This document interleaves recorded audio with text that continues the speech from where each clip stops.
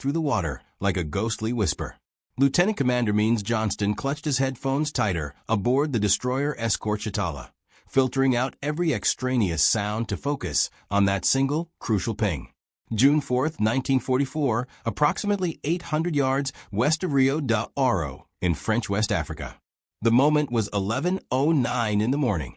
What Johnston heard in those depths would ignite a chain of events unprecedented in modern naval warfare, a sequence that would simultaneously earn the Navy's highest commendations and provoke threats of criminal prosecution from the service's most powerful admiral.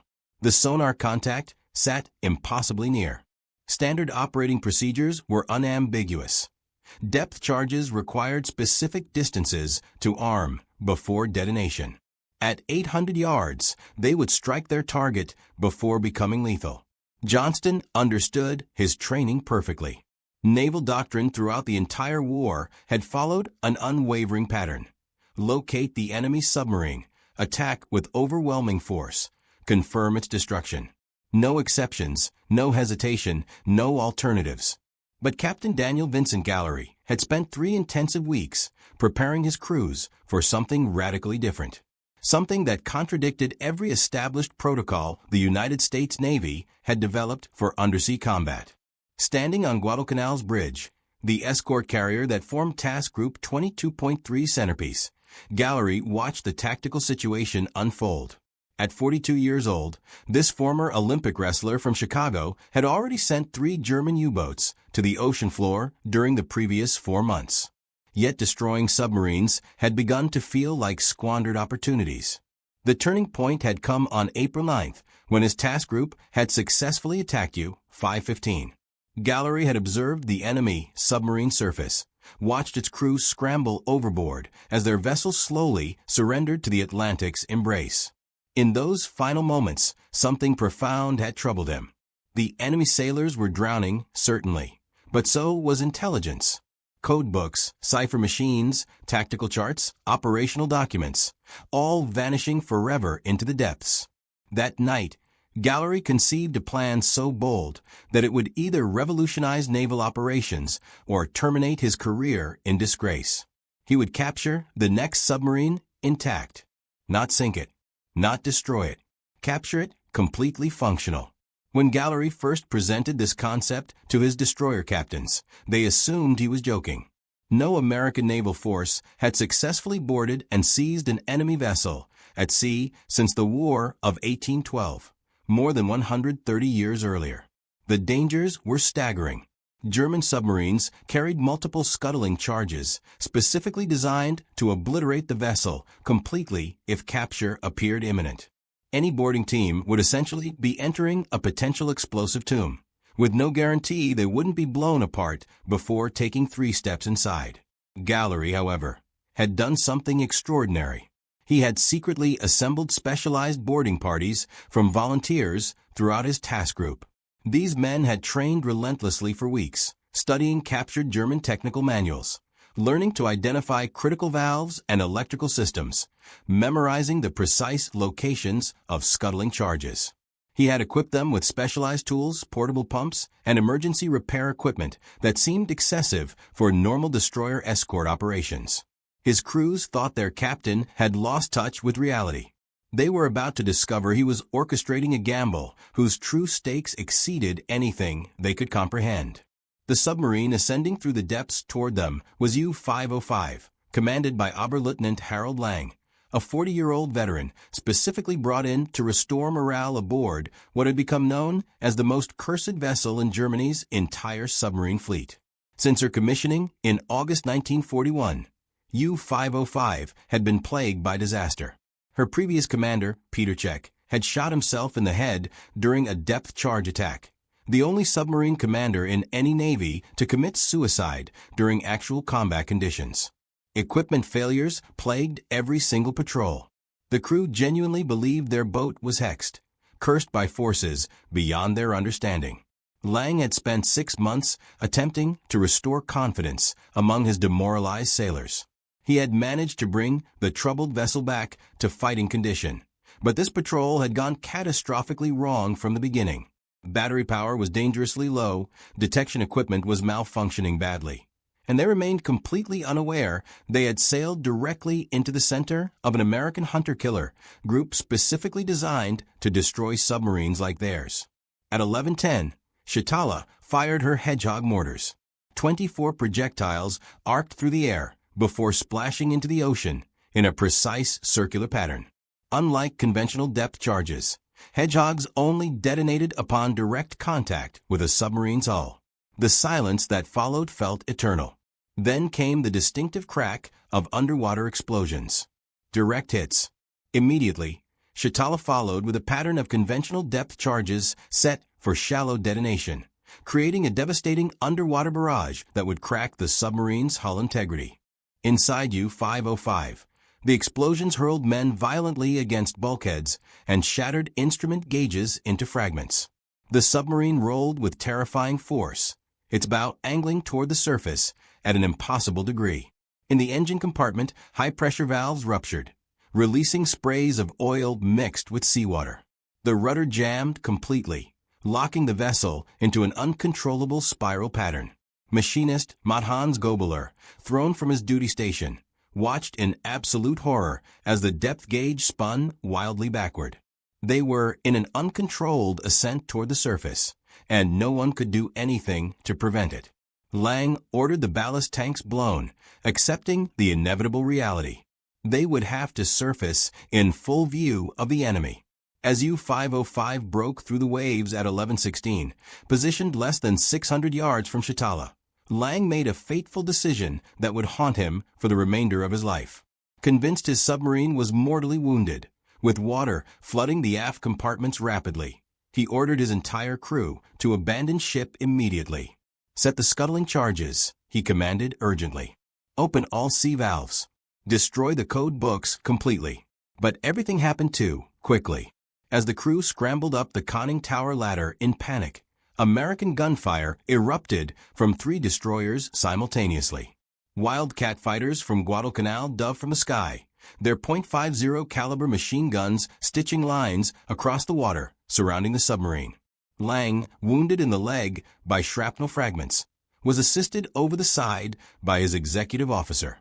In the chaos and terror of abandonment, with bullets cracking overhead and aircraft roaring past at low altitude, the demolition procedures were only partially completed. Some charges were set but not properly armed. Sea valves were opened but not locked in position. Code books were thrown overboard, but the most secret materials remained below in their storage compartments. This was precisely the moment Gallery had prepared for relentlessly. From Guadalcanal's bridge, he grabbed the talk-between-ships radio and spoke words that hadn't been uttered by an American naval commander in over a century. "Away, all boarding parties. I say again, away, all boarding parties. Board and take that submarine." On the destroyer escort Pillsbury, Lieutenant Junior Grade Albert Leroy David assembled his 8-man boarding team rapidly. David was no ordinary officer.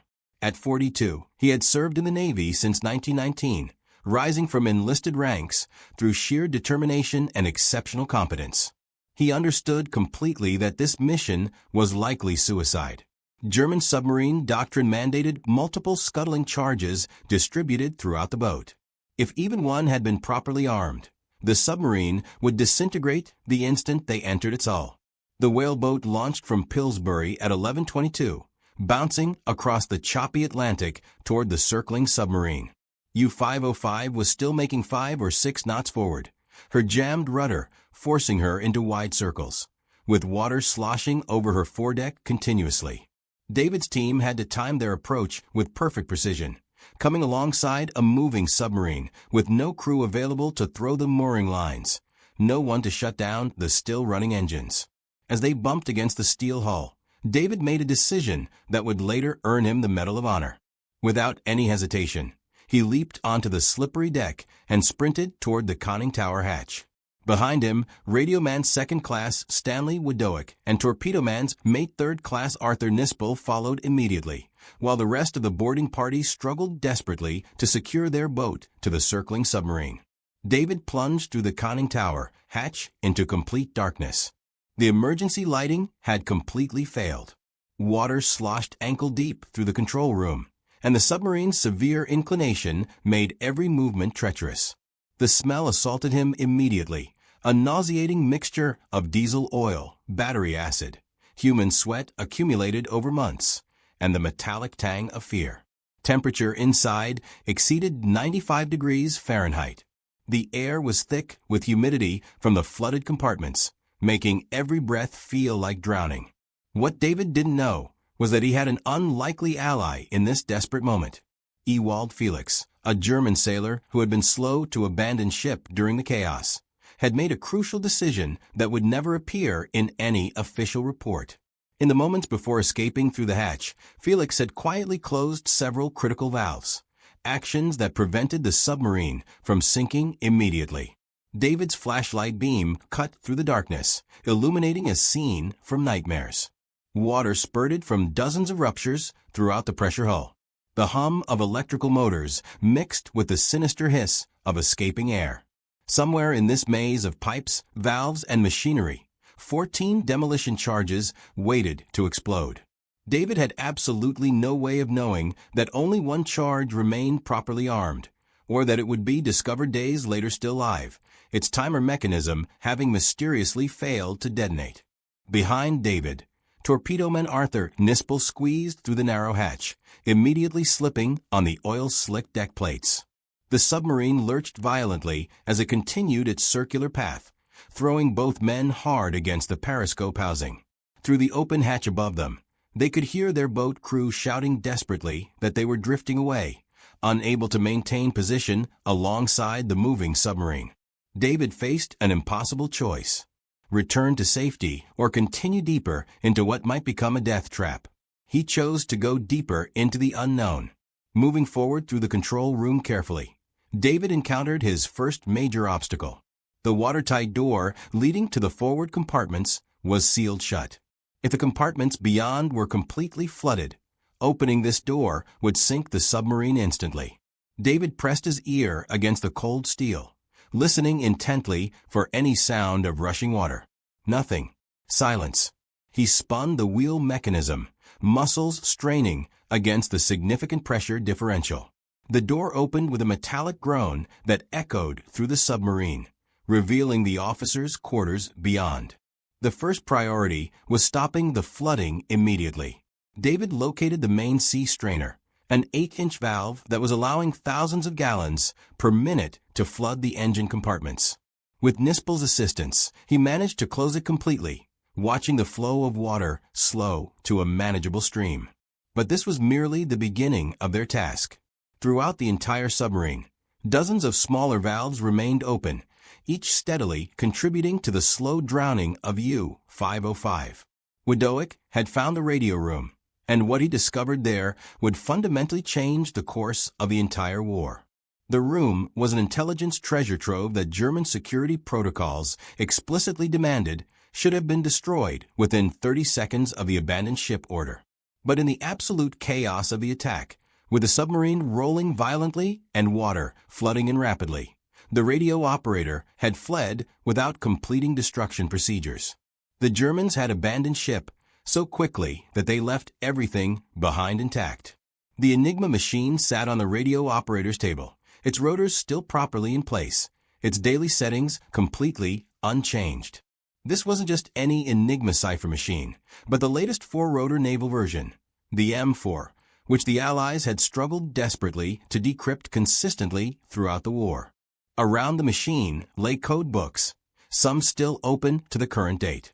Complete June 1944 cipher materials, including the special coordinate code that revealed exact locations of U-boat patrol areas across the Atlantic. The officer cipher settings, the short weather code book, the short signal book, and most incredibly, bigram tables not scheduled to come into effect until July and August, materials that would give Allied codebreakers a window into future German communications. Widowick carefully gathered each document, his hands trembling as he realized what he held. A single water-soaked page could contain information worth thousands of Allied lives. He wrapped the materials meticulously in waterproof canvas bags that Gallery had insisted each boarding party carry, despite considerable skepticism from his officers about their necessity.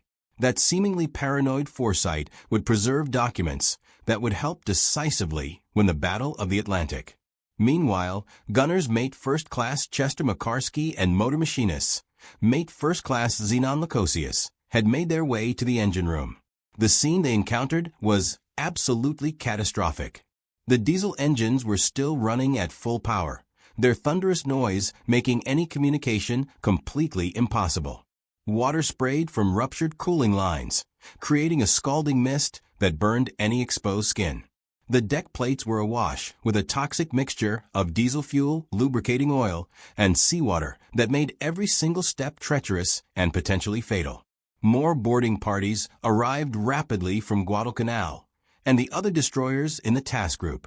Commander Earl Trocino, Guadalcanal's chief engineer, brought portable pumps and emergency equipment. Working in the flooded engine room under impossible conditions, Trocino accomplished something that seemed technically impossible. He disconnected U-505's diesel engines from her electric motors, while leaving the motors connected directly to the propeller shafts.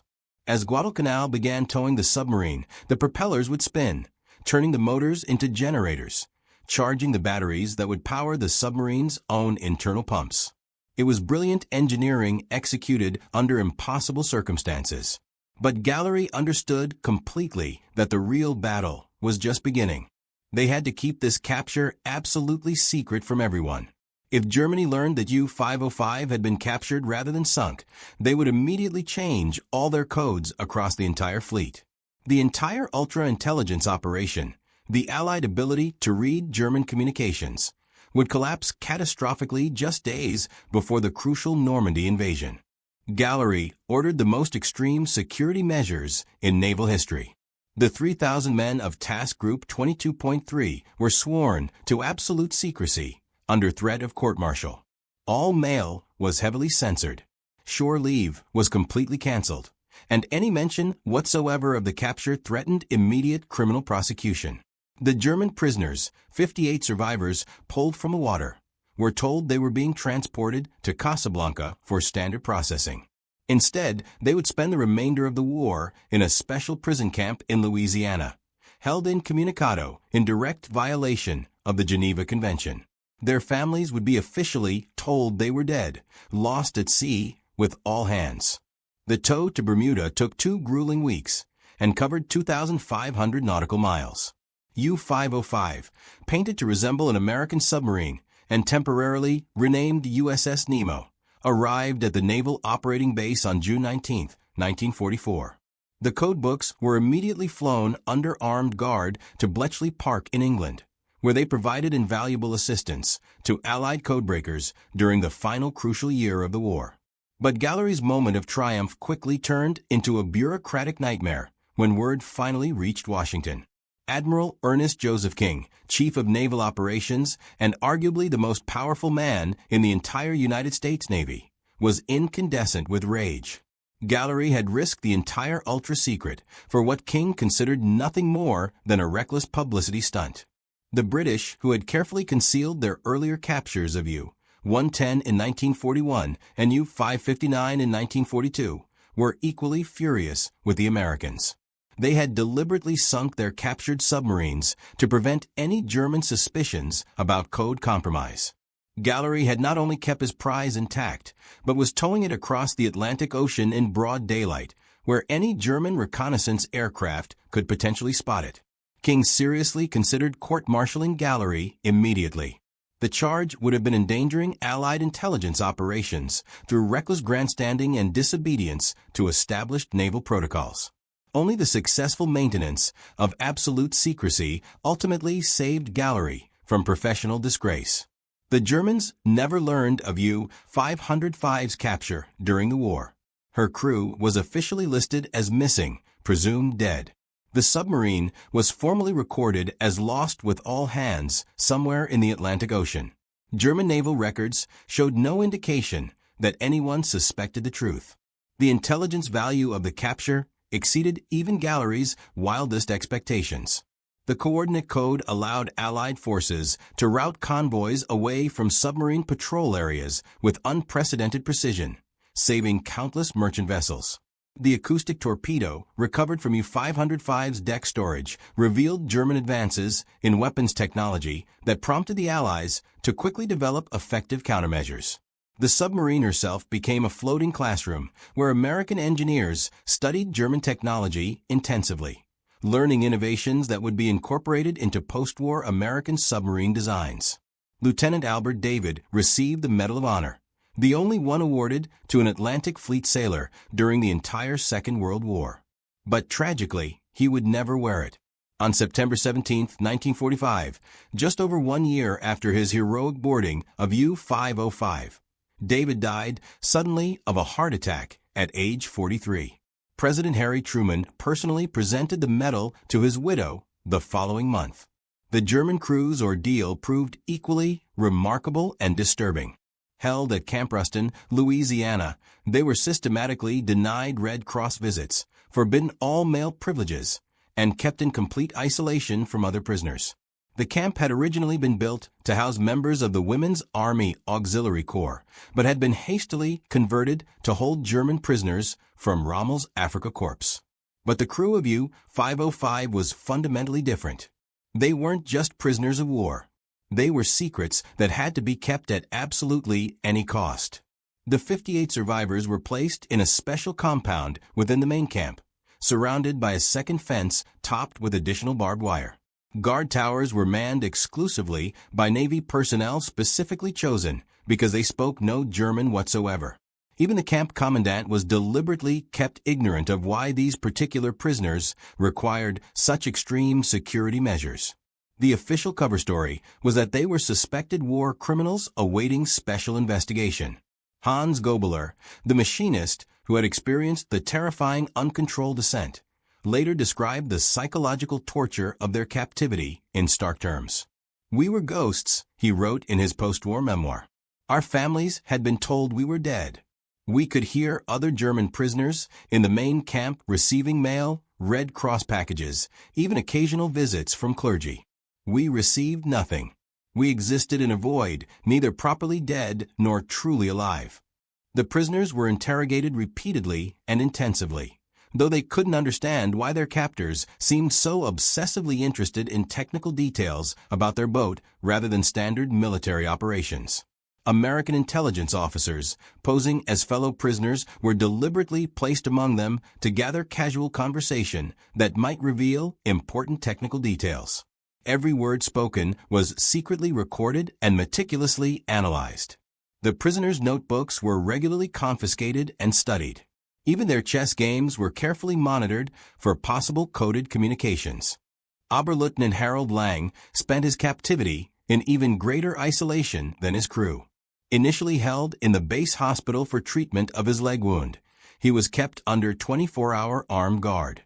No medical personnel were permitted to speak to him beyond essential medical communications. For 6 long months, he genuinely believed he was the sole survivor of his entire crew.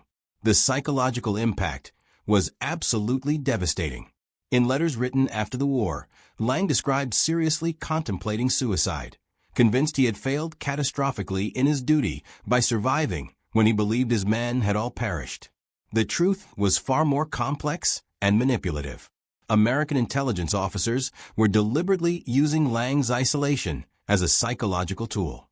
By carefully controlling what information he received, they could verify intelligence gathered from other sources. When Lang was finally informed that his crew had actually survived, his relief was so overwhelming that he became unexpectedly cooperative, providing technical details about German submarine operations that he might have withheld under different circumstances. Meanwhile, the other prisoners created their own small universe within their compound. They organized classes teaching everything from English to advanced mathematics. They formed an orchestra using instruments improvised from Red Cross packages and scrap materials. They even published a secret handwritten newspaper passed between barracks, maintaining morale through dark humor about their ghost status. One cartoon depicted a skeleton in a U-boat uniform with the caption, "Still waiting for mail from home." The Geneva Convention was systematically violated to preserve the capture secret.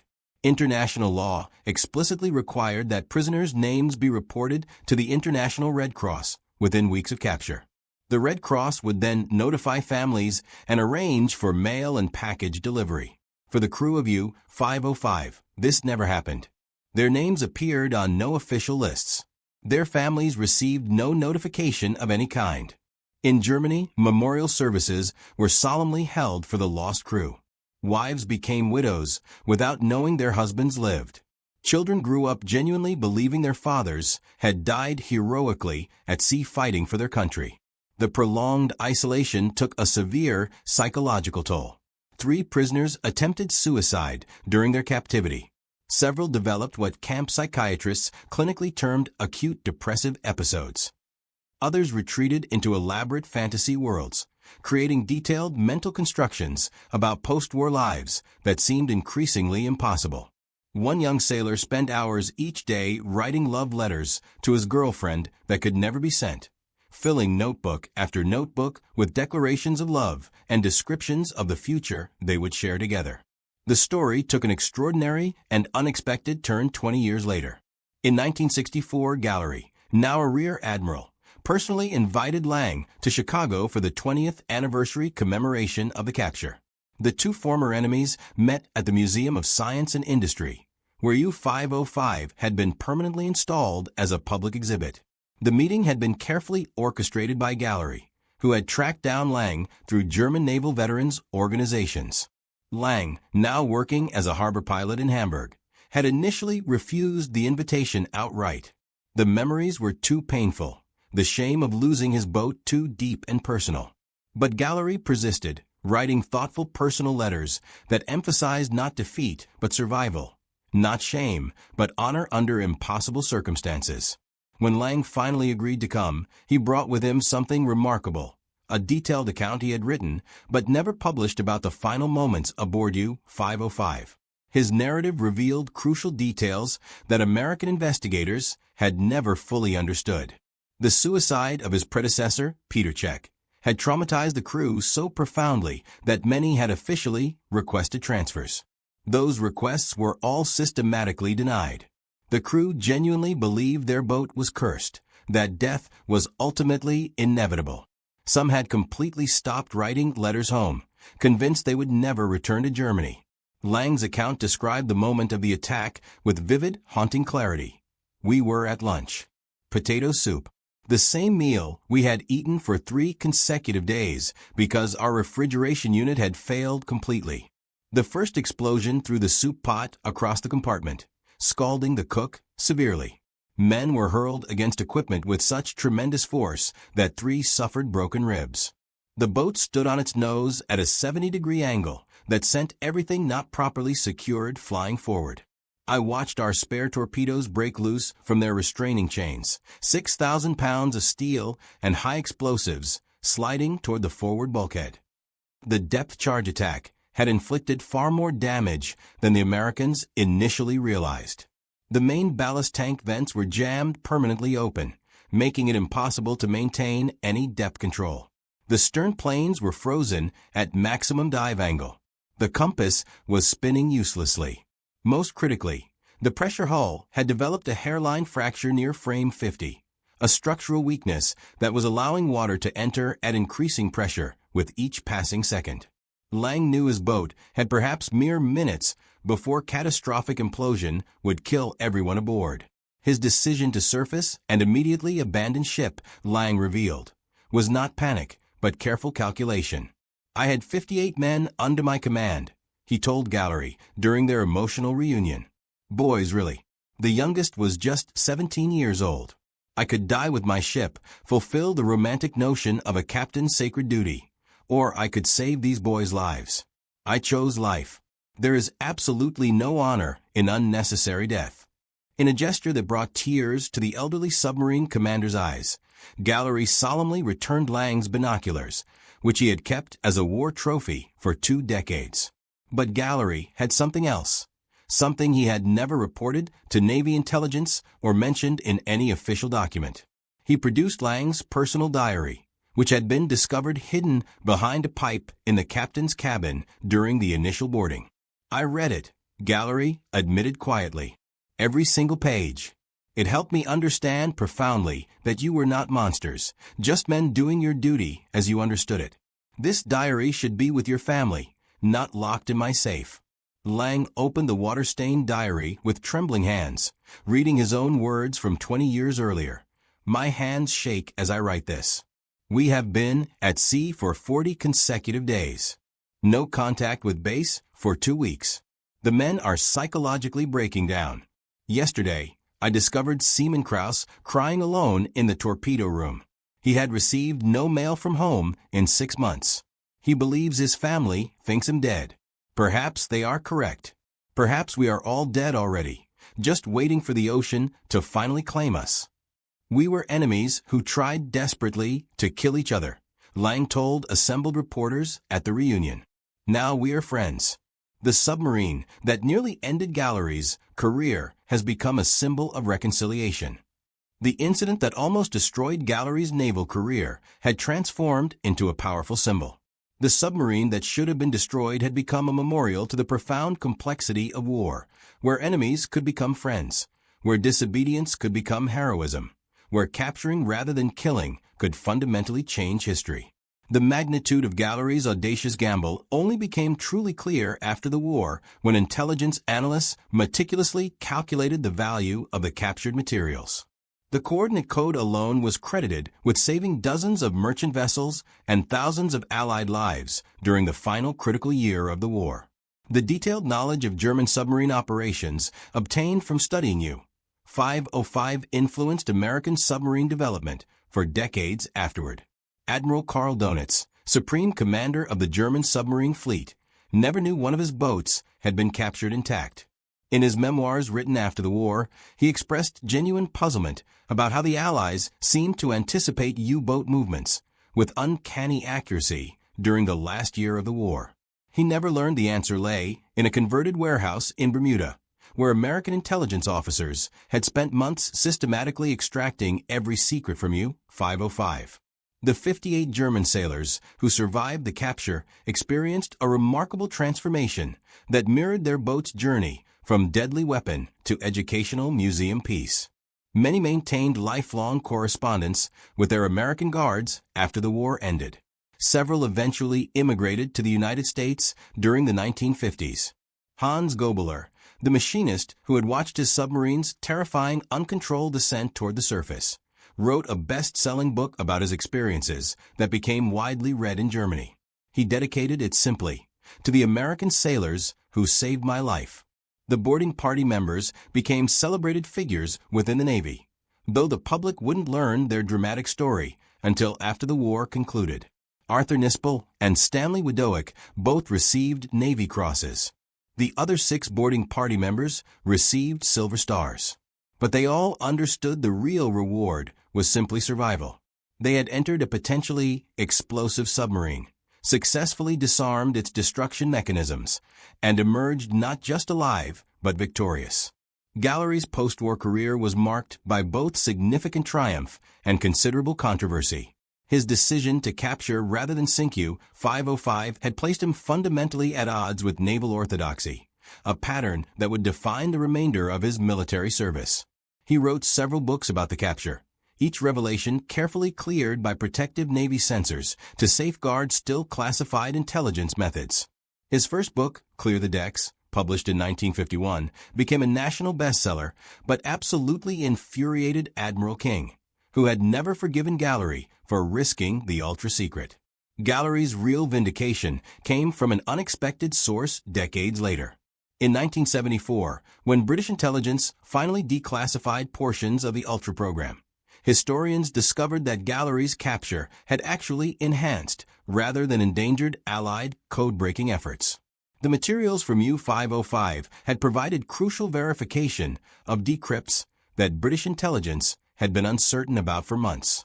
Several German naval codes that Bletchley Park had only partially broken were fully understood thanks to U-505's complete code library. Alan Turing himself, the brilliant genius behind much of Britain's code-breaking success, had written in a still classified 1944 memo, "The American capture, while initially quite alarming, has provided invaluable verification of our theoretical work. We now have absolute confirmation of German encoding procedures we had only guessed at through mathematical analysis. The coordinate cipher, particularly, has yielded patterns we would have needed many additional months to discern through cryptanalysis alone. Gallery became a passionate advocate for naval aviation and an outspoken critic of post-war defense cuts, positions that earned him powerful enemies in Washington. His involvement in the revolt of the admirals, a bitter political battle over naval aviation's future, ultimately cost him promotion to vice admiral. When the Secretary of Defense proposed completely eliminating aircraft carriers in favor of long-range strategic bombers, Gallery leaked classified information to journalists proving the vulnerability of bomber formations to submarine-launched guided missiles, technology discovered aboard captured German vessels, including U-505 itself. The leak definitively ended Gallery's career advancement, but ultimately saved naval aviation. President Truman himself acknowledged privately that Gallery's calculated insubordination had prevented a strategic disaster. "You're absolutely right, Dan," Truman told him candidly at a White House reception. "But being right and being promoted are two entirely different things in this town." Yet Gallery never expressed even the slightest regret about capturing U-505. In his autobiography, 8 Bells and All's Well, he revealed the full, remarkable extent of his preparation for the capture. "I had meticulously studied every after-action report from British submarine captures. I knew the British had captured U-110 in 1941, but had kept it secret even from us, their closest allies. I suspected they had obtained code materials that gave them intelligence advantages they weren't sharing with American forces. I wanted America to have its own intelligence coup, independent of British control." Gallery had actually begun detailed planning for a submarine capture months before the June 4th encounter. He had requisitioned specialized equipment under deliberately false pretenses. Portable pumps were officially for damage control training exercises. Waterproof document bags were ostensibly for preserving ship's logs during abandoned ship drills. Canvas patches and wooden plugs were standard damage control supplies that just happened to match German submarine hull specifications perfectly. The final chapter of U-505's extraordinary story was written in Chicago, where it became the Museum of Science and Industry's most popular permanent exhibit. But the journey from captured enemy vessel to beloved museum centerpiece was itself an epic worthy of recognition. After the war ended, U-505 sat deteriorating at Portsmouth Naval Yard for 9 long years, systematically picked clean by souvenir hunters and Navy personnel looking for spare parts. By 1953, virtually nothing remained of her interior equipment. The submarine that had once represented Germany's most advanced underwater warfare technology was reduced to a rusting steel shell. The Navy's plan was brutally simple and final. Use U-505 for target practice until she sank to the bottom. Admiral Gallery, learning of this plan, was absolutely horrified. He immediately contacted his brother, Father John Ireland Gallery, a Catholic priest who had become a prominent and influential figure in Chicago civic affairs. Father Gallery reached out to Lennox Lohr, president of the Museum of Science and Industry, with an audacious proposal. Why not save the submarine as a permanent memorial to American naval achievement? Lohr was intrigued, but deeply skeptical. Moving a submarine from Portsmouth, New Hampshire to Chicago would require passage through the St. Lawrence Seaway, which couldn't possibly accommodate a vessel of U-505's substantial dimensions. The submarine would have to be towed down the Atlantic coast, through the Caribbean, up the Mississippi River to the Great Lakes, a journey of thousands of miles. The cost was estimated at $250,000 in 1954 money, equivalent to over $2 million in today's currency. Chicago responded with unprecedented public enthusiasm. School children donated their nickels and dimes. Labor unions offered free skilled work. Corporate sponsors competed aggressively to fund specific restoration projects. The city that had sent thousands of sailors to fight in the Atlantic desperately wanted to preserve this tangible piece of the victory they had helped achieve. The complex towing operation began in May 1954. Coast Guard vessels escorted 505 on a journey that attracted massive crowds at every port. In Detroit alone, over 100,000 people came to see the captured submarine. Veterans brought their children and grandchildren. Former Rosie the Riveters, who had built Liberty ships, touched the hull of the enemy vessel their wartime work had helped defeat. German-American communities sent official delegations, viewing the submarine with profoundly complex emotions. Pride in German engineering excellence, mixed with deep relief that such weapons were now safely confined to museums. But the restoration challenge seemed completely insurmountable. U-505 was an empty shell. Gallery's solution was both audacious and brilliant. He contacted the original German manufacturers who had built U-505's components. His letter to each company was nearly identical. "We have your submarine. It will be displayed for millions to see. Would you prefer it to represent German engineering at its absolute best, or as the empty, rusting shell it currently is?" The response exceeded all expectations. Mannheim Diesel sent complete engine rebuilding specifications and spare parts. Zeiss provided new periscope optics. Siemens contributed electrical components. AEG supplied motor control systems. Every company included essentially the same message: "We are sorry you have our submarine, but if she must be displayed there, she should properly represent German technical capability at its finest." Most remarkably, every single contribution came free of charge, a gesture of professional pride that transcended the bitter war that had ended less than a decade earlier.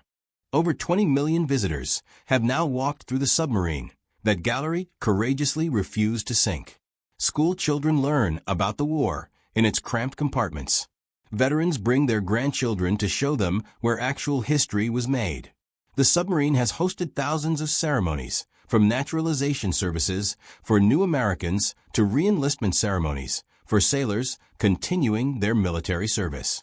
Each event adds another meaningful layer to the vessel's remarkable transformation from weapon to memorial. In 1989, U-505 was officially designated a National Historic Landmark. The citation noted not merely its significant role in the war, but its unique position as a powerful bridge between former enemies. The submarine that had been built specifically to destroy American shipping had become an American monument. The crew that had served the Nazi regime had become advocates for democracy and peace.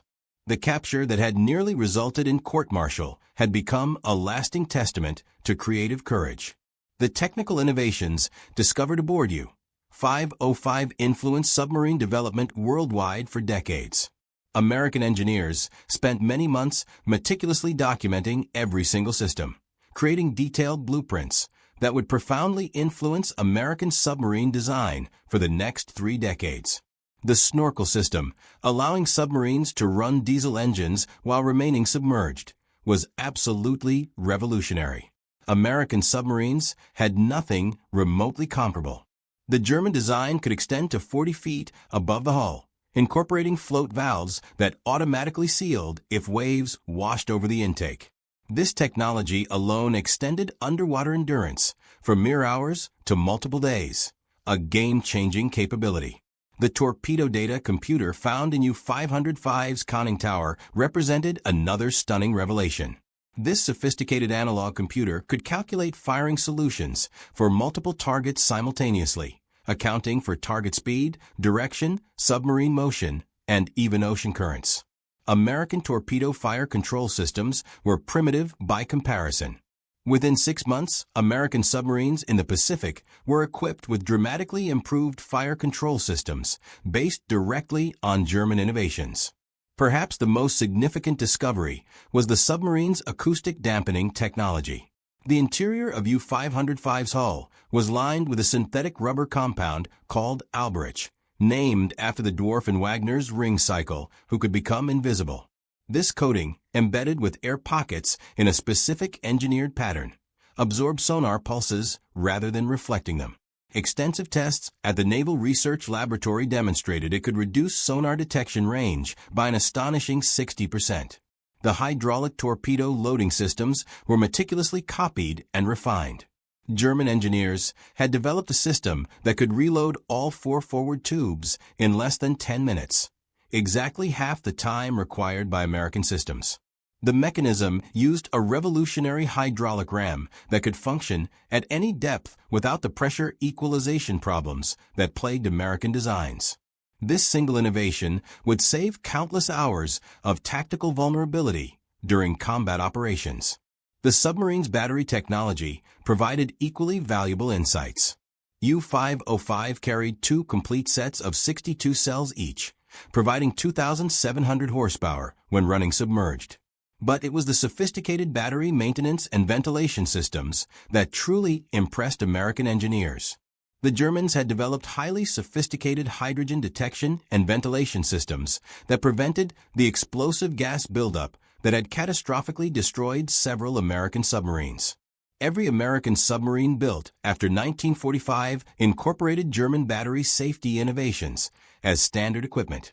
The acoustic torpedo retrieved from U-505's deck storage represented a capability America didn't know Germany possessed. The T-5 Zonkenig, or Wren, could home in on the distinctive sound of ship propellers from over 6 miles away. Initial tests showed it could actually differentiate between merchant vessels and warships based solely on propeller cavitation patterns. The Americans had been working on similar technology, but were years behind German development. Within weeks of thoroughly studying the captured torpedo, American scientists had developed effective countermeasures that would save dozens of Allied ships during the war's final months. Intelligence officers discovered that U-505 carried equipment they didn't even recognize initially. A device labeled Courier turned out to be a burst radio transmission system that could compress a lengthy operational message into a transmission lasting less than half a second, too brief for Allied direction-finding equipment to locate successfully. Another mysterious box proved to be an early form of radar detector that could identify specific Allied radar frequencies and warn when the submarine was being actively tracked. The code books revealed German innovations in communication security that dramatically exceeded Allied estimates. The Germans were using an elaborate system of grid references that changed daily, with coordinates encrypted using a special cipher that required both the daily Enigma key and a set of bigram tables. Even with the Enigma machine itself, messages remained meaningless without these additional critical layers. The captured materials from U-505 provided a complete set of these tools, allowing Allied intelligence to read German naval communications in real time for the remainder of the war. Gallery died on January 16, 1977, at age 75. His funeral was attended by former enemies and allies alike, including several of U-505's former crew members who traveled from Germany specifically to pay their respects. Harold Lang sent a wreath with a simple but profound message: to the captain who spared our lives and showed us honor in defeat. The capture of U-505 stands as one of the most extraordinary episodes of the entire Second World War. Not because it represented a great military victory in the traditional sense, but because it embodied a fundamentally different kind of victory. In a war universally characterized by total destruction, Gallery had deliberately chosen capture over annihilation. In a conflict that demanded unquestioning hatred of the enemy, he had demonstrated genuine respect for defeated foes. In a battle where following established orders meant certain tactical success, he had risked absolutely everything on an unprecedented gamble. The 800 tons of steel that comprise U-505 rest now in climate-controlled comfort, meticulously preserved for future generations. Every rivet, valve, and gauge tells a profound story of transformation. Built for destruction, captured through calculated disobedience, preserved through unwavering determination. It stands as living proof that sometimes the greatest victories come not from destroying the enemy, but from genuinely understanding them. Not from blindly following orders, but from recognizing when orders must be courageously challenged. The story of U-505 is ultimately about the pivotal moment when one captain made the audacious decision that intelligence was worth more than simple destruction, that capturing could achieve what killing could not. That disobedience in service of a greater good could transform a routine combat patrol into genuine history. Gallery's gamble, David's extraordinary courage, and 58 German sailors' survival created a legacy that profoundly transcends war itself. They proved conclusively that enemies can become friends, that intelligence can triumph over brute force, and that sometimes the boldest possible action is not to destroy, but to preserve. The influence of U-505's capture extended far beyond World War II. During the Cold War, American submarine doctrine systematically incorporated crucial lessons learned from the German vessel. The ability to capture enemy technology intact became a strategic priority that fundamentally shaped special operations development. Navy SEAL teams trained specifically for submarine boarding operations using detailed knowledge gained from David's comprehensive after-action reports.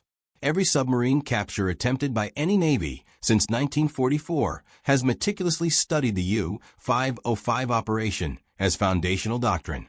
In 1968, when the Soviet submarine K-129 sank in the Pacific Ocean carrying nuclear missiles and code books, the CIA's ambitious operation to recover it, Project Azorian, was directly inspired by Gallery's success. Howard Hughes's specially constructed Glomar Explorer, the ship built specifically for the recovery, carried equipment designed based explicitly on lessons from U-505. Though only partially successful, the operation recovered crucial intelligence about Soviet nuclear capabilities. The human legacy proved equally enduring and profound. Dozens of U-505's crew members maintained lifelong correspondence with their American captors, transforming enemies into friends. Hans Gobeler, who had closed crucial valves during the submarine's death throes, immigrated to America in 1956. He worked at the Museum of Science and Industry, serving as a volunteer guide aboard his former vessel. Visitors were consistently amazed to meet an actual crew member who could describe life aboard the submarine from direct personal experience. In his countless tours, Gobeler would stand in the engine room, where he had nearly died, and tell visitors, "This submarine was built specifically to kill Americans. Now it teaches Americans." That transformation from weapon to teacher, that is the real victory. Not destroying your enemy, but converting them. Not conquering, but understanding. The preservation of U-505 also significantly influenced international maritime law. The 1958 Geneva Convention on the High Seas included specific provisions addressing captured vessels, largely based on complex legal questions raised by U-505's unique status. The submarine that had violated neutrality, attacked civilian shipping, and served a criminal regime had ironically contributed substantially to strengthening international law. Modern submarine warfare still reflects innovations discovered aboard U-505. The acoustic torpedo technology led directly to development of the Mark 48 torpedo, still the primary weapon of American submarines today. The snorkel system evolved into sophisticated modern air-independent propulsion. The burst communication system pioneered submarine satellite communication protocols. Every American submarine launched since 1945 carries technological DNA from the captured German vessel. Intelligence professionals worldwide study the U-505 capture as a masterclass in operational security. Gallery's ability to keep 3,000 sailors completely silent about the war's most dramatic capture remains legendary in intelligence circles. The FBI conducted studies investigating how Gallery achieved this remarkable feat, concluding that his unique combination of patriotic appeal, strict discipline, and personal charismatic leadership created what they termed a culture of tactical silence that became a foundational model for classified operations. The Museum of Science and Industry has meticulously documented over 40,000 veterans who have visited U-505 with their families, using the submarine to explain their service to generations who never experienced war firsthand. Each generation finds profound relevance in the 70-year-old vessel. In 2004, the museum completed a $35 million comprehensive preservation project that moved U-505 indoors, protecting it permanently from Chicago's harsh weather. The extraordinary engineering challenge of moving an 800-ton submarine 500 feet underground without disassembly required innovative techniques that advanced heavy lifting technology. Even in preservation, U-505 continued contributing to engineering innovation. Today, U-505 stands as the last accessible Type 9C submarine in existence. Its sister ships lie scattered across ocean floors worldwide or were scrapped decades ago. This remarkable survivor, preserved through an act of calculated disobedience, has outlasted the nation that built it, the twisted ideology it served, and most of those who sailed in it or captured it. It remains an enduring testament to the moment when one captain's courageous refusal to follow established orders fundamentally changed history. Gallery died, believing his capture of U-505 was his greatest achievement. History has conclusively proven him right, but not for the reasons he originally imagined. The intelligence value, while genuinely significant, lasted only through war's end. The technical innovations were eventually superseded by newer developments. But the profound human story, the transformation of enemies into friends, the preservation of knowledge over mindless destruction, the courage to disobey wrong orders in service of right action, these lessons remain genuinely timeless. Every visitor who descends into U-505 enters a space where history pivoted on individual decisions, where Albert David chose courage over safety, where Harold Lang chose life over death, where Daniel Gallery chose capture over destruction, where 58 German sailors and 3,000 American sailors kept a secret that saved countless lives, where enemies became teachers and weapons became classrooms. The submarine's motto, painted on its conning tower during construction, read Sieg oder Untergang, victory or destruction. Neither prediction proved accurate. Instead, U-505 found a remarkable third path, transformation. From hunter to hunted, from weapon to memorial, from enemy to educator. In that profound transformation lies a message more powerful than any torpedo it ever carried.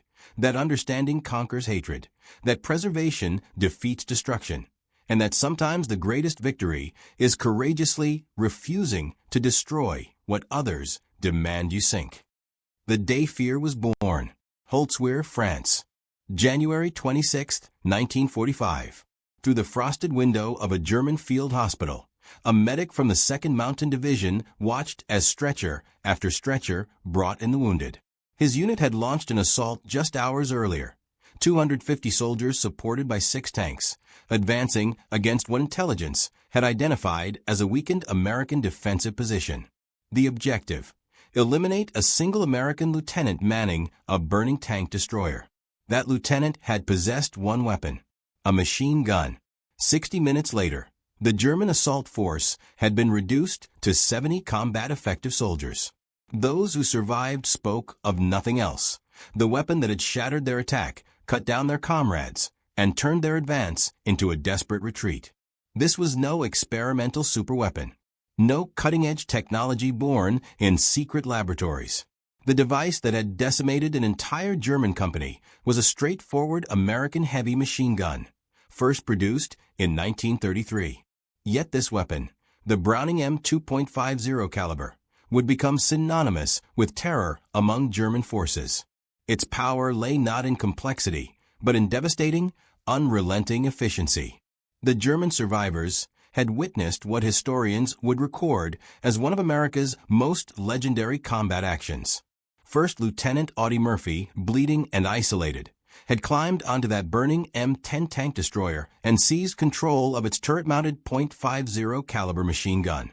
For over an hour, Murphy directed such catastrophic fire upon the advancing German infantry company and their armored support that the entire assault simply disintegrated. The official Medal of Honor citation, presented by Lieutenant General Alexander Patch on June 2, 1945, confirmed that Murphy had inflicted approximately 50 casualties on the attacking force. But the numbers told only part of the story. German medical personnel quickly became familiar with the wounds caused by .50 caliber impacts. Unlike standard rifle rounds that might injure and allow for recovery, .50 caliber projectiles caused catastrophic damage to human tissue. The massive kinetic energy transfer meant that extremity hits frequently necessitated amputation. Torso impacts were almost invariably fatal. Field hospitals near the front lines learned to identify .50 caliber casualties by the nature of their injuries. Medical staff could do little beyond providing comfort and attempting to stabilize patients for evacuation to rear facilities. Many of the wounded never survived the journey to those field hospitals. The medical consequences extended beyond direct physical casualties. German units subjected to sustained .50 caliber fire experienced psychological trauma, combat exhaustion, and unit cohesion breakdown at rates substantially higher than units facing conventional small arms fire. Medical officers documented that soldiers who had endured repeated .50 caliber attacks, even when not physically wounded, exhibited severe stress symptoms and combat fatigue. The knowledge that survival under fire depended on luck rather than skill, that taking cover might prove meaningless against such overwhelming firepower, created a psychological helplessness that proved medically and militarily significant. Soldiers felt vulnerable regardless of their training or tactical position. But the Holzwehr engagement represented merely one incident in a broader pattern.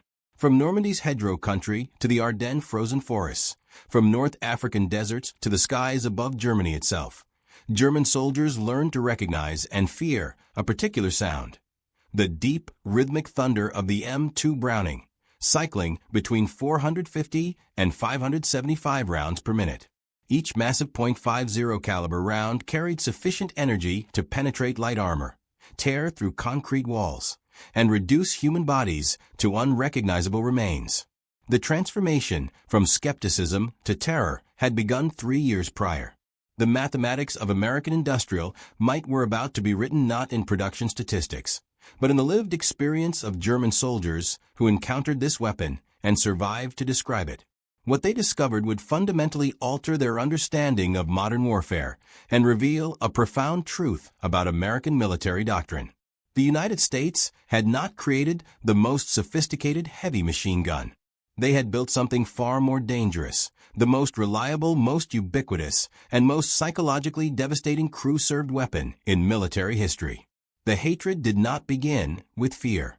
It began with contempt. September 6, 1943. The skies over Stuttgart. 388 B-17 flying fortresses approached Germany's industrial heartland in the first major daylight raid on the city. Luftwaffe fighter units scrambled to intercept. Among them were veterans who had shot down dozens of Allied aircraft over 2 years of aerial combat. They possessed confidence in their Focke-Wulf 190 aircraft, each mounting 4 20mm cannons and 2 13mm machine guns. The German pilots rolled into their attack runs from high and ahead, standard doctrine for intercepting American heavy bombers. At 800 meters, they opened fire. Cannons thundered. Shells streaked toward the lead bombers. Then something occurred that would permanently change German understanding of air combat. The bombers erupted with defensive fire. Not the smoke of damaged aircraft, but concentrated muzzle flashes. Each B-17 carried 13 Browning M2 machine guns. A typical formation of 36 bombers meant 468 heavy machine guns, all firing the same .50 caliber Browning machine gun cartridge capable of delivering lethal effect out to 1,830 meters. The combined defensive firepower of the formation exceeded 6,000 rounds per minute, creating a steel barrier that no fighter could safely penetrate. German fighters shuddered as .50 caliber rounds tore into wings, engine cowlings, and canopies. They broke off attacks, diving away with aircraft trailing smoke and hydraulic fluid. The raid cost the Luftwaffe heavily. 45 B-17s were lost, but German fighter losses proved catastrophic for units that could no longer replace experienced pilots. The Steel Storm. What the German pilots had not yet grasped was that they were encountering not merely a weapon, but a complete philosophy of warfare. The Americans had solved bomber defense not through technological sophistication, but through overwhelming volume of fire. Each B 17G carried between 5,000 and 7,000 rounds of .50 caliber ammunition distributed across 13 gun positions, with some crews adding extra ammunition beyond official regulations. Luftwaffe pilots had been trained to respect 20 mm and 30 mm cannons because those weapons could destroy a bomber with a single well-placed shot. They had learned to fear explosive rounds that detonated on contact. But the American .50 caliber did not explode. It did not need to. The massive half-inch diameter projectile, weighing 707 grains, traveling at 2,900 feet per second, carrying 12,000 foot-pounds of muzzle energy, simply punched holes in everything it encountered: wings, engines, fuel tanks, pilots. By October 1943, Luftwaffe fighter units had begun to comprehend the true danger. Oberleutnant Heinrich Wormhöhle, an ace with 93 victories, described the American bomber formations in correspondence to his family. To attack the Americans is to fly through a storm of steel. You see the tracers 1 round in 5. And you know that for every tracer you see, for more bullets you cannot see are flying past. When you close to effective cannon range, you are already inside their killing zone. The Germans adapted their tactics. They attempted head-on attacks, diving from above, climbing from below, attacking from the sides. Nothing worked consistently. The American gunners had established overlapping fields of fire. Approach from ahead, the nose guns and top turret engaged. From behind, the tail guns and ball turret. From the sides, the waist guns. From above or below, the ball turret and top turret. There was no safe approach vector. The United States Army Air Forces had arranged their combat box formations of 18 to 21 aircraft in three-dimensional space, specifically to maximize overlapping fields of defensive fire. But the real horror was not the volume of fire. It was the reliability. German pilots flying the Bf-109 or FW-190 knew that their cannons were prone to jamming, especially in cold air at high altitude. The German MG-130 13mm machine gun performed better, but still required careful maintenance, and would fail at critical moments. The American Browning M2, by contrast, simply functioned. It fired continuously for hours. It operated in temperatures ranging from -40 degrees Celsius to +40 degrees Celsius. It continued functioning after being struck by German cannon fire. It kept shooting even when barrels glowed red from sustained fire. American maintenance crews replaced overheated barrels in minutes, not hours, and the gun resumed firing without missing a beat. Lieutenant Wolfgang Fischer, a JG-88 pilot who flew bomber intercept missions over the Reich and survived the war, provided testimony at post-war Luftwaffe debriefings. His words, recorded in March 1946, captured the growing realization among German aircrews. We called the American bomber formations Die Fliegenden Festungen, the flying fortresses. But what made them true fortresses was not their armor or their formation discipline. It was those .50 caliber machine guns that never stopped firing, never jammed, never gave us an opening. We lost so many pilots, not to American fighters, but to bomber defensive fire. It was like flying into a meat grinder. The ground war told the same story with different details. June 6, 1944. Normandy. Oberst Hans von Luck commanded elements of the 21st Panzer Division defending against the Allied invasion. Von Luck was no ordinary officer. He had fought at El Alamein, earned the Knight's Cross, and would later publish his acclaimed memoir, Panzer Commander. His division was among the first German units to encounter American forces in sustained ground combat. What von Luck discovered was that American doctrine had placed a .50 caliber machine gun on virtually every combat vehicle. Jeeps mounted them, trucks mounted them, half-tracks mounted them, tanks mounted them on turret roofs. Tank destroyers mounted them. Even supply vehicles carried them for convoy protection.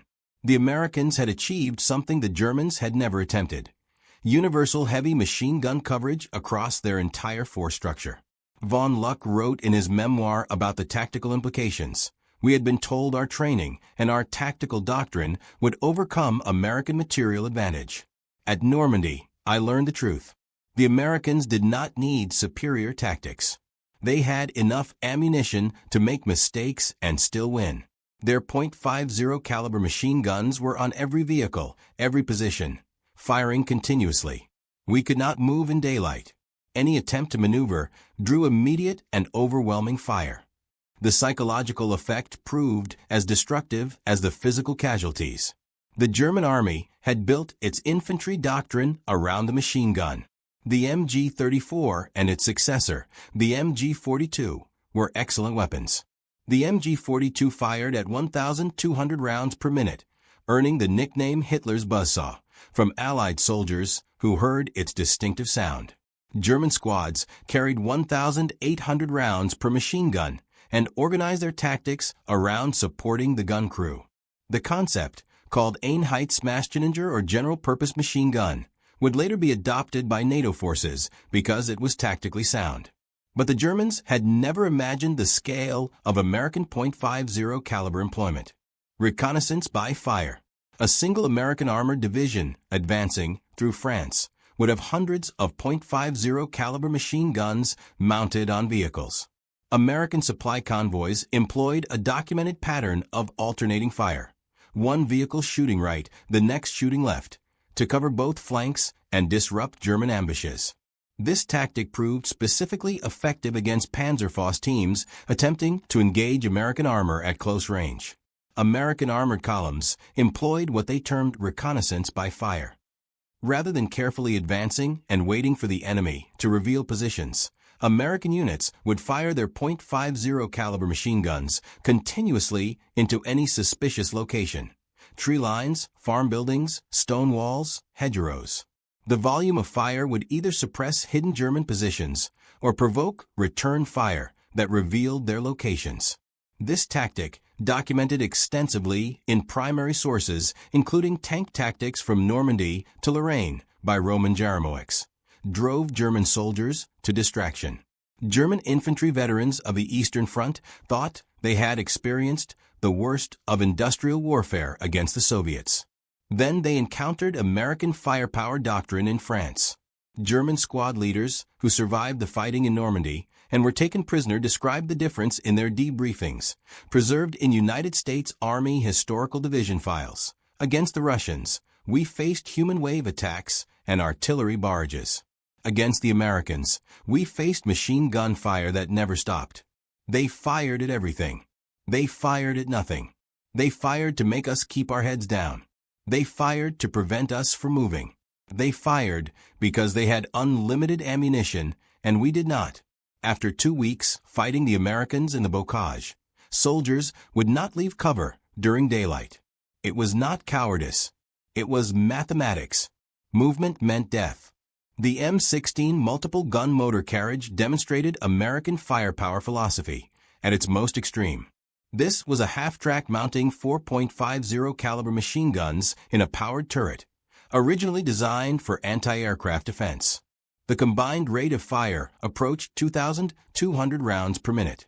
American soldiers called it the meat chopper or the Kraut mower. Official reports from the 473rd AAA Battalion in November 1944 stated that the primary mission of the M16 half-track anti-aircraft often became its secondary mission as it was used instead against ground troops. By late 1944, the Luftwaffe had been largely defeated over Western Europe.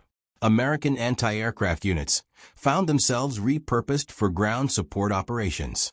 The M16 proved devastatingly effective against German infantry and light vehicles. During the Battle of the Bulge, when German forces made their last major offensive in the West from December 16, 1944 to January 25, 1945, M16 units were credited with breaking up numerous German infantry attacks simply by traversing their 4-gun mounts across attacking formations. The experience of German forces attempting to ambush American supply convoys illustrates why the .50 caliber became so hated. German doctrine for convoy ambush called for allowing lead vehicles to pass, then destroying vehicles in the middle of the column to create a roadblock, then systematically destroying the trapped convoy. This tactic had worked effectively against British and Soviet supply lines earlier in the war. against American convoys. The tactic failed catastrophically. American convoy doctrine placed .50 caliber armed vehicles at intervals throughout the column. When an ambush was initiated, American vehicles would immediately return fire with their .50 calibers, while other vehicles maneuvered to flank the ambush position. The volume of return fire was so intense that German ambush teams frequently suffered heavier casualties than the convoys they attacked. German platoon leaders who participated in convoy ambushes during the fighting in France described the evolution of German tactics and their ultimate failure in post-war interrogations. In early ambushes, German forces positioned infantry with machine guns and Panzerfäusts along roads. American convoys had vehicles equipped with .50 caliber machine guns distributed throughout. The volume of return fire from the convoys was devastating. German units learned to only ambush isolated vehicles, never convoys. But isolated vehicles were rare. The Americans moved in strength precisely because they knew German forces could not effectively attack their convoys. The pattern of alternating fire that American convoys employed was particularly effective. Vehicles on the right side of the road would fire into the right flank. Vehicles on the left would fire left. This created intersecting fields of fire that covered both sides of the road simultaneously. German forces attempting to ambush from one side would find themselves under fire not only from that side of the convoy, but from the opposite side as well. The psychological effect of being under fire from multiple directions by weapons that could penetrate cover and had seemingly unlimited ammunition made successful ambushes nearly impossible. American logistics units understood that the .50 caliber machine gun was their primary defense. Drivers and assistant drivers received training on the weapons. Ammunition was loaded in quantities far exceeding official allocations. Convoy commanders were authorized to engage any suspected threat with immediate and overwhelming fire. The result was that German forces, by mid to late 1944, had largely given up attempting to interdict American supply lines in areas where American forces had air superiority and sufficient ground combat power to respond to attacks. This had strategic implications beyond the immediate tactical situation. German forces in France and later in Germany itself could not effectively interrupt American logistics. American units could count on regular resupply of ammunition, fuel, food, and equipment. This meant American tactical planning could assume that firepower would be available when needed. Thunder from above. German planning, by contrast, had to account for chronic ammunition shortages, fuel shortages, and the certainty that whatever supplies did arrive would arrive late and in insufficient quantities. The .50 caliber machine gun was both a cause and a symptom of American logistical superiority. It was effective because American industry could produce ammunition in vast quantities. It enabled continued operations because its reliability meant that ammunition once delivered would be effectively employed. German soldiers watching American tracer fire arc across the battlefield at night understood they were seeing not just ammunition expenditure, but visible proof of an industrial capacity they could not match. The terror from the air added another dimension to German fear of the .50 caliber. The Republic P-47 Thunderbolt, which American pilots nicknamed the Jug, carried 8 Browning M2 machine guns in its wings. This meant a single fighter could deliver 4,400 rounds per minute of combined firepower during strafing runs. German ground forces learned to recognize the distinctive shape of the P-47 and the sound that preceded death. A strafing run by a flight of 4 P-47s meant 32.50 caliber machine guns converging on a target area. The aircraft would approach at high speed and low altitude, often with minimal warning. Pilots would open fire at ranges of 600 to 800 meters and walk their fire across German positions, vehicles, and troop concentrations. The effect was described by survivors as a horizontal rainstorm of metal that left nothing intact. German supply sergeants who survived multiple strafing attacks during the retreat from Normandy in August 1944 described the helplessness German ground troops felt against American air power in their interrogations. You hear the engines first. By the time you look up, they are already firing. The bullets hit the road, the vehicles, the men all at once. There is no cover that works. Stone walls crumble. Trees are cut down. Metal tears like paper. You can be behind a truck one moment and the truck is gone the next, just pieces of metal and fire. Soldiers learned to abandon vehicles the moment they heard aircraft engines. Better to lose the vehicle than the vehicle and the crew.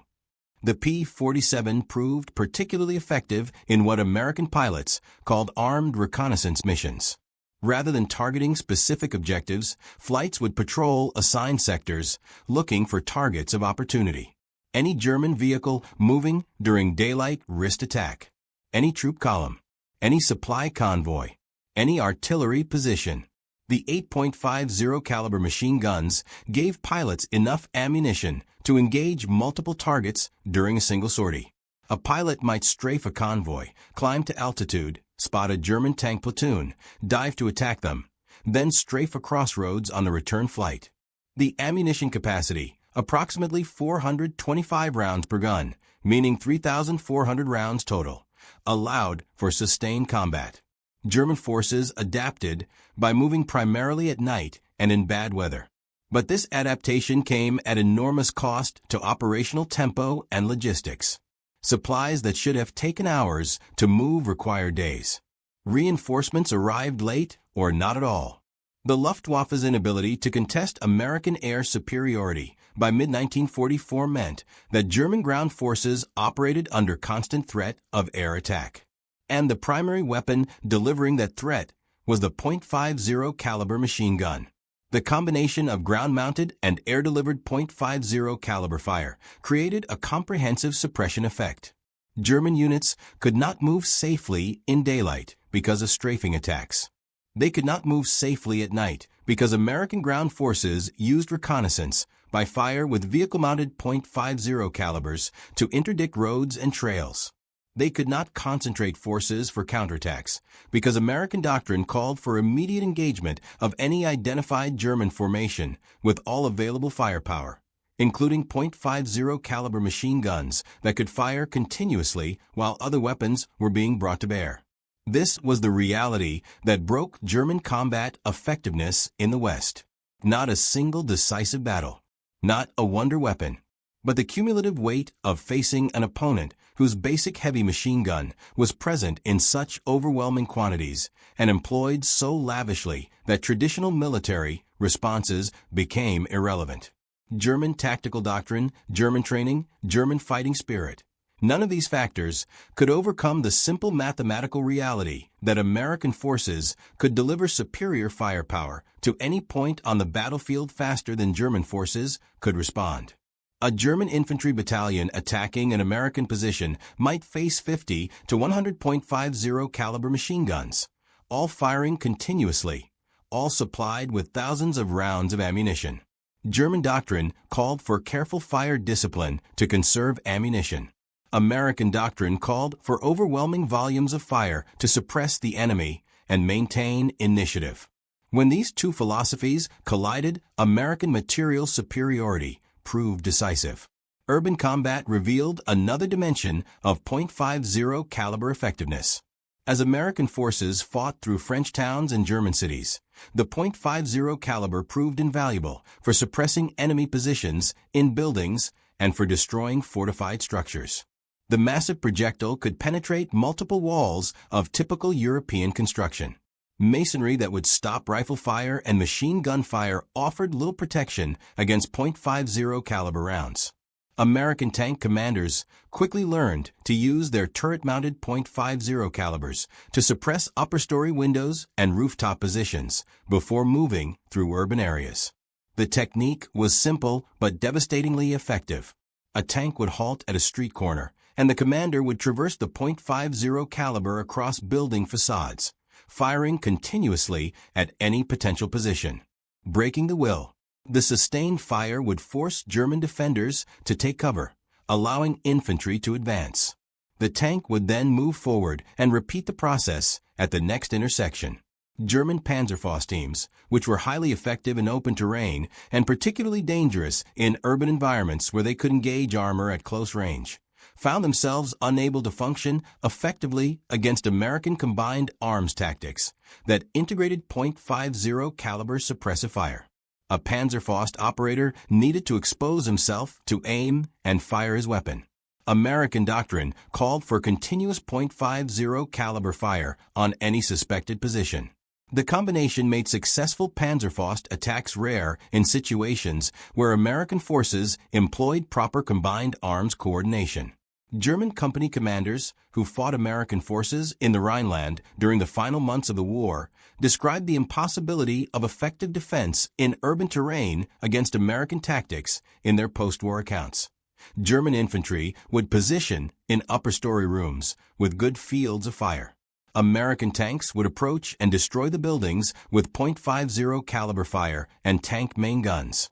The .50 caliber rounds would penetrate walls and ceilings. There was no safe place. Soldiers would take cover behind furniture or interior walls, and the bullets would find them anyway. The only way to survive was to abandon positions before the Americans concentrated fire on them. But abandoning positions meant losing ground, and there was no ground left to lose. The psychological impact of fighting in urban terrain against an enemy with unlimited .50 caliber ammunition was profound.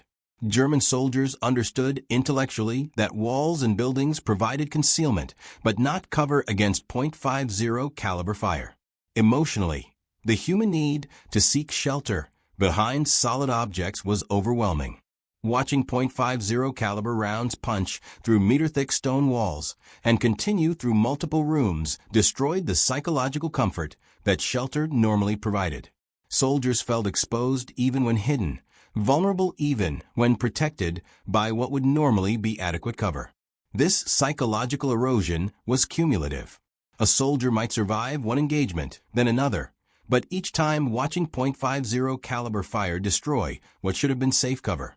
Eventually, the accumulated stress of knowing that no position was truly safe, that the Americans could and would destroy any defensive position with sustained fire, broke combat effectiveness. Units would abandon positions without being directly assaulted because they knew American firepower would eventually make those positions untenable. The final campaigns in Germany demonstrated the complete superiority of American firepower doctrine. German forces fought with courage and skill, often achieving local tactical successes against numerically superior American forces. But tactical success meant nothing when American forces could simply mass firepower and reduce German positions to rubble.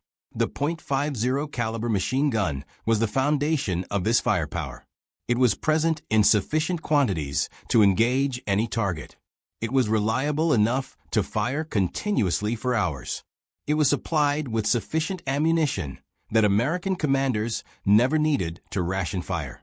And it was employed according to doctrine that valued suppression and destruction over conservation and precision. German tank crews learned to fear the .50 caliber for different reasons. While the M2 could not penetrate the frontal armor of German medium and heavy tanks, it could damage optical equipment, disable external stowage, and suppress accompanying infantry. More importantly, the .50 caliber could penetrate the thinner side and rear armor of many German armored vehicles at combat ranges. American M10 tank destroyers carried a .50 caliber M2HB machine gun mounted on the rear of the turret for anti-aircraft defense and close infantry protection. Statistical analysis of ammunition expenditure shows that M10s fired far more high-explosive shells than armor-piercing rounds, indicating extensive use in infantry support roles, where the .50 caliber proved critical for what crews called cleanup operations in close quarters. A German Panzerfaust team might disable an American tank, only to be cut down by .50 caliber fire from accompanying tank destroyers or infantry support vehicles before they could escape. Night combat introduced yet another terror associated with a .50 caliber. American ammunition used a ratio of 1 tracer round to every 4 ball rounds. This meant that every fifth .50 caliber bullet visible to the enemy was a glowing tracer that marked the trajectory of the burst. German soldiers watching American .50 caliber fire at night could see the tracers arcing toward them. Streaks of light that seemed to move slowly enough to track visually, but that arrived with devastating speed and force. The psychological effect was profound. Soldiers could see death approaching. They could watch the tracers converge on their position. They knew that for every tracer they saw, four additional rounds were flying along the same path. The human instinct to duck or dodge was useless because by the time a soldier saw the tracer, the rounds had already arrived. Veterans learned not to watch the tracers, but new replacements would fixate on them, mesmerized by the deadly light show, often freezing in the open until the fire found them. American forces exploited this psychological effect deliberately. Reconnaissance by fire at night meant sending streams of tracer-laden .50 caliber fire across suspected positions. The visual effect was overwhelming. Entire sectors would light up with intersecting streams of tracers. The noise of the firing combined with the visual impact created an environment that German soldiers described as hellish. Mathematics of terror.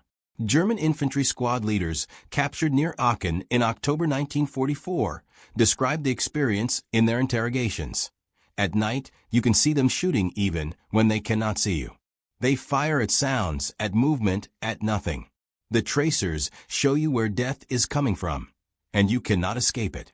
You watch the streams of fire and know that behind every tracer are 4 more bullets. You calculate that one gun firing for 10 seconds sends 50 rounds toward you, and only 10 are tracers.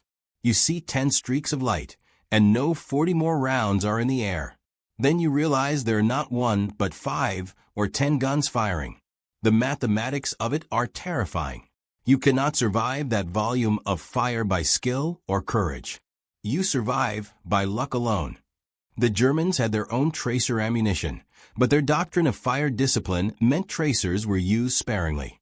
A German machine gun crew might fire a burst with tracers to verify their aiming point, then switch to ball ammunition to conserve the more expensive tracer rounds. American crews fired mixed belts continuously. The visual effect of American firepower at night was therefore vastly more impressive than the German equivalent, even when German weapons had higher rates of fire. This visual dominance had practical effects beyond intimidation. American commanders could observe their own fire and adjust it in real time. If tracers were falling short of a target, the gunner could see this and correct immediately. German return fire was harder to observe because they fired fewer tracers. American units, therefore, had better real-time feedback on the effectiveness of their fire, allowing them to adjust and concentrate fire more effectively than German forces could manage with their more conservative use of tracer ammunition. The Germans tried to develop countermeasures.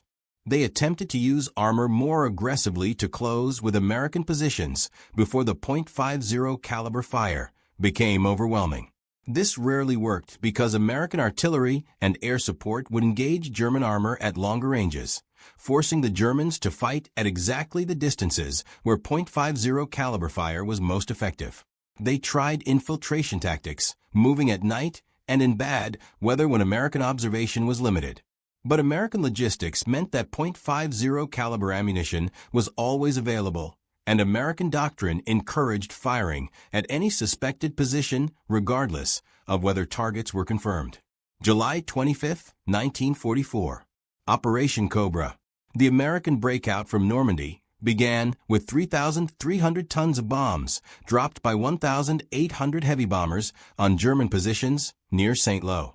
General Major Fritz Bayerlein commanded the Panzer Lehr Division, one of the elite German formations defending the sector.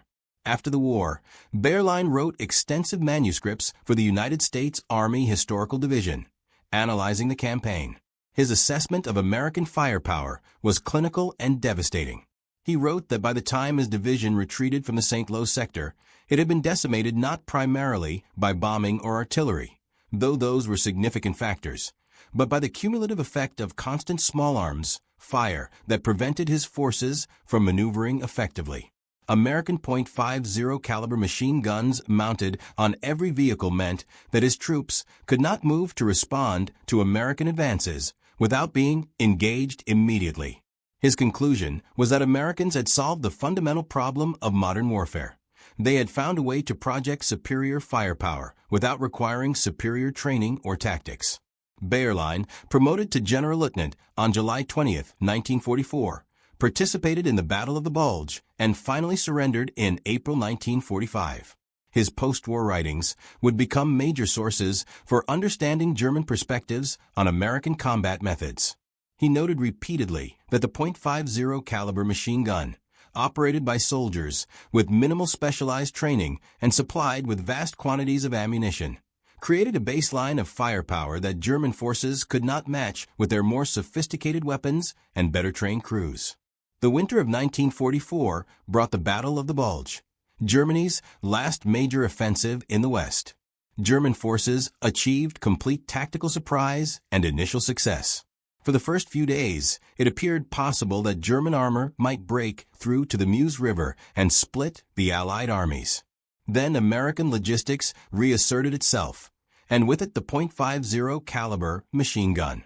American units rushed to the Ardennes, carried their standard load of ammunition and equipment.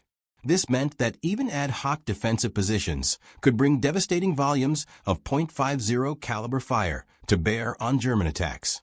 The battle devolved into exactly the kind of grinding attrition fight that favored American material superiority. At Bastogne, surrounded American forces used their .50 caliber machine guns to devastating effect against German infantry attacks. The guns operated reliably despite temperatures well below freezing, mud, snow, and the general chaos of sustained combat. German forces made one critical error in their planning for the Bulge offensive. They assumed that bad weather would ground American air power and reduce the effectiveness of American fire superiority. They were half right. Weather did initially limit air operations, but German planners had not accounted for the fact that ground-mounted .50 caliber machine guns were unaffected by weather, and that American logistics could sustain ammunition expenditure at rates the Germans found incomprehensible. General der Volkssturmtruppe Alfred Schlemm commanded the 1st Parachute Army from November 1944 to March 1945, when he was wounded during Operation Veritable, the Canadian 1st Army's assault across the Rhine. Engineering dominance. Schlemm had the unenviable task of defending against Allied offensives with increasingly limited resources and declining troop quality. His post-war analysis, like Bayerlein's, focused on the cumulative psychological impact of American firepower. Schlemm noted that by early 1945, German soldiers had learned to recognize the sound of American .50 caliber fire at great distances. The knowledge that any position could be engaged by these weapons, that any movement could draw immediate fire, and that German forces had no effective counter, created what he called a defensive mentality that made offensive operations nearly impossible. His forces successfully evacuated across the Rhine before the final Allied push, but he attributed his casualties primarily to the constant attrition caused by American heavy machine gun fire during the retreat. The technical specifications of the M2 Browning help explain its effectiveness. The weapon weighed 84 pounds without a tripod, 128 pounds with the M3 tripod mount. This made it heavy, but not impossibly so for a crew-served weapon. The effective range of 1,830 meters meant it could engage targets well beyond the range of German rifles and light machine guns. The rate of fire, between 450 and 575 rounds per minute, was slower than the German MG-42, but faster fire rates meant nothing when German crews had limited ammunition. The .50 caliber Browning machine gun cartridge fired by the M2 carried specifications that made it effective against a wide range of targets. The standard M33 ball round achieved a muzzle velocity of 2,910 feet per second. Armor-piercing variants could penetrate 19 millimeters of armor at 500 meters. The M8 API armor-piercing incendiary round penetrated 16 millimeters at 500 meters and would ignite fuel or ammunition upon penetration. The M20 APIT variant with its tracer element penetrated 21 millimeters at the same range. This meant that while the .50 caliber could not defeat the frontal armor of a Tiger or Panther tank, it could penetrate the armor of half-tracks, armored cars, and the side and rear armor of many German armored vehicles. More importantly, it could destroy truck engines, puncture fuel tanks, disable artillery pieces, and suppress infantry at ranges where return fire was ineffective. The M2's reliability stemmed from its design. John Browning had begun development in July 1917 during the First World War. The M1921 water-cooled .50 caliber machine gun, weighing 121 pounds with its water jacket, entered service, but proved too heavy for mobile warfare. The M2 air-cooled version, adopted in 1933, eliminated the water cooling system and reduced weight while maintaining reliability.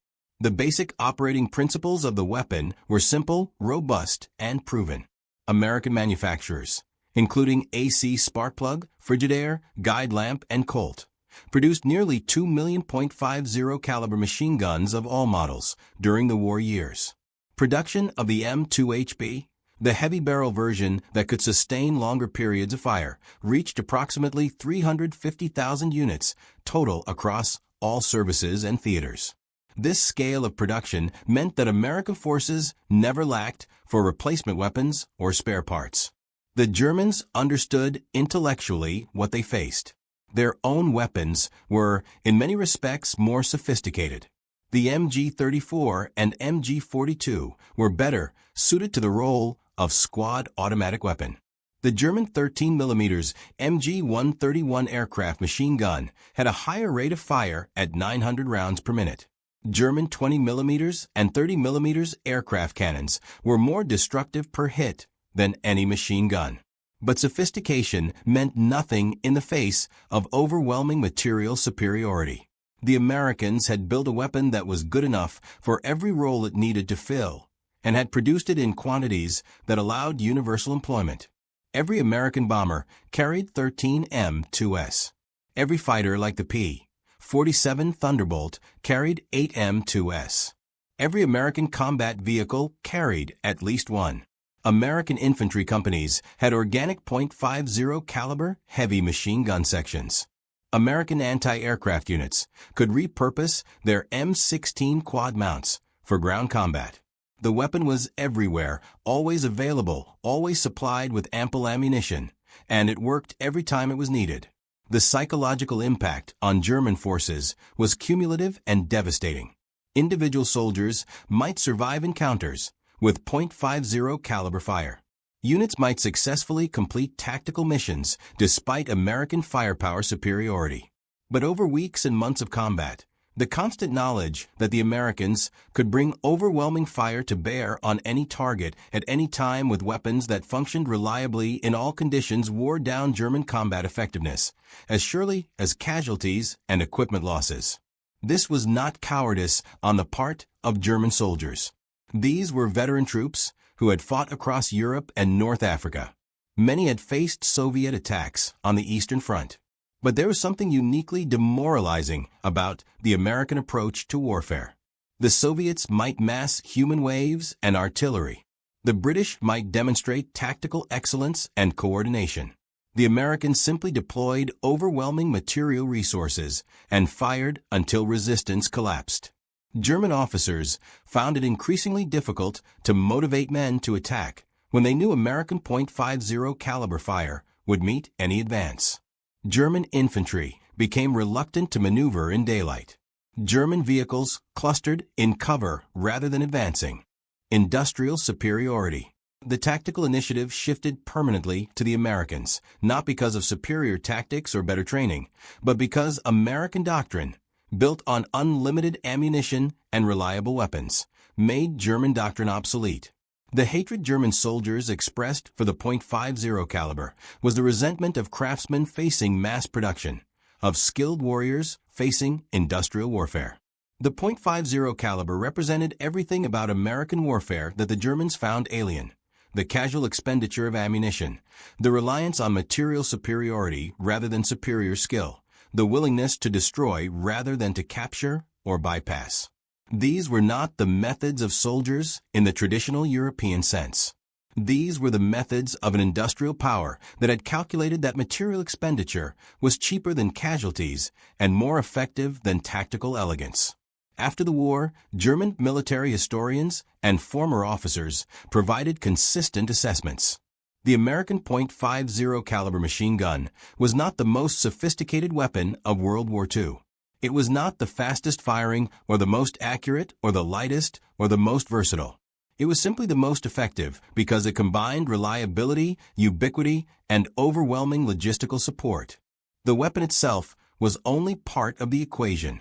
The system that produced it by the millions supplied it with billions of rounds of ammunition and employed it according to doctrine that accepted material expenditure as the price of victory. That system was what defeated Germany. The legacy of the M2 Browning can be measured in its continued service. 80 years after it entered production, the weapon remains in active use with the United States military and armed forces around the world. It has outlasted every weapon system that opposed it in World War II. It has served in every American conflict from World War II through the present day. This longevity reflects the fundamental soundness of the design and the effectiveness of the American military philosophy it embodies. The broader strategic implications became clear only in retrospect. German military planning had assumed that superior training and tactical excellence could offset American numerical advantages. This assumption proved catastrophically wrong. The .50 caliber machine gun demonstrated that adequate weapons produced in overwhelming quantities and supplied without restriction trumped sophisticated weapons produced in limited numbers and supplied sparingly. German tank commanders, who had defeated Soviet armor through superior tactics, found themselves unable to maneuver against American combined arms teams that included multiple .50 caliber machine guns. German infantry, who had mastered the tactical intricacies of the MG-42, found their expertise meaningless when American forces could simply saturate defensive positions with sustained .50 caliber fire. German pilots, who had honed their skills against the RAF, found themselves shredded by defensive fire from bomber formations that valued volume over precision. The lesson was universal and unforgiving.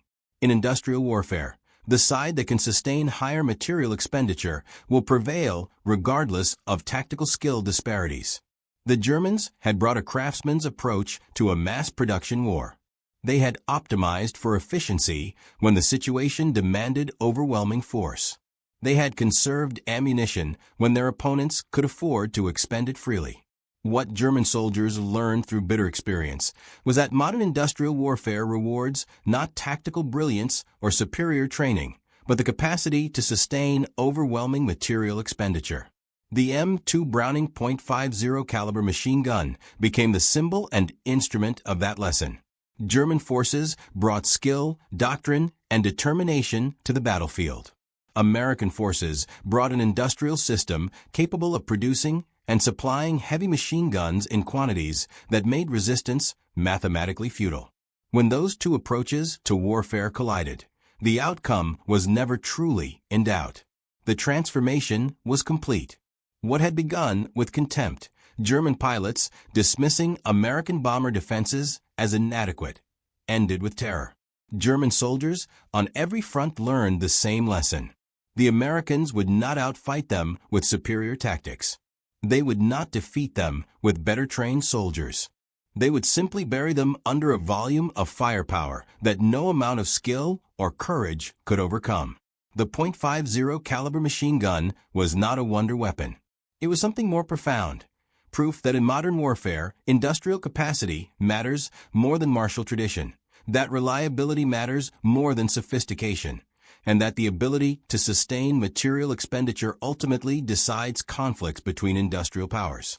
German veterans carried this knowledge for the rest of their lives.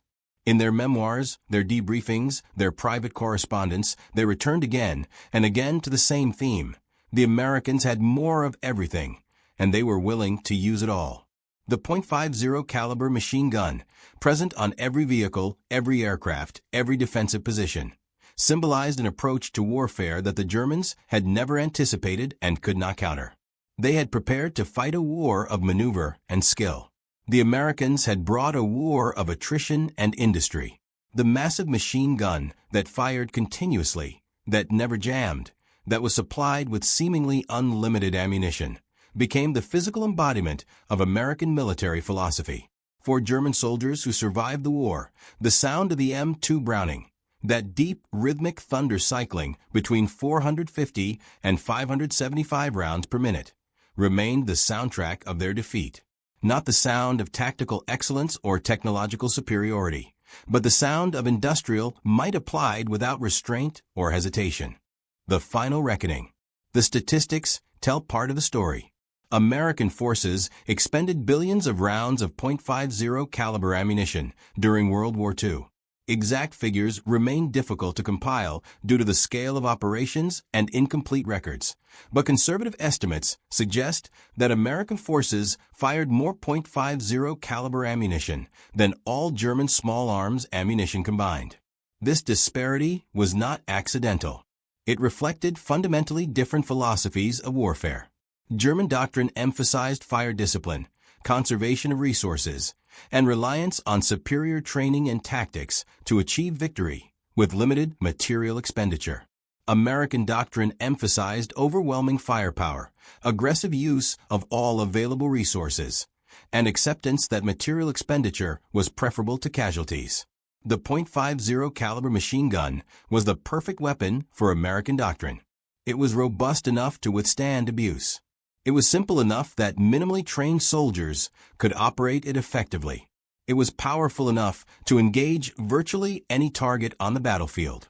And American industry could produce it, and its ammunition, in quantities that made conservation unnecessary. German soldiers experienced this philosophy as a kind of warfare that violated their understanding of how battles should be fought. They had been trained to make every shot count, to conserve ammunition, to rely on skill and tactics. They encountered an enemy that fired continuously at suspected positions, that expended thousands of rounds to achieve what German doctrine suggested should require dozens, that valued suppression over precision. The psychological effect was profound. German soldiers felt they were not fighting other soldiers, but fighting an industrial process. The .50 caliber fire that swept across their positions felt impersonal, mechanical, inexorable. There was no opportunity for individual skill or courage to make a difference. Survival depended not on tactical excellence, but on avoiding being in the wrong place when the next burst arrived. This realization, that individual martial skill meant nothing against overwhelming material superiority, was deeply demoralizing for an army that prided itself on training, discipline, and tactical excellence. The experience of facing American .50 caliber fire created a particular form of combat stress.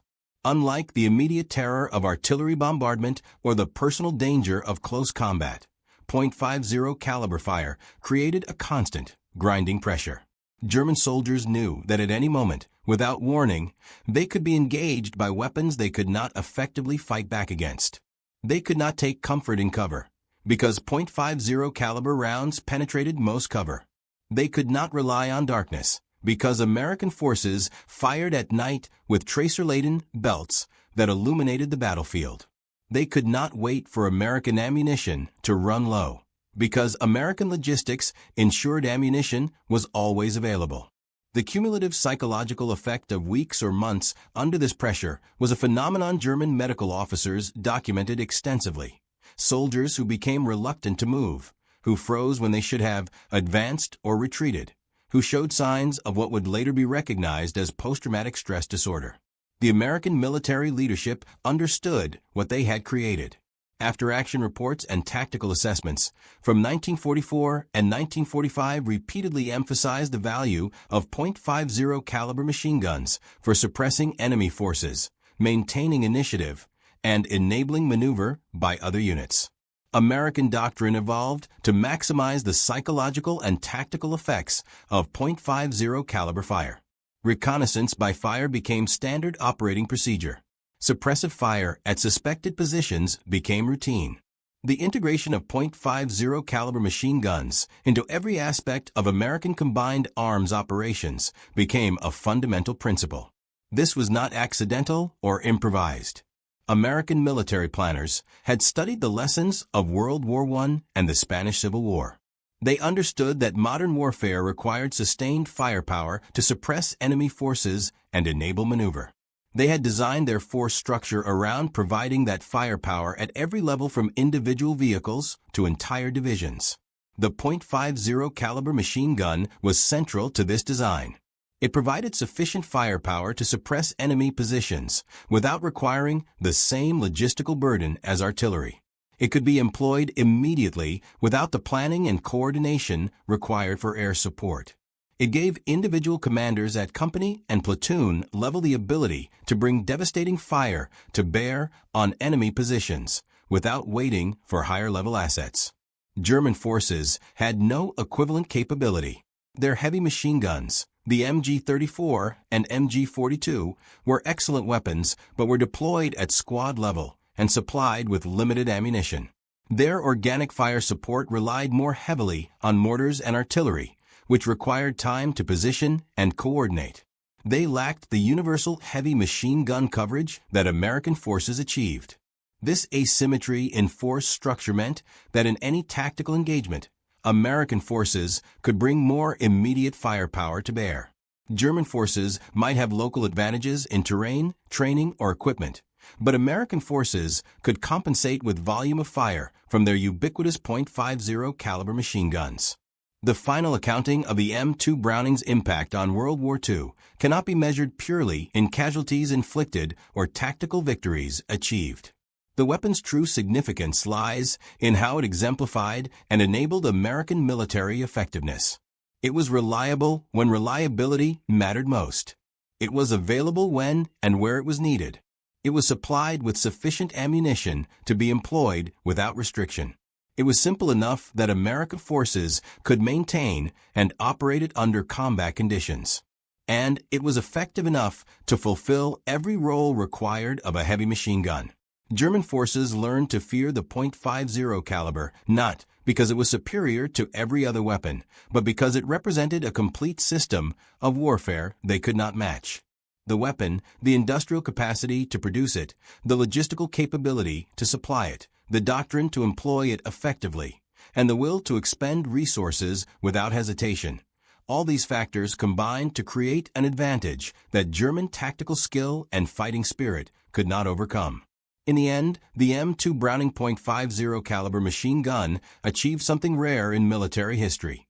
It became so effective, so ubiquitous, and so reliable that it fundamentally shaped how its opponents fought.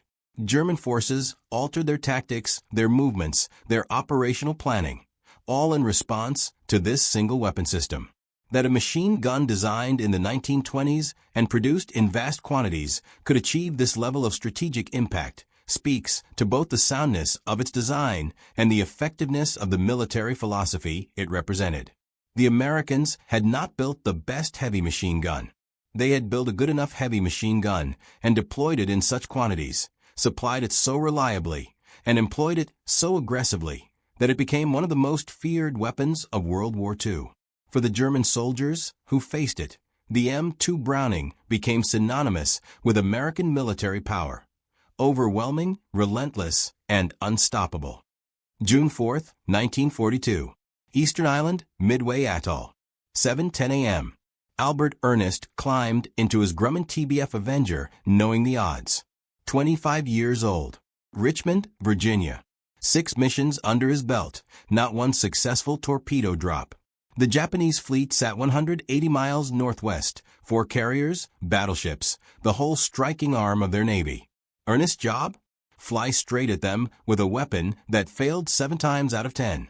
Behind him, Harry Fryer checked his .50 caliber. 17. Fresh from Springfield, Massachusetts, still had his high school graduation photos in his footlocker. In the belly gun position, Jay Manning from Seattle, 19 years old. The 3 of them had flown together for exactly 72 hours.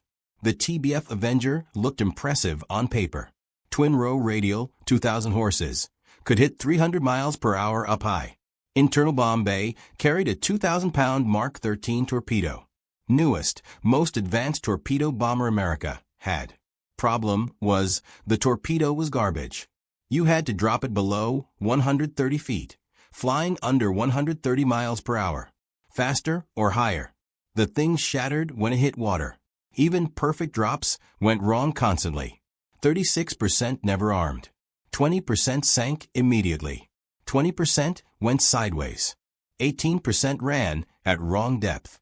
Only 31% worked as designed. The Navy knew.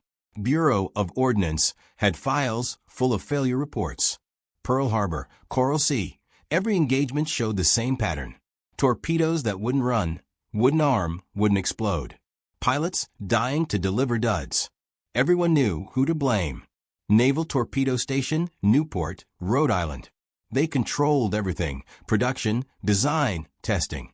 One factory, one design bureau, one facility for the entire U.S. Navy. No competition, no alternatives, no reason to improve. Rhode Island congressman protected Newport's monopoly like a family heirloom.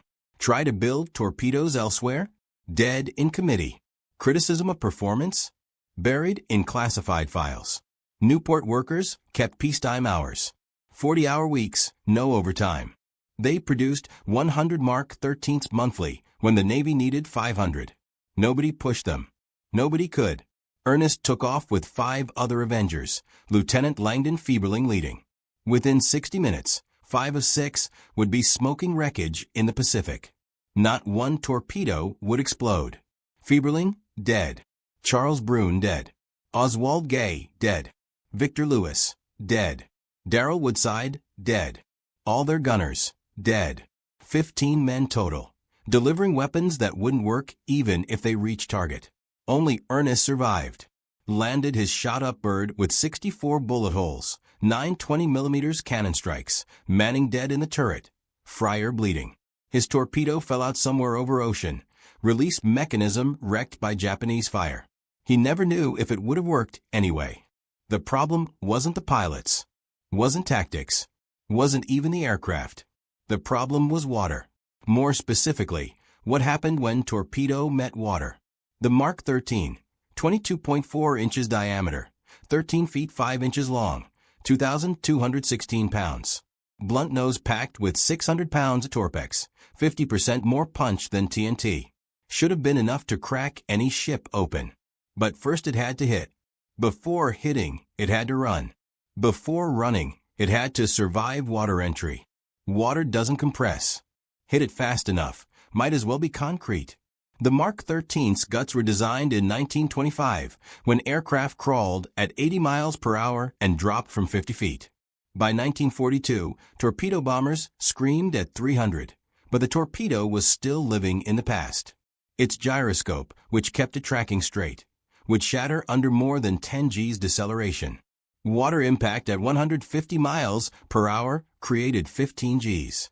The depth control, just a hydrostatic valve and pendulum setup, jammed if the torpedo entered steeper than 30 degrees.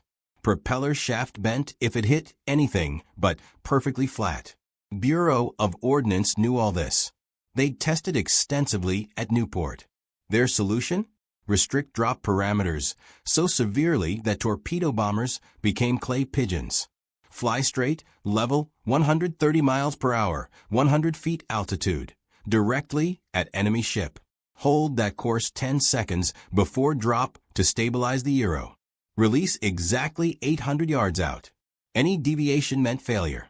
Following those parameters meant flying through concentrated flak for 30 seconds minimum. Suicide mission specifications. The Mark 13's problems were documented July 1941, Torpedo Squadron 6 training exercise. 10 torpedoes, perfect conditions. 5 went haywire immediately. 4 sank. 1 ran somewhat normally. This was 11 months before Midway, 5 before Pearl Harbor. Navy testing at Patuxent River showed dropping over 150 knots collapsed the rear fins. Water impact crushed steering mechanisms. Torpedo would sink, circle, or porpoise. Sometimes the warhead just fell off. Coral Sea, May 1942. Analysis of recovered Mark 13s revealed critical issues. 3 failed to detonate after perfect drops, all examined. Intact warheads, properly armed. Problem was the Mark 6 exploder mechanism. Firing pin too fragile. Hit ship's hull at any angle but perpendicular. Pin bent or broke before triggering detonator. Engineers calculated the Mark VI would fail to detonate roughly 40% of the time, even on direct hits. Reports documenting these failures hit Bureau of Ordnance desks May 20, 1942. Classified secret, filed away. No action. No modifications approved. Pilots kept dying with defective weapons. August 1942. American torpedo bomber losses were catastrophic. Midway, 15 TBD Devastators from Hornet shot down. 0 hits. 6 Avengers from Midway Island attacked. 5 destroyed. No hits. Eastern Solomons. 7 Avengers lost. They sank 1 light carrier, but only because multiple torpedoes were dropped and Japanese damage control failed. Most hits didn't explode. Battle of Santa Cruz, October 1942. Worse still. Lieutenant Commander John Collett led Torpedo Squadron 10 from Enterprise against Japanese carriers. His squadron dropped 12 torpedoes at Carrier Zuikaku from perfect position. Textbook approaches, regulation height, and speed. 2 hit. Neither exploded. Collett's Avenger got nailed by Zeros immediately after. His gunner Aviation Radioman Second Class William Woods transmitted one final message. Torpedoes hit, but no explosion. Tell them the torpedoes don't work. Woods was 19. His body was never found. Ensign George Morgan, same squadron, survived Santa Cruz. His diary entry that night. Might as well drop telephone poles for all the good these torpedoes do. Tommy Morrison got perfect drop on cruiser today. Saw it hit right amidships. Nothing. Torpedo just bounced off, sank. Tommy got shot down 30 seconds later. Last words on radio were cursing Bureau of Ordnance. Lieutenant Bruce Harwood, Torpedo Squadron 6, wrote his wife November 1942. Heavily censored, but still clear. We're being asked to do impossible with equipment that's censored. Lost 6 best friends last month. All flying perfect attacks that's censored. If this war's lost, won't be because of pilots or planes. Will be because censored won't admit censored and fix censored. Censors removed all torpedo failure references. Harwood's widow understood what he meant when she received his effects after he was killed at Guadalcanal, January 1943. The pilots knew. Every torpedo squadron in Pacific knew their weapons were junk. Talked about it in ready rooms, wrote about it in letters home that censors redacted. But they kept flying because that was the job. Some started looking for their own solutions. California Institute of Technology entered the torpedo problem late 1942. Not Navy request, the National Defense Research Committee. Civilian scientists trying to mobilize American technology for war. Navy hadn't asked for help. Bureau of Ordnance insisted Mark 13 was satisfactory. Just pilots dropping them wrong. Dr. Charles Lauritsen didn't buy it. Lauritsen was Caltech physicist, had been working rockets when asked to examine torpedo problem. Knew nothing about torpedoes. Knew plenty about physics, hydrodynamics, what happened when objects hit water fast. January 1943, Lauritsen's team established testing facility at Morris Dam, northeast of Los Angeles. Built a 300-foot slide-down dam face. Bottom was Morris Reservoir, mountain lake with water clarity perfect for high-speed underwater photography. They started dropping torpedoes. Not live ones, weighted dummies same size and weight as Mark 13's. Filmed everything. High-speed cameras on slide, underwater cameras in reservoir, cameras on boats tracking torpedo paths. First discovery. Navy's drop doctrine was completely backwards. Manual set approach target steady altitude and speed, release torpedo specific distance, maintain course until torpedo hit water. Lauritsen's films showed this created worst possible water entry. Torpedo oscillated during fall, swinging nose up and down like pendulum. Hit water at random angles, flat, nose first, tail first. Each angle produced different failures. Flat impacts, torpedo body flexed. 2,000-pound weapon compressed like accordion, crushing internal components. Gyroscope shattered. Depth control jammed. Propeller shaft bent. even if it started running, veered off course, or porpoised. Nose first impacts. Drove torpedo too deep. Mark 13 designed for 10-foot depth. Nose first entry could send it down 50 feet before depth control reacted. By then, might be below target's keel, or pressure change damaged warhead detonator. Tail first impacts. Worst. Propeller and rudders hit first, bending or breaking off completely. No directional control, no propulsion. Just sank. Lauritsen calculated at standard drop speeds. Only 15-degree window of acceptable entry angles. Chance of torpedo naturally falling within that window? Less than 20%. Everything Navy believed about torpedo drops was wrong. Doctrine said drop low and slow to minimize water impact. Films showed low, slow drops caused torpedo to belly flop. Flat impact crushed internal mechanisms even at slow speeds. Torpedo needed to enter water at specific angle, between 20 and 25 degrees. Too shallow, it skipped. Too steep, dove too deep or broke apart. But achieving that angle from 100 feet at 130 miles per hour was nearly impossible. Pilot had to judge distance, speed, altitude, release point perfectly while being shot at. Lauritsen had an idea. What if torpedo could be stabilized during fall? What if they could control entry angle regardless of drop height or speed? His team experimented with attachments. Tried small parachutes, too complex, unreliable. Tried metal fins, too heavy, affected underwater performance. Then someone suggested looking at how Japanese dropped their torpedoes. December 7, 1941. Japanese Kate bombers devastated Pearl Harbor with Type 91 torpedoes. Those torpedoes had wooden box fins attached to tails. Boxes broke away on water impact, but stabilized torpedo during fall. American intelligence recovered several unexploded Type 91s from Pearl Harbor. Wooden attachments noted but dismissed as primitive, unnecessary for American torpedoes. Japanese spent 3 years developing those wooden box fins. Called them stabilizer plates. Japanese aviators training at Kagoshima Bay, 1939, experienced same problems Americans had with Mark 13. Their Type 91s failed more than half the time. Commander Mitsuo Fukuda, who later led Pearl Harbor attack, personally oversaw tests of dozens of different stabilizer designs. Final wooden box was the result of over 2,000 test drops. Americans didn't know this history. Just saw crude wooden boxes, dismissed them. Lauritsen didn't dismiss anything. His team built their own wooden box fins, tested them at Morris Dam. Worked, but not well enough. Boxes created too much drag, slowing torpedo so much it lost forward momentum and tumbled. They needed something better. Dr. L.A. Dubridge, another Caltech physicist on Lauritsen's team, suggested airfoil shape instead of box. Airfoil would create less drag while providing stability. Tried various designs, finally settled on aluminum ring shaped like airplane wing in cross-section. Ring fit around torpedo's tail fins, held with 4 steel bolts. They called it shroud ring. First test, March 15, 1943.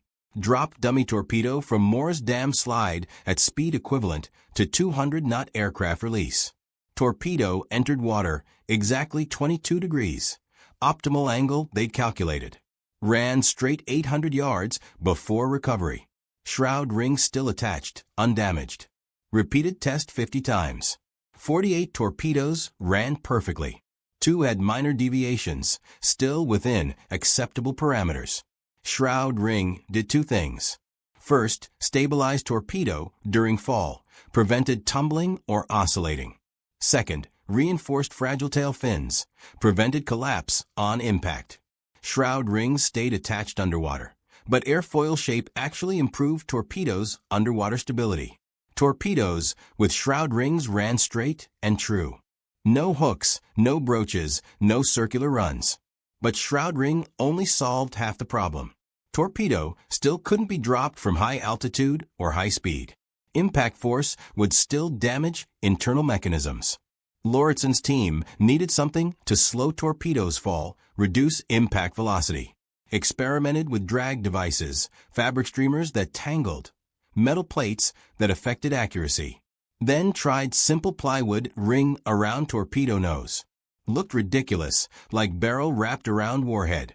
Navy pilots who first saw it called it pickle barrel. Pickle barrel worked. Created drag during fall. Slowed torpedo's descent 40%.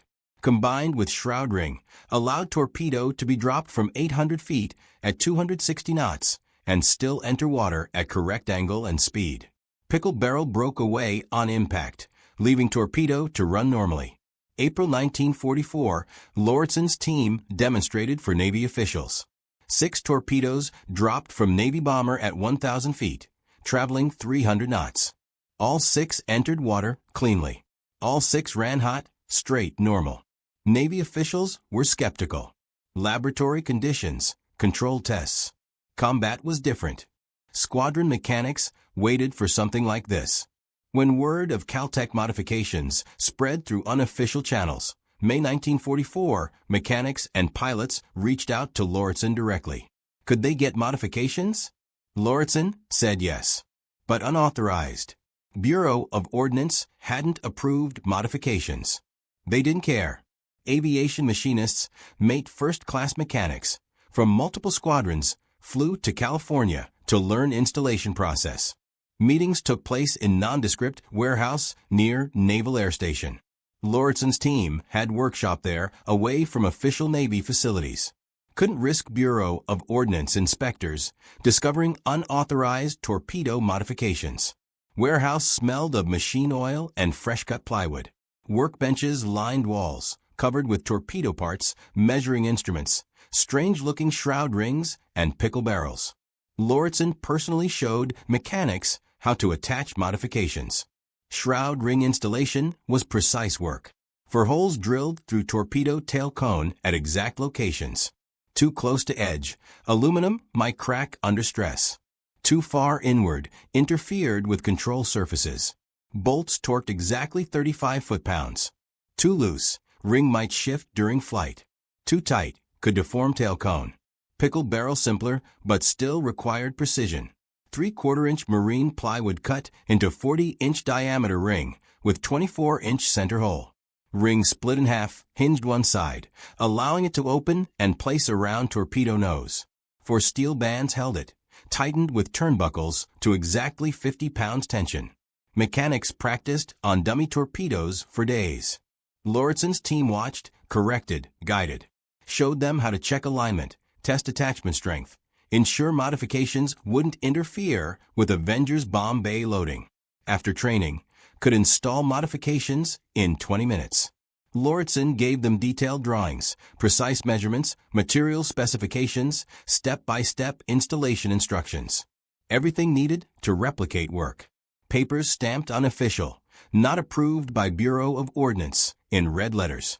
Lauritsen told them to share information with other squadron mechanics, but quietly.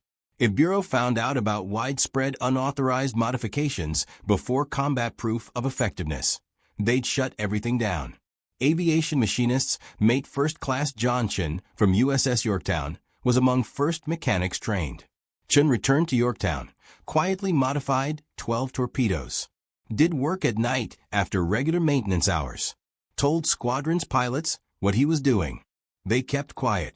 Better ask forgiveness than permission. June 19, 1944. Battle of Philippine Sea. Torpedo squadrons from Task Force 58 attacked Japanese carrier Hyo using modified torpedoes for first time in combat. 8 Avengers dropped from 600 feet at 220 knots, higher and faster than any successful torpedo attack to date. 6 of 8 torpedoes ran true. 3 hit Hyo. All 3 exploded. Carrier sank. First time in war American aerial torpedoes performed as designed in combat. Squadron leaders reported success, but didn't mention modifications. Said pilots simply got lucky with drops. But other pilots in strike noticed something different. Torpedoes entered water like arrows, no splash, no tumbling, no deviation. Pilots who'd seen dozens of torpedo drops knew this was different. After landing, mechanics throughout task force cornered by pilots asking what had been done to torpedoes. Mechanics showed the modifications. Within 12 hours, every torpedo in fleet magazines being fitted with shroud rings and pickle barrels. Mechanics worked through night with volunteer teams. By dawn June 20th, when carriers launched strikes against retreating Japanese fleet, every Avenger carried modified torpedo. Results were dramatic. 24 torpedoes dropped that day. 19 ran hot, straight normal. Sank 2 destroyers, damaged cruiser. Not single Avenger lost to anti-aircraft fire. Word spread through Task Force 58 like wildfire. Pilots from Enterprise visited other carriers to see modified torpedoes. Mechanics from Lexington flew over in COD aircraft to learn installation process. Within week, installation drawings copied and distributed to every carrier in Forward Task Force. Bureau of Ordnance found out when staff inspectors visited carriers, found mechanics installing pickle barrels in broad daylight. Inspectors filed immediate reports demanding all modifications be removed. Responsible parties court-martialed. Reports reached Admiral Mark Mitcher, Commander Task Force 58. Mitcher had seen combat results. He ordered modifications continue, told Bureau that combat effectiveness took priority over regulations. Modifications continued. August 1944, every torpedo squadron in Pacific had shroud rings and pickle barrels. Official designation was Mark 13 Mod 2A, but pilots just called them ringtails. Transformation was immediate, dramatic. Battle of Leyte Gulf, October. Avengers sank super battleship Musashi with multiple torpedo hits. April 1945. Sank Musashi's sister ship Yamato. Same torpedoes that failed miserably in 1942 were now most effective ship killers in American arsenal. Japanese noticed change immediately. Commander Masatake Okimiya, air officer aboard carrier Junyo, wrote after action report from Philippine Sea that American torpedoes suddenly became lethal. Where previously Japanese ships could absorb multiple hits, now single torpedoes caused catastrophic damage.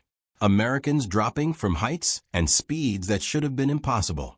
Japanese anti-aircraft doctrine based on forcing torpedo bombers down to low altitude was suddenly obsolete. Captain Toshikazu Ami, operations officer for Combined Fleet, conducted analysis of American torpedo effectiveness September 1944. Noted American torpedo hit rates increased from less than 10% in 1942 to over 40% by mid-1944. More disturbing, percentage of hits causing fatal damage increased from 20% to 70%. Torpedoes not only hitting more often, they were exploding reliably. Ami recommended Japanese ships avoid combat with American carrier forces until secret of improved torpedoes could be discovered. Japanese never found that secret. Lieutenant Commander Takashi Hashimoto, assigned to investigate captured American equipment, examined 4 recovered Mark 13's October 1944. Noted strange plywood ring around nose, aluminum shroud around tail, but dismissed them as shipping protections removed before combat use. Couldn't conceive such simple additions could transform torpedoes' performance.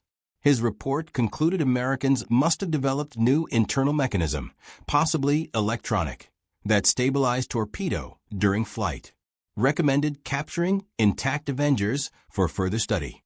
Vice Admiral Takeo Kurita, commanding Japanese Center Force at Leyte Gulf, reported American torpedo attacks became overwhelmingly effective. His flagship Yamato took 8 torpedo hits. Battleship Musashi took 19. Both ships considered unsinkable. Their torpedo defense systems, designed to handle older, slower, less reliable American torpedoes, were overwhelmed. Japanese never figured out what changed. They examined crashed Avengers, recovered unexploded torpedoes, but shroud rings and pickle barrels looked like original equipment. Without knowing about Morris dam tests, without understanding hydrodynamics involved, couldn't recognize modifications as modifications. Psychological impact on Japanese naval forces was devastating. Commander Yoshima Yoshimura, executive officer of Cruiser Tone, wrote in diary that American torpedo bombers became demons of sea. Where once Japanese sailors watched torpedo attacks with confidence, knowing most torpedoes would miss or fail, now watched in terror. Sight of Avengers approaching at high altitude. Previously sign they carried bombs. Now meant torpedoes would soon be in water. No safe altitude, no safe distance. Transformation in American torpedo effectiveness changed entire Pacific Naval War. In 1942 to 43, Japanese surface forces operated with relative impunity. Their ships could absorb torpedo hits that didn't explode, could maneuver to avoid torpedoes that ran erratically. By 1944, Japanese ships were hunted to extinction. Combined fleet that seemed invincible after Pearl Harbor was reduced to scattered remnants hiding in harbors. Numbers told story. 1942, American torpedo bombers achieved hit rate less than 5%. Of those hits, fewer than half exploded. Late 1944, hit rates exceeded 40%, and 95% of hits resulted in explosions. Kill rate per sortie increased by factor of 15. What had been most dangerous, least effective mission in naval aviation became precision ship-killing operation. Leyte Gulf. Destruction was systematic. October 24, 1944. Waves of Avengers from Task Force 38 attacked Japanese battleship Musashi. First wave put 4 torpedoes into portside. Ship listed, but kept moving. Second wave put 3 more into starboard side, correcting list, but flooding more compartments. Third wave put 4 more torpedoes portside. Fourth wave added 6 more hits.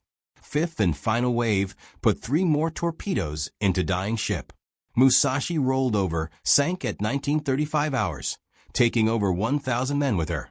Every one of those torpedoes had shroud rings and pickle barrels. Dropped from altitudes between 400 and 800 feet at speeds between 180 and 260 knots. Under old doctrine, those drop parameters would have guaranteed failure. With Caltech modifications, they guaranteed success. Musashi, which Japanese naval architect designed to survive 20 torpedo hits, succumbed to 19 because every hit caused maximum damage. Following day, October 25th, Avengers found Yamato and escorts off Samar. Lieutenant Commander William Ispel led 12 Avengers from Hancock in attack. Approached at 8,000 feet, well above effective anti-aircraft range, then dove at 45-degree angles, releasing torpedoes at 600 feet while traveling 250 knots. 10 of 12 torpedoes ran true. 8 hit various ships in formation. Yamato took 3. Cruiser Nagato took 2. Destroyers took rest. All exploded. Formation scattered, disrupting Japanese attack on American escort carriers off Samar. Lieutenant Robert Holcomb, flying one of those Avengers, wrote in after-action report. Torpedo entered water with barely splash. Ran absolutely straight. No hook, no broach, no circular run. Like watching textbook demonstration. Explosion against Yamato's hull sent water column 200 feet high. First time since I started flying torpedo runs, had complete confidence my weapon would work. Official Navy history credited improved pilot training, better tactics. Bureau of Ordnance in 1946 final report claimed continuous refinement of Mark 13 throughout war resulted in steadily improving performance. They didn't mention refinements came from civilian scientists working outside official channels. Didn't mention hundreds of pilots died carrying defective weapons, while Newport insisted nothing was wrong.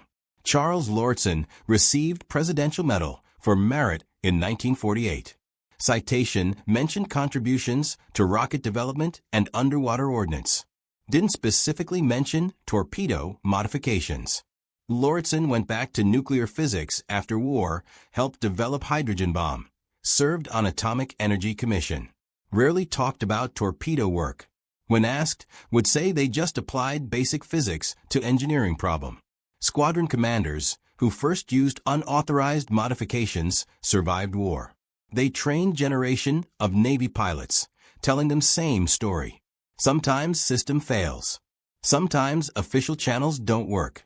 When that happens, you decide whether following regulations is more important than saving lives. They never regretted decisions to use unauthorized modifications. Pilots who came back because of those modifications were justification enough. Mechanics who installed modifications left Navy after war. returned to civilian life. Went back to garages and machine shops across America. Had photographs on office walls, standing next to Avengers with ringtail torpedoes loaded in bomb bays. Customers would ask about them. They'd say they worked on airplanes during war. Didn't mention their midnight modifications helped sink Japanese fleet. Aviation radioman First Class Harry Fryer, 17-year-old who survived June 4th Midway attack with Ernest, flew 47 more combat missions. Every time he climbed into Avenger after August 1944, knew his torpedo would work. Knew someone somewhere fixed problem that killed so many of his friends. Didn't know about Caltech or Morris Dam or pickle barrels until years after war. Just knew suddenly, mysteriously, torpedoes worked. Fryer described difference in 1998 interview. Before modifications, every torpedo run was prayer. You'd watch torpedo drop, see it hit water, hold your breath. Would it run? Would it explode? Usually answer was no. After late 44, completely different. Torpedo would drop, enter clean, run true. Could actually see it tracking toward target underwater, steady as train on rails. When it hit, it exploded. Every time. Like we'd been given completely new weapon. Lieutenant George Bush, future president, flew 58 combat missions in Avengers from USS San Jacinto. September 2, 1944. Shot down over Chichijima while attacking Japanese radio station. 2 crew members, Lieutenant Junior Grade William White and Radioman Second Class John Delaney, killed. Bush survived, rescued by submarine USS Finback. But before being shot down, Bush successfully delivered 4 modified torpedoes in previous missions, sinking cargo ship and damaging destroyer. In memoir, Bush wrote about different reliable torpedoes made to pilot morale. Knowing your weapon will work changes everything. Can focus on flying, on evading flak, on getting crew home safe. You're not wondering if you're risking life for nothing. Ensign Jesse Brown, Navy's first African-American aviator, flew Avengers with Torpedo Squadron 32 from USS Leyte, late 1944 and 1945. Brown's squadron exclusively used ringtail torpedoes. First combat mission January 4, 1945. Brown put torpedo into Japanese tanker off Formosa. Ship exploded. Sank in 12 minutes. Brown later said having weapon he could trust gave him confidence to prove himself in Navy skeptical of African-American pilots. Knew his success or failure would depend on skill, not defective equipment. Modifications saved American lives in ways beyond improved hit rates. Because pilots could drop from higher altitudes, faster speeds, they spent less time in anti-aircraft range. Because they could attack from multiple angles simultaneously, Japanese gunners couldn't concentrate fire. Because more torpedoes hit and exploded, fewer missions needed to sink each target. Naval Aviation Safety Center calculated in 1946 that torpedo modifications reduced Avenger combat losses approximately 60% in last year of war. Fryer lived until 2016, aged 90. Spent last decades traveling to veteran reunions, telling story of Torpedo Squadron 8, of men who died at Midway carrying defective weapons. Ended talk same way every time. Brave young men who died in 1942 were not failed by courage or skill. They were failed by system that valued bureaucratic control over combat effectiveness. Their sacrifice forced changes that came later.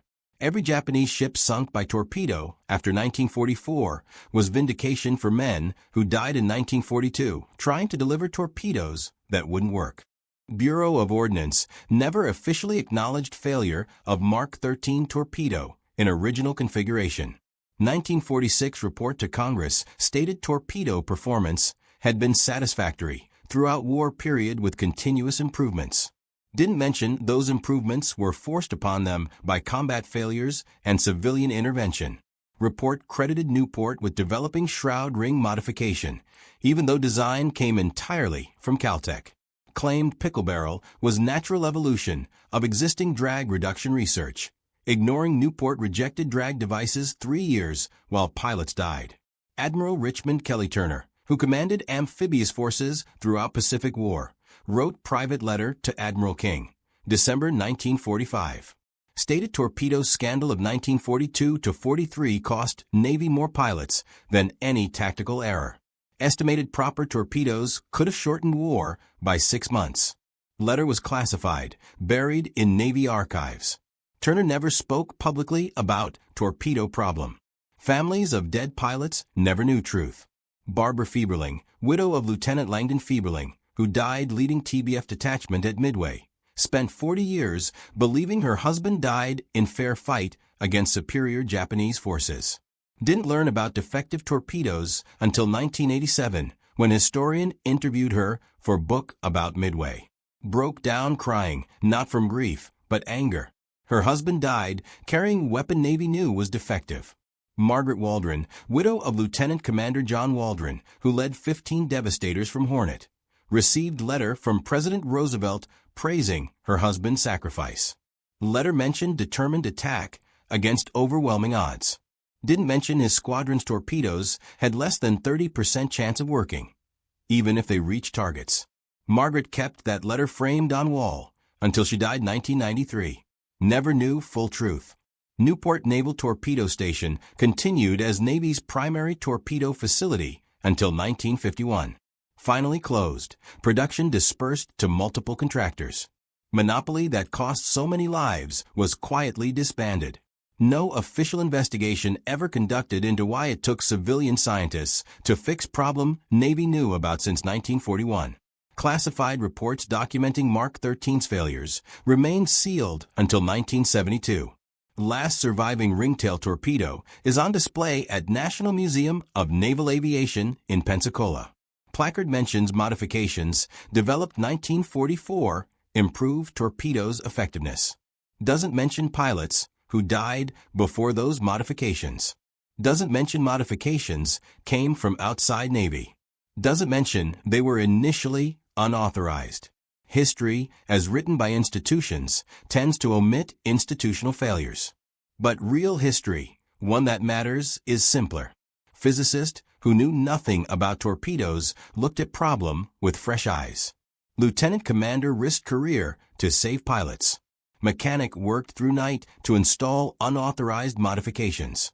Together, they turned worst torpedo in American arsenal into ship killer that helped win Pacific War. That's how technical innovation actually happens in war. Not through official channels or bureaucratic approval, but through people who see problems, find solutions, don't wait for permission to save lives. Grumman TBF Avenger became best torpedo bomber of World War II. Not because it was fastest or most maneuverable or best armed, but because someone finally gave a torpedo that worked.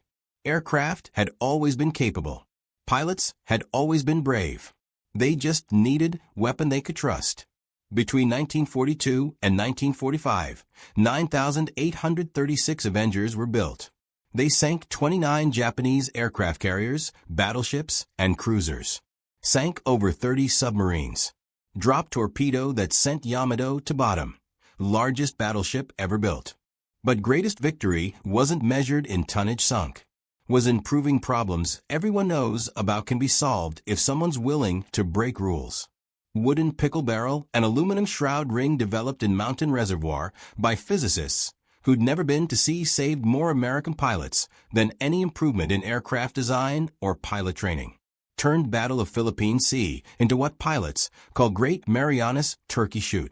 Made kamikaze attacks of 1945 act of desperation by Navy that could no longer protect ships with conventional forces.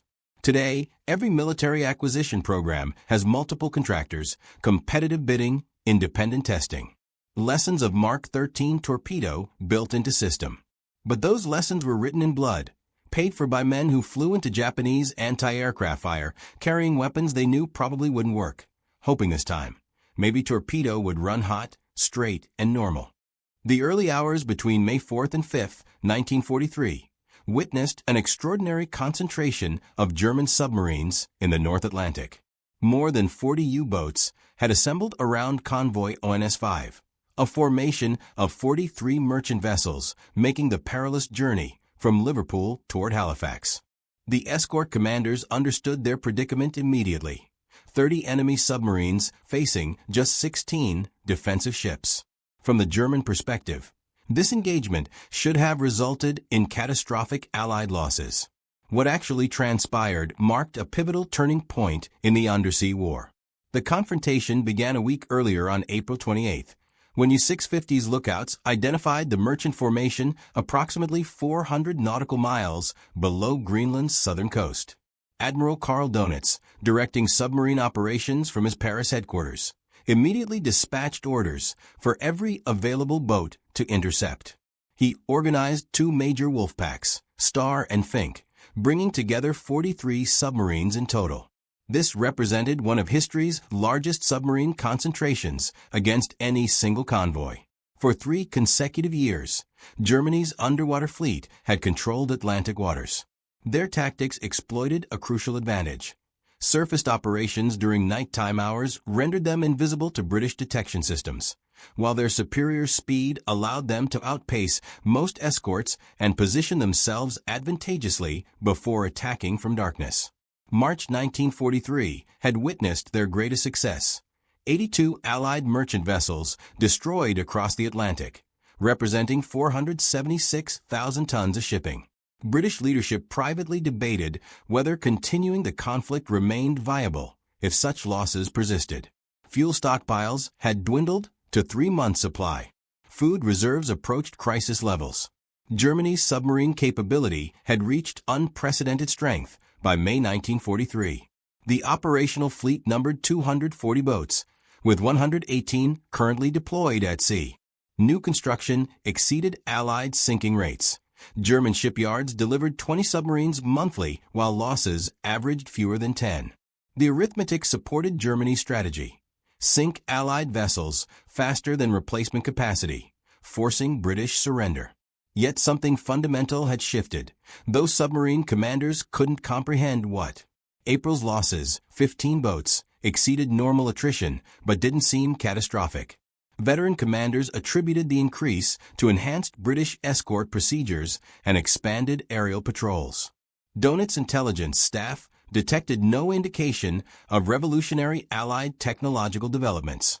Werner Henke, commanding U-515, ranked among the Atlantic's most accomplished commanders.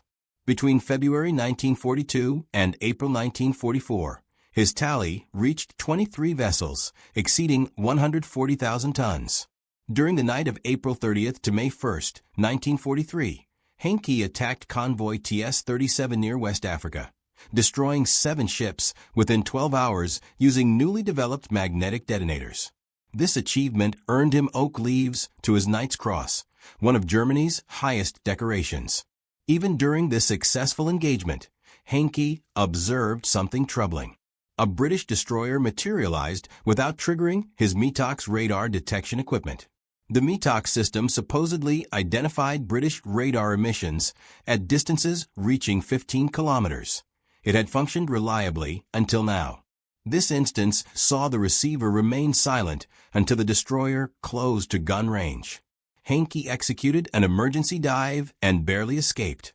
His patrol log documented the incident, noting Allied radar apparently operated on unexpected frequencies. Upon returning to Lorient base, engineering personnel thoroughly examined Henke's METOX receiver. They discovered no malfunctions. The unit performed normally, successfully detecting the 1.5-meter wavelength radar that British forces had employed for 2 years. Engineers concluded either the destroyer hadn't utilized radar during the encounter, or Henke's operator missed the warning signal amid combat confusion. The official determination: operator error under high-stress conditions. Similar reports emerged from other commanders. Corvettan Captain Eric Top, credited with 35 vessels sunk, had transitioned from active patrols to training command in September 1942, yet maintained contact with operational commanders and heard their accounts. Aircraft were locating surface submarines at night with inexplicable precision. Escorts appeared without radar warnings. Depth charge attacks achieved increasing accuracy despite evasive maneuvers. Debriefing officers at submarine headquarters compiled these accounts. By early May 1943, documentation existed for 17 separate incidents where commanders reported Allied detection without METOX warnings. The pattern seemed unmistakable. Something had changed. Yet German intelligence possessed no information regarding new British radar capabilities. Radio intercepts revealed nothing. Equipment recovered from downed aircraft showed only familiar 1.5-meter systems. British agents reported no unusual developments. German naval staff confronted an unsolvable puzzle with available information.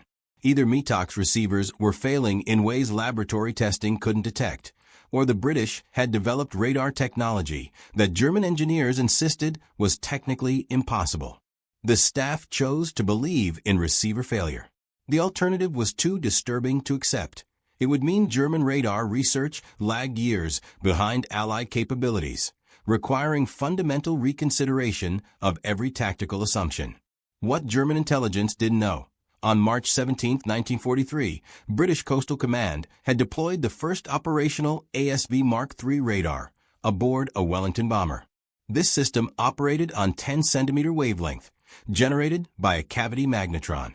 It detected surface submarines at 16 kilometers and periscopes at 8 kilometers. The METOX receiver every U-boat carried was completely blind to it. The cavity magnetron's invention in February 1940 by John Randall and Harry Boot at Birmingham University solved problems that had frustrated engineers for years. Previous vacuum tubes couldn't generate sufficient power at wavelengths below 50 centimeters. The magnetron employed resonant cavities machined into solid copper blocks, creating powerful microwave oscillations. The initial prototype produced 400 watts at 10-centimeter wavelength, 50 times more powerful than any previous microwave source. By June 1940, General Electric Company manufactured sealed cavity magnetrons suitable for aircraft installation. These production units generated 10 kilowatt peak power in short pulses, sufficient for radar systems with detection ranges measured in tens of kilometers. The technology represented a quantum leap in radar capability. The magnetron itself weighed just 400 grams, a copper cylinder 8 centimeters in diameter and 6 centimeters tall. Inside, 8 resonant cavities surrounded a central cathode. When energized, electrons spiraled around the cathode within a magnetic field. Passing each cavity opening, electrons stimulated microwave oscillations that synchronized to produce coherent 3000 MHz output. The complete ASV Mark III system included the magnetron transmitter, rotating antenna, receiver unit, 2 cathode ray tube displays, and power supplies. Total weight 90 kilograms. It required a dedicated operator monitoring displays and announcing target contacts. The system was mechanically complex and demanded constant maintenance. Magnetrons typically lasted 40 to 60 hours before replacement. Rotating antenna mechanisms jammed in humid conditions. Cathode ray tubes failed from vibration. Coastal Command ground crews spent more time repairing ASV Mark III than any other equipment.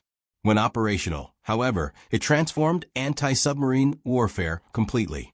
Aircraft equipped with ASV Mark III could patrol during darkness or severe weather, detecting surface submarines at ranges where visual identification was impossible.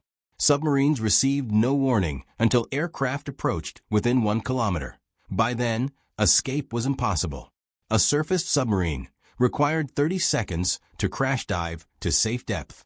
Aircraft closed 1 kilometer in 15 seconds. The magnetron was originally developed for H-2S ground mapping radar used by Bomber Command. In early 1943, Winston Churchill personally ordered expedited maritime version development. Churchill had reviewed March loss figures. 82 merchant ships destroyed in 1 month, over 470,000 tons lost. If March loss rates continued, Britain would face surrender negotiations by autumn. Churchill summoned Air Chief Marshal Philip Joubert on March 25. Joubert explained that Coastal Command had requested H-2S radar for over a year, but Bomber Command held priority. Churchill overruled Bomber Command, directly ordering that 20% of H-2S production be immediately diverted to Coastal Command. Arthur Harris protested. Churchill informed him the Battle of the Atlantic took absolute priority. Without Atlantic supply lines, Britain would lose before bombers could destroy Germany's industrial capacity. ASV Mark III entered service in March 1943.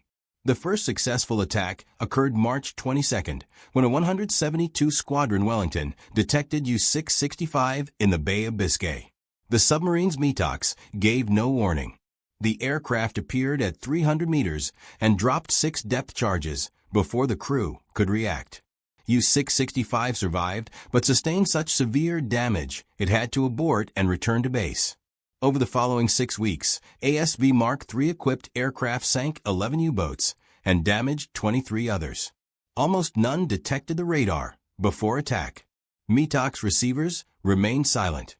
U-boat commanders reported that aircraft seemed to employ visual detection.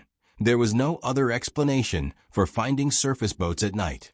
German intelligence investigated every attack methodically. They analyzed reports, questioned survivors, examined recovered equipment. They found nothing unusual. METOX receivers function normally. British radar should be operating on frequencies used for 2 years. No indication of technological change appeared. Then, in early May, a rumor began circulating among returning commanders. Several reported that captured British aircrew had told interrogators that Coastal Command was homing in on radiation emitted by METOX receivers themselves. Superheterodyne receivers emit weak signals on their intermediate frequency. British aircraft had supposedly developed direction-finding equipment sensitive enough to detect those emissions at 90 kilometers. The story sounded plausible. German engineers confirmed that METOX receivers did emit detectable signals on their 455 kHz intermediate frequency. These emissions could be detected at 2 kilometers with specialized equipment. Could the British have developed airborne direction finders sensitive enough to detect them from 90 kilometers? Engineers ran calculations. It would require receiver sensitivity 50 decibels, better than anything currently available. It would require large directional antennas several meters in size. Such equipment would be too heavy and bulky for patrol aircraft. The physics didn't support the claim. But the alternative was even less believable.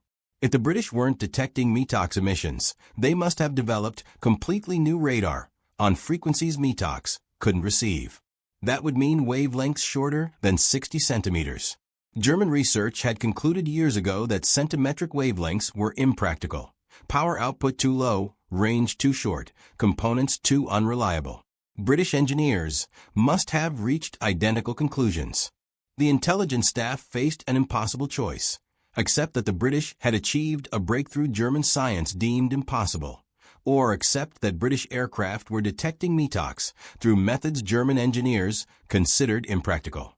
Both seemed equally unlikely. But U-boats were dying, and headquarters needed to provide commanders with survival guidance. The decision was made to assume the METOX emission story was true. It fit known physics. It could be tested. It could be countered by shutting off receivers.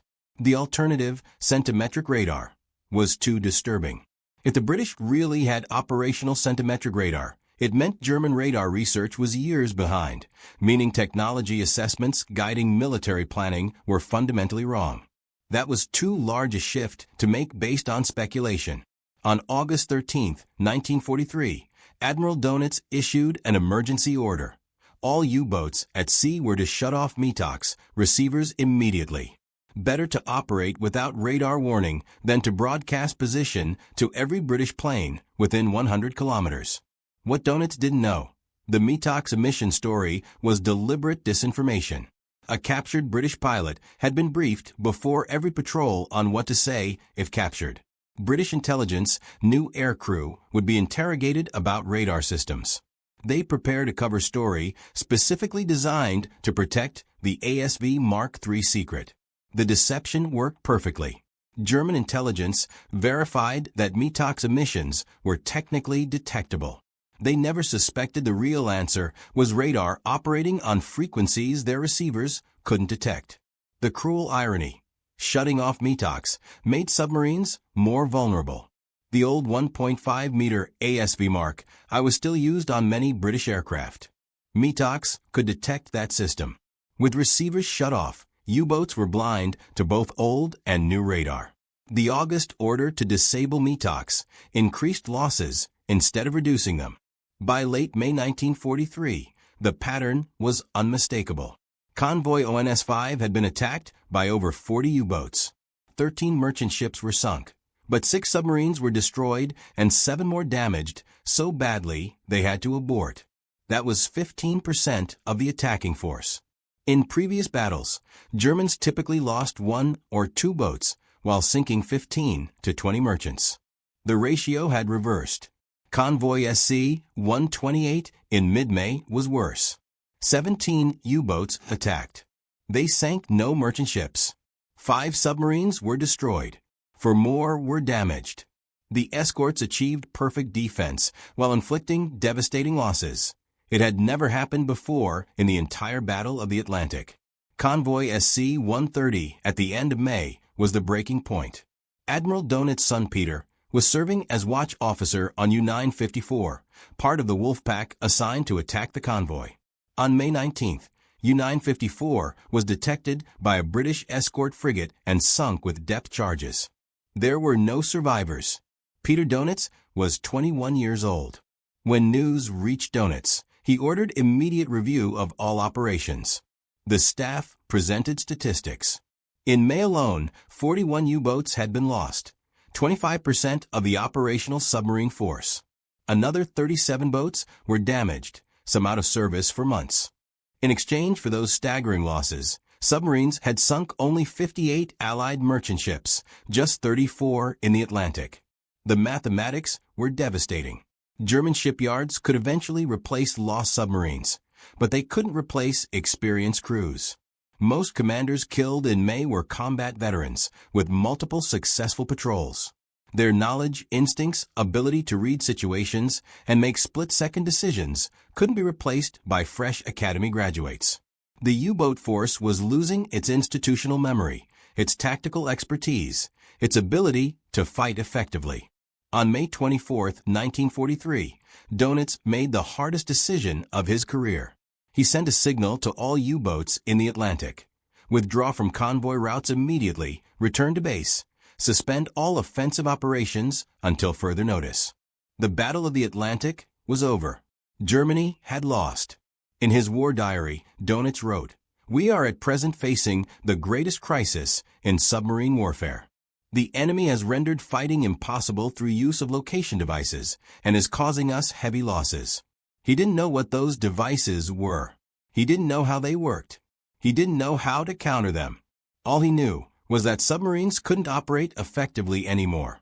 Continuing to send them into the Atlantic was throwing away crews and boats for no gain. The withdrawal order marked the end of the U-boat offensive that had nearly starved Britain into submission. For 3.5 years, German submarines had terrorized Atlantic convoy routes. They'd sunk 2,300 Allied merchant ships, totaling over 11 million tons. They'd killed 30,000 merchant seamen. They'd come within weeks of cutting Britain's supply lines completely. Churchill himself admitted the U-boat was the only thing that truly frightened him during the entire war. And it had been stopped by a 10-centimeter radar system the Germans didn't know existed. The truth began emerging slowly. On September 4, 1943, 4 months after the May withdrawal, Telefunken delivered the first Naxos radar warning receivers to U-boat bases. Naxos could detect centimetric radar. It operated between 2,500 and 3,750 MHz, covering the 10-centimeter band the British were using. Finally, German submarines had a way to detect ASV Mark III before it could guide aircraft to their position. But it was too late. By September, Allied anti-submarine forces had grown so powerful that even with radar warning, U-boats couldn't operate safely. Very long-range B-24 Liberator bombers had closed the mid-Atlantic air gap. Escort carriers provided continuous air cover over convoys. Hunter-killer groups with the latest sonar and radar actively sought submarines instead of just defending merchants. Allied shipyards were launching new vessels faster than U-boats could sink them. Naxos revealed what had been killing U-boats for 5 months. Operators reported detecting 10-centimeter radar at ranges up to 8 kilometers, enough warning to dive before aircraft could close to attack range. But Naxos was temperamental. It suffered from false alarms. Its sensitivity made it pick up signals from ships and aircraft too far away to be threats, causing unnecessary dives that wasted battery power. Many commanders found it almost as frustrating as having no warning system. Germans tried to adapt. They developed new tactics for operating under constant surveillance. They equipped submarines with more anti-aircraft guns and ordered them to fight on the surface instead of diving when attacked. That led to disasters. British aircraft were heavily armed and could destroy submarine guns from outside their effective range. They tried moving operations to different areas. Submarines were sent to the Indian Ocean, South Atlantic, Caribbean, anywhere convoys might be less protected. But Allies had centimetric radar everywhere. ASV Mark III and American equivalents were standard equipment on maritime patrol aircraft worldwide. By late 1943, there was nowhere to hide. American aircraft operating from Brazil and the Caribbean used /APS-2 radar, functionally identical to ASV Mark III. It operated on the same 10-centimeter wavelength with similar detection ranges. The technological advantage was global. The fundamental problem was that submarines had lost their primary advantage. For 3 years, U-boats had operated on the surface at night, invisible to Allied radar, faster than escort ships, able to position for attacks. That advantage was gone. Centimetric radar could detect surface submarines at night as easily as in daylight. U-boats were forced to operate submerged for most of their patrol, which cut speed from 17 knots to 7, reduced operational range by half, and made it nearly impossible to intercept fast convoys. Battery endurance became a critical limitation. Type 7C submarines carried 2 banks of 62-cell batteries. At maximum submerged speed of 7.6 knots, batteries exhausted in 90 minutes. At economical speed of 4 knots, endurance extended to 80 hours. But 80 hours submerged meant 80 hours of limited mobility, no ventilation, no battery charging, no opportunity to attack. When batteries exhausted, submarines had to surface and run diesel engines to recharge, taking 4 to 6 hours. During that time, they were vulnerable to radar detection. The cycle became self-reinforcing. Submarines stayed submerged to avoid radar. Staying submerged exhausted batteries. Surfacing to recharge exposed them to radar. Diving to evade aircraft used more battery power. Running submerged to operational areas used battery power that could have been saved for return. Boats were spending more time hiding and less time hunting. Patrol effectiveness dropped by more than half. By end of 1943, U-boat operations had become suicide missions. New submarines were sent into the Atlantic with inexperienced crews who had no idea how to fight Allied technological superiority. Loss rates climbed above 50%. Some boats were sunk on first patrol before reaching operational areas. Average lifespan of a U-boat in the Atlantic had dropped to less than 3 months. For comparison, average lifespan in 1942 had been over a year. Training couldn't compensate. U-boat school at Gotenhafen turned out new crews every month, but they received only 12 weeks of training before assignment. 12 weeks to learn navigation, torpedo tactics, damage control, diesel maintenance, radio procedure, and 100 other skills experienced crews had refined over years. New crews were technically proficient, but had no combat instincts. They didn't know how to read tactical situations. They didn't know when to attack and when to evade. They didn't know how to survive. Experienced commanders who survived tried to warn new crews, but there was no way to train for what they would face. Old tactics didn't work anymore.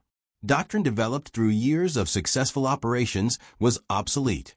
Headquarters couldn't provide better guidance because they still didn't fully understand what had changed or how to counter it. Werner Henke survived until April 9, 1944, when U-515 was sunk by American destroyers and aircraft from USS Guadalcanal. 16 crew members were killed. 44 survived, including Henke. He was taken prisoner and later killed on June 15 while attempting to escape from an interrogation center at Fort Hunt, Virginia. The ASV Mark III remained classified until after the war. German intelligence never fully understood what happened during Black May. They knew the British had developed some form of new radar. They knew it operated on centimetric wavelengths. But they never realized how early it had been deployed or how completely it changed the tactical situation. German records from May 1943 are filled with references to unknown Allied detection methods and mysterious location equipment. British Coastal Command eventually published statistics on ASV Mark III effectiveness. From March through July 1943, aircraft with a new radar sank 37 U-boats and seriously damaged 49 others. That represented over half of all U-boat losses during that period. Most attacks came without warning. Crews who survived reported that radar detectors gave no indication of approaching aircraft until too late to dive. Germans eventually developed their own centimetric radar. The Berlin series, based on a captured British magnetron recovered from a downed bomber in February 1943, entered service on U-boats in late 1944. But by then, the Battle of the Atlantic was long over. Submarines it was installed on were mostly used for weather reporting and transportation missions, not convoy attacks. The technology came too late to change anything. Admiral Donitz remained convinced throughout the war that a combination of factors defeated his U-boats in May 1943. Better Allied training, improved tactics, more escort ships and aircraft, closing of the mid-Atlantic air gap, better sonar and depth charges. He knew centimetric radar was part of the answer, but never fully grasped how decisive it had been. He thought it was one element among many. He didn't realize it was the primary factor that rendered his entire tactical doctrine obsolete overnight. The final statistics tell the story. In March 1943, U-boats sank 82 Allied merchant ships in the Atlantic and lost 12 submarines, a ratio of almost 7-1 in Germany's favor. In April, they sank 39 ships and lost 15 boats. Ratio dropped to about 2.5-1. In May, they sank 34 ships and lost 41 submarines. The ratio had reversed. For every merchant sunk, Germans lost more than one submarine. After May, the ratio never again favored U-boats. That's how wars are won, not through massive battles or brilliant strategies, but through small technological advantages that one side doesn't know the other possesses. November 7, 1943. Began as an ordinary morning at Reckland Airfield in Germany. Test pilot Hans Werner Lurk circled a freshly captured American fighter, his experienced eyes taking in every detail of the massive aircraft before him. The Republic P-47 Thunderbolt sat on the tarmac like a monument to excess, fully loaded. It weighed over 7,600 kilograms, nearly double the mass of a Messerschmitt Bf-109. Even the engine cowling appeared larger than the complete fuselage of some German fighters. To Lurk, whose career had been built evaluating sleek, weight-optimized German designs, the Thunderbolt appeared absurdly oversized. It seemed to violate every principle of efficient aircraft design that German engineers held sacred. Yet here it was, intact and flyable, Germany's first complete P-47. The story of how this aircraft fell into German hands began 3 days earlier, on November 4, 1943. Second Lieutenant William Roach, a 22-year-old pilot from Pennsylvania, was flying only his third combat mission with the 358th Fighter Squadron, part of the 355th Fighter Group stationed at Steeplemorton, England. That day's operations were complex. While 112B-17 flying fortresses from the 8th Air Force bombed targets at Wilhelmshaven and Gelsenkirchen with an escort of 283 P-47s, Roach's unit had a separate assignment. The 355th was tasked with escorting 9th Air Force B-26 Marauders attacking Luftwaffe airfields at Montdidier and Moulins in occupied France. Tactical strikes independent of the strategic bombing campaign. The 358th Squadron launched 12 P-47s. Roach flew as a spare, a backup position. His role was simple. If any primary aircraft developed mechanical issues, he would take their place. Otherwise, he'd return to base early. 10 minutes after takeoff, Lieutenant John Lanier's engine began showing trouble. Oil pressure fluctuated wildly, and engine temperature climbed beyond acceptable limits. Lanier radioed that he was aborting the mission. Roach immediately moved from spare position into Yellow Flight's number 4 slot. He was now committed to the full mission. The weather over northern France that morning was treacherous. Dense cloud layers stretched from near ground level up to 20,000 feet, with visibility inside the clouds approaching zero. At altitude, temperatures plummeted to minus 15 degrees Celsius, forming ice on wings and canopies. Navigation depended entirely on instruments, dead reckoning, and radio compass bearings. Visual references simply didn't exist, only endless gray clouds. The B-26 bombers attempted to locate their targets, but found conditions impossible. The mission commander made the decision to abort. Bombs were jettisoned over water, and the formation turned for home. The escorting P-47s turned with them. That's when everything went wrong. The return flight encountered severe headwinds that hadn't appeared in the weather forecast. Winds exceeding 100 miles per hour at altitude, blowing directly from England toward France. The P-47s fought against this massive headwind while trying to reach home. Fuel consumption rates skyrocketed. Aircraft that should have had comfortable fuel margins suddenly faced critical shortages. Yellow Flight descended through the clouds for the return journey. In the thick overcast, Roach lost visual contact with his formation. Flying by instruments alone, he maintained what he calculated was the correct heading for England. When he finally broke through the clouds at 8,000 feet, he expected to see the English Channel stretching below. Instead, he saw French farmland. The unexpected winds had blown him dangerously off course. His fuel gauge showed perhaps 40 minutes of flying time remaining, not nearly enough to find England. Below, he spotted an airfield with grass runways and buildings. It appeared to be a British advanced landing ground. With fuel running critically low, Roach made his decision. He would land, refuel, and continue home. He circled once, lowered his landing gear and flaps, and executed a smooth landing. A jeep approached and led him to a parking area. Roach shut down the engine and opened his canopy. That's when he saw Wehrmacht soldiers carrying rifles approaching his aircraft. He had landed at Carpiquet Airfield near Cannes, France, a Luftwaffe base. He had flown straight into enemy territory. German soldiers pulled Roach from his cockpit. Within hours, he was en route to a prisoner of war camp. Within a day, he arrived at Stalag Luft I near Barth, Germany, where he would remain until Soviet forces liberated the camp in May 1945. Roach wasn't alone in his misfortune that day. 3 other pilots from the 358th Fighter Squadron were lost during the same mission, all victims of fuel exhaustion caused by those unexpected, severe headwinds. Losing 4 aircraft from a single mission with no enemy contact represented an unusually high loss rate. Captain Walter Kozak, Yellow Flight's leader and the most experienced pilot in the formation, faced the same critical fuel situation. As an instructor pilot with considerable flying time, Kozak attempted to reach the French coast and execute a belly landing on a beach. He came within miles of the coastline before his engine quit. His belly landing in a nearby field was technically perfect. German forces captured him within an hour and sent him to the same prison camp as Roach, Stalag Luft I, where both men would spend the next 18 months. Flight Officer Chester Watson wasn't as fortunate. Flying in a different element of the formation, his fuel situation became critical while still over water. He faced an agonizing choice: attempt to make landfall and risk crashing on the French coast where Germans would capture him, or bail out over the Channel and hope for rescue by British Air-Sea Rescue Services.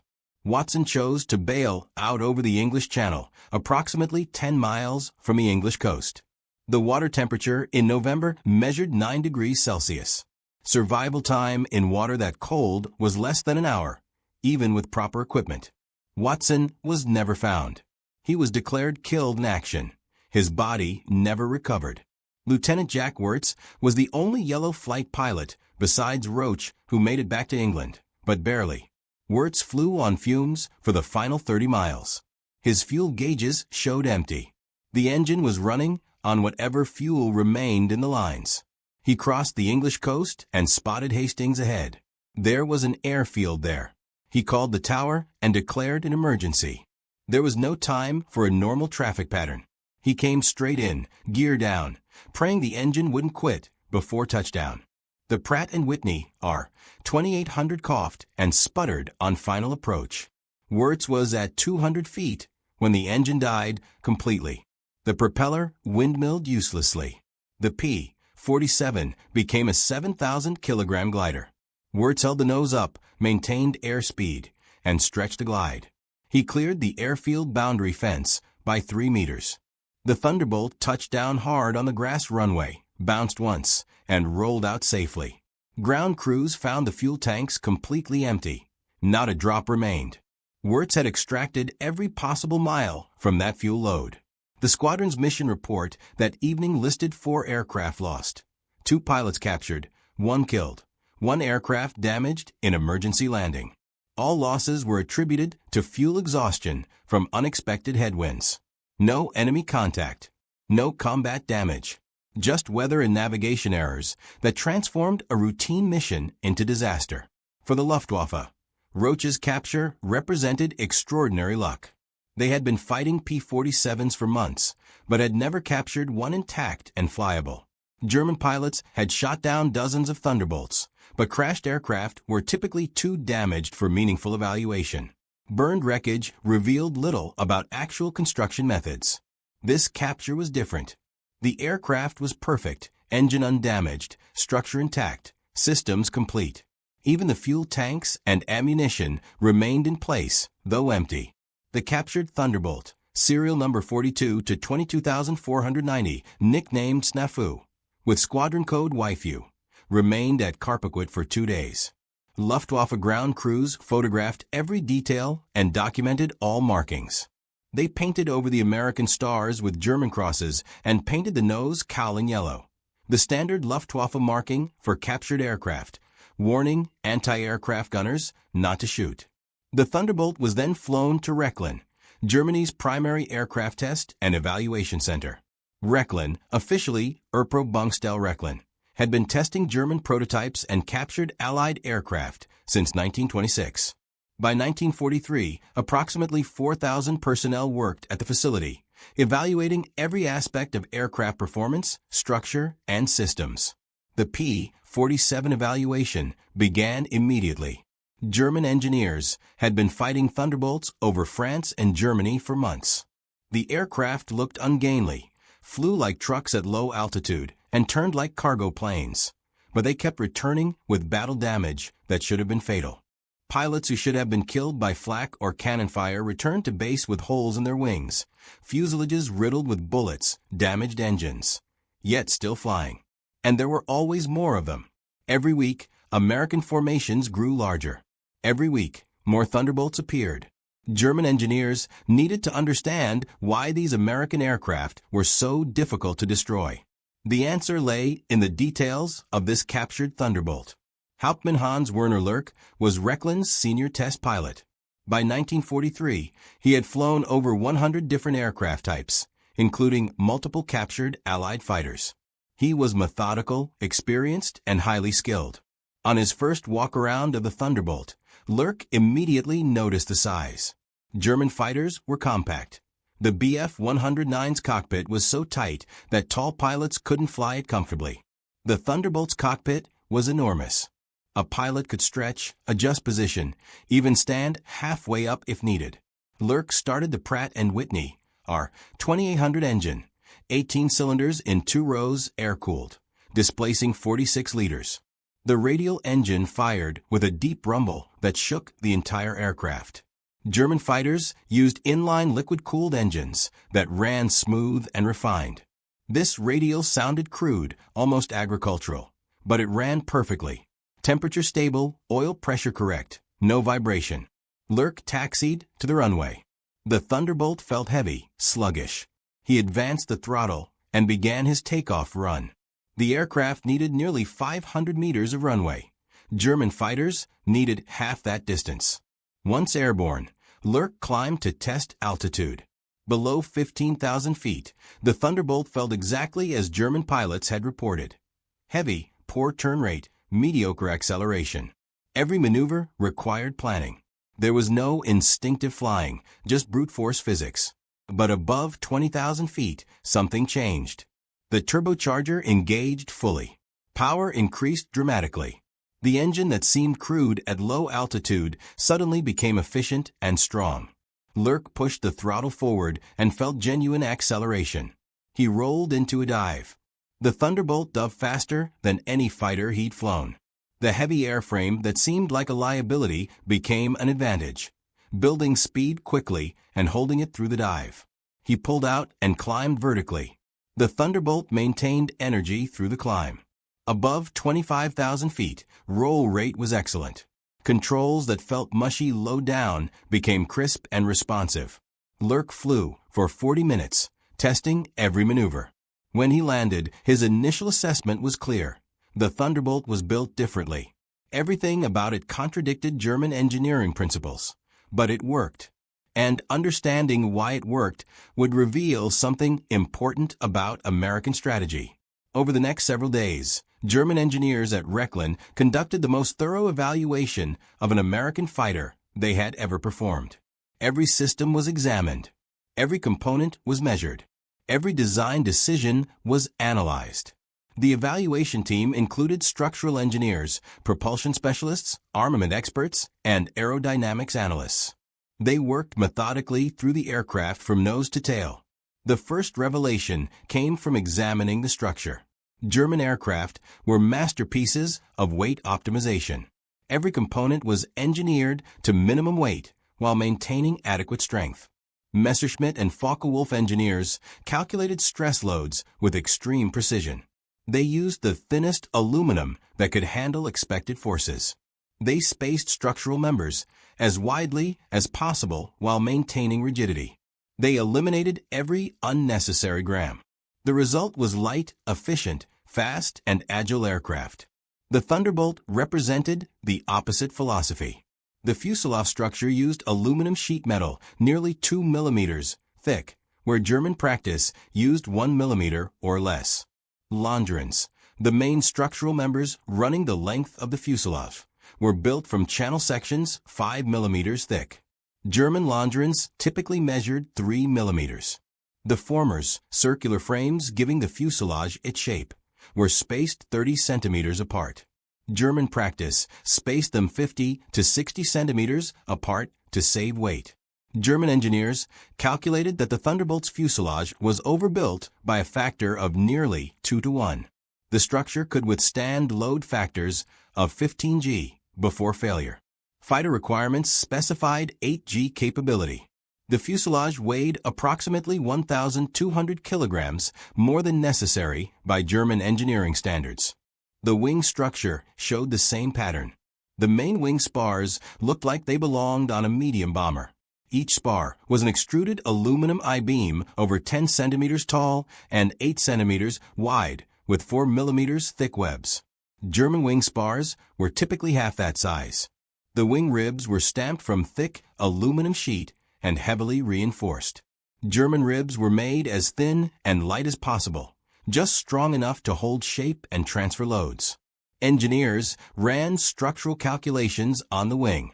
They determined the Thunderbolt's wings could handle ultimate loads exceeding 20G before catastrophic failure. No fighter would ever pull 20G. Human pilots would black out or die at 9 or 10G. The wings were designed for loads that could never occur in reality. One German structural engineer wrote in his evaluation notes, "The Americans build bridges when they should build aircraft. This structure is absurdly overbuilt. We could reduce weight by 1,000 kilograms and still have adequate strength for any combat maneuver. This is wasteful engineering." But another engineer recognized the real purpose. He wrote, "The overbuilt structure is not about flight performance. It is about manufacturing and field operations.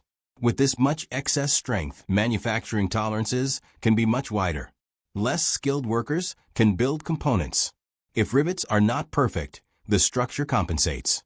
If welds are slightly defective, the excessive strength means they still hold.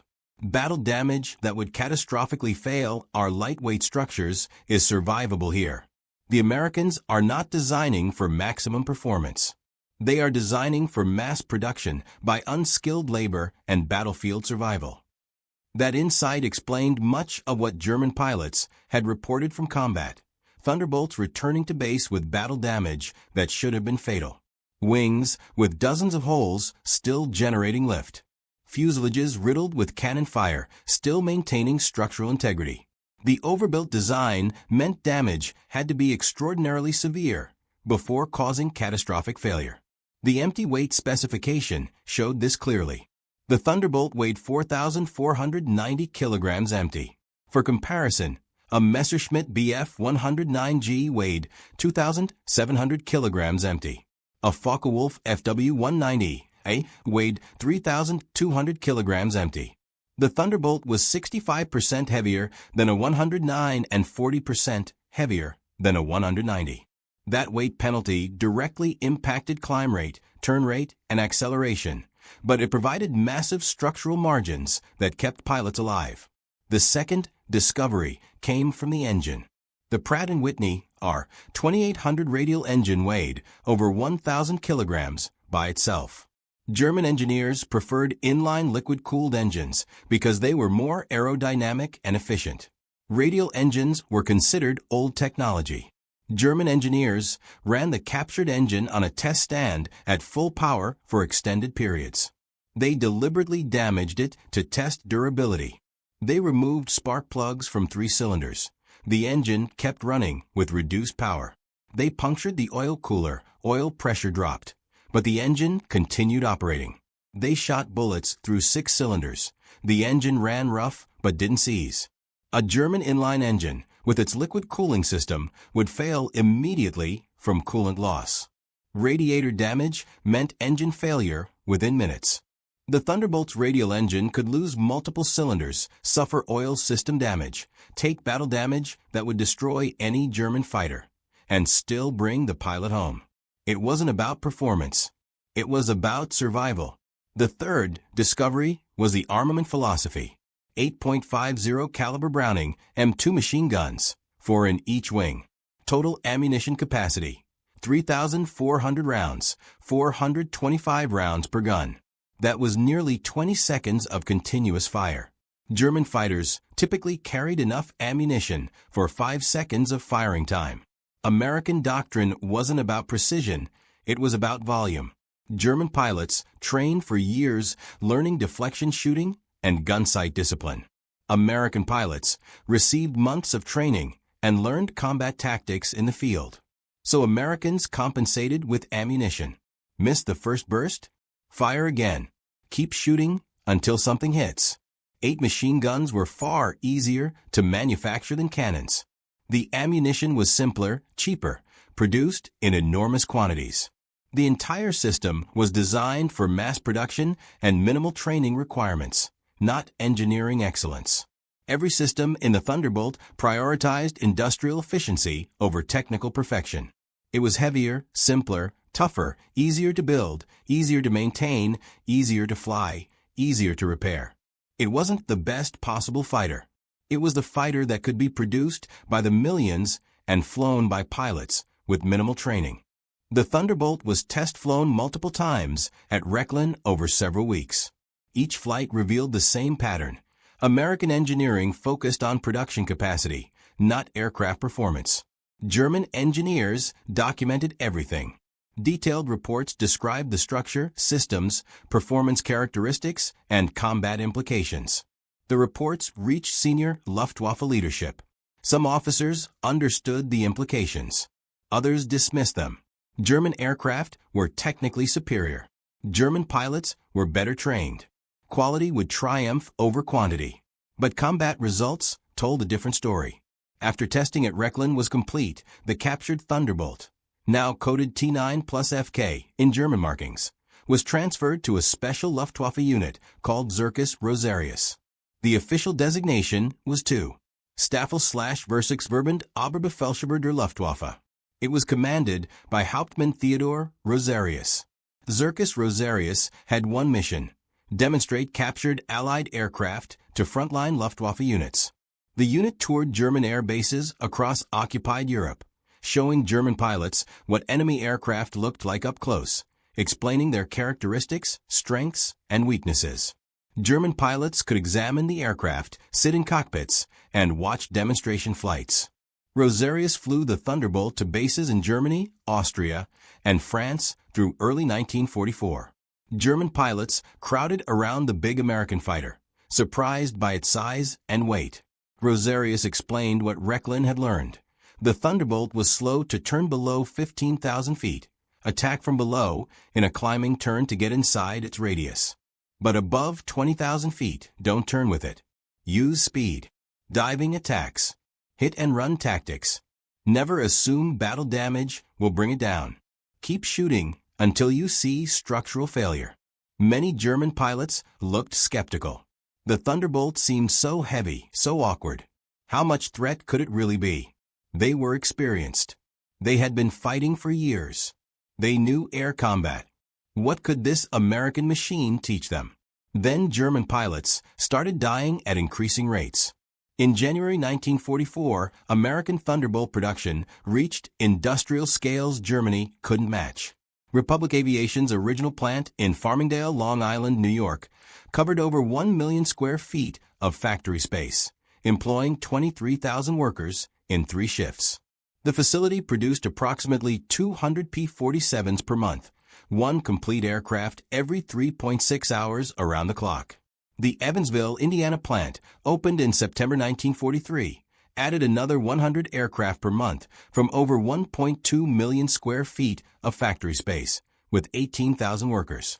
Production would increase to 130 per month by summer. Curtiss-Wright Corporation in Buffalo, New York, manufactured P-47GS under license, adding approximately 50 aircraft monthly. Combined output exceeded 350 Thunderbolts per month, over 11 aircraft per day arriving at ports for England. The production advantage extended to pilots. The United States Army Air Force's training pipeline produced over 2,000 newly qualified fighter pilots monthly from bases across America. New pilots received approximately 300 hours of flight training, including 50 hours in their combat aircraft type. They arrived in England and joined squadrons with experienced leaders who mentored them through first missions.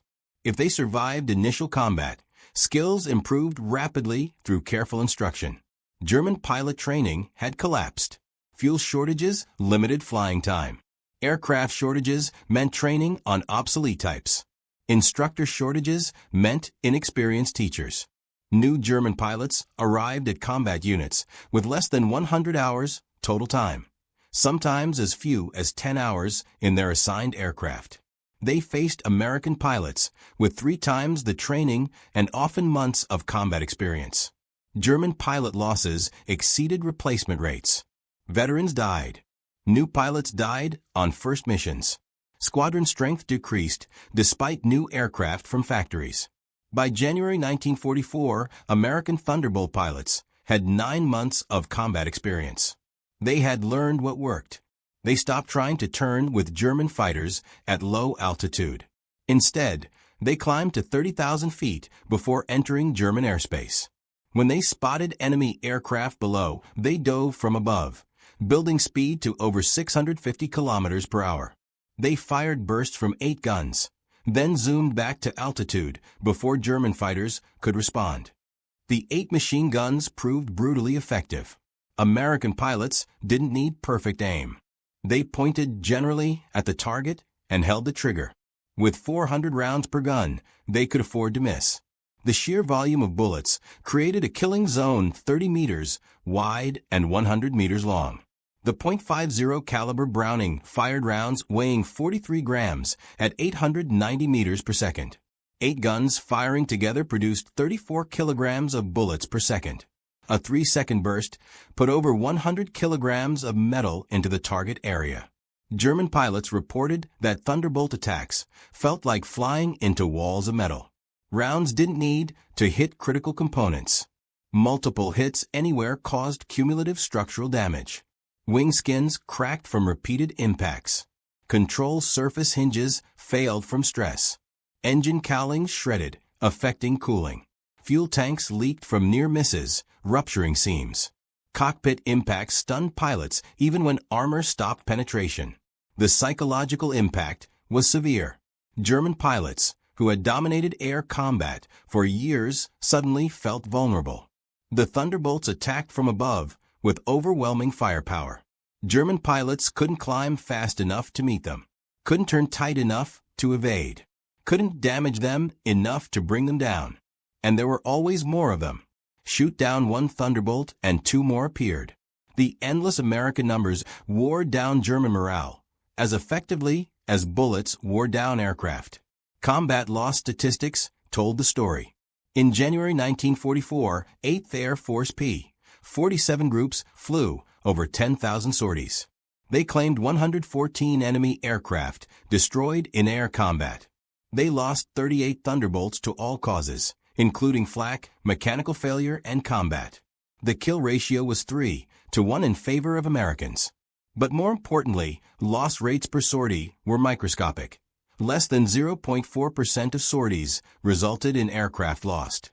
German fighter units were losing 2 to 3% of aircraft per mission. The 56th Fighter Group, based at Boxted, England, illustrated American effectiveness. The 56th had been flying P-47s since April 1943. By January 1944, they had 9 months of experience. They knew their aircraft's capabilities intimately. They had developed tactics that worked. In January alone, the 56 destroyed 78 German aircraft confirmed, plus dozens more unconfirmed. They lost 6 Thunderbolts total. The ratio was 13-1. Individual pilots racked up impressive scores. Captain Robert Johnson destroyed 5 German aircraft in January. Major Gerald Johnson destroyed 4. The group's success came from experience, tactics, and aircraft that let them survive mistakes while learning. Other Thunderbolt groups showed similar improvements. The 78th Fighter Group destroyed 62 German aircraft in January, losing 4 Thunderbolts. The 353rd Fighter Group destroyed 48, losing 5. Across all P-47 units, the pattern was consistent. Kill ratios heavily favored Americans, loss rates remained low, and replacement aircraft and pilots arrived faster than losses occurred. American strength grew, while German strength declined. Major Gerhard Rutt was one of the Luftwaffe's most successful night fighter pilots, with 58 confirmed aerial victories, all against RAF bombers at night. He flew Messerschmitt Bf 110 heavy fighters and Junkers Ju 88 night fighters. Rutt was awarded the Knight's Cross with oak leaves and was the 10th most successful night fighter pilot in history. In February 1944, Rutt attended a Zircus Rosarius demonstration at his base, where Rosarius showed captured Allied aircraft, including the Thunderbolt. Rutt examined the American fighter and was struck by how different it was from anything the Luftwaffe flew. The overbuilt structure, the massive engine, the simple rugged systems. Everything designed for production and survival rather than performance and efficiency. Rutt understood immediately what this represented. The Luftwaffe was fighting a different kind of war than they had prepared for. German aircraft were masterpieces of engineering, each one carefully designed, precisely built, beautifully balanced, but they were fragile. When hit, they failed catastrophically. And there were never enough of them. American aircraft were crude by comparison, but they were tough. When hit, they absorbed damage and kept flying. And they came in endless numbers.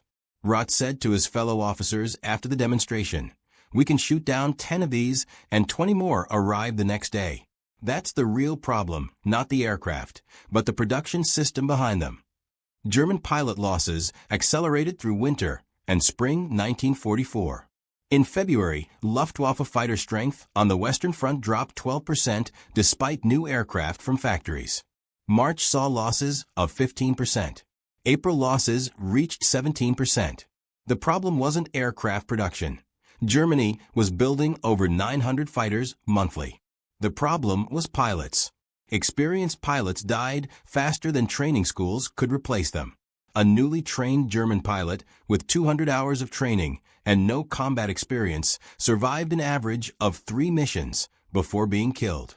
The Luftwaffe shortened training to increase pilot throughput. That made it worse. Pilots with 100 hours of training died on their first mission.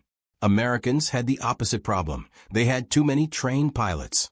The United States Army Air Forces produced over 2,000 newly qualified fighter pilots monthly from training schools across America. Most had 300 hours of training, including 50 hours in their combat aircraft. They arrived in England, joined operational units, and flew first missions with experienced leaders. American replacement pilots had time to learn. If they survived their first 5 missions, survival probability increased dramatically. The Thunderbolt's ruggedness meant mistakes didn't always equal death. A pilot could be hit, damaged, and still make it home to learn from experience. German pilots in lighter, more fragile aircraft died from the same mistakes. By March 1944, average Luftwaffe pilot experience on the Western Front dropped below 100 total flying hours. Average American Thunderbolt pilot experience exceeded 300 hours. The experience gap meant German pilots lost fights they should have won based on aircraft performance alone.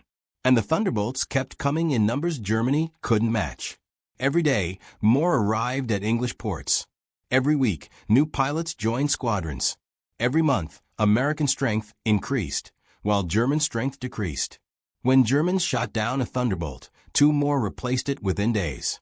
When Germans killed an American pilot, 2 trained replacements arrived within a week. The American system operated like a machine, producing aircraft and pilots faster than Germans could destroy them. German commanders recognized the crisis and tried desperately to adapt. Luftwaffe Tactical Headquarters issued new directives throughout winter and spring 1944. Orders emphasized avoiding high-altitude combat where Thunderbolts excelled. Pilots were instructed to attack only when holding altitude advantage. They were told to use hit-and-run tactics at low altitude where Thunderbolt performance was weakest.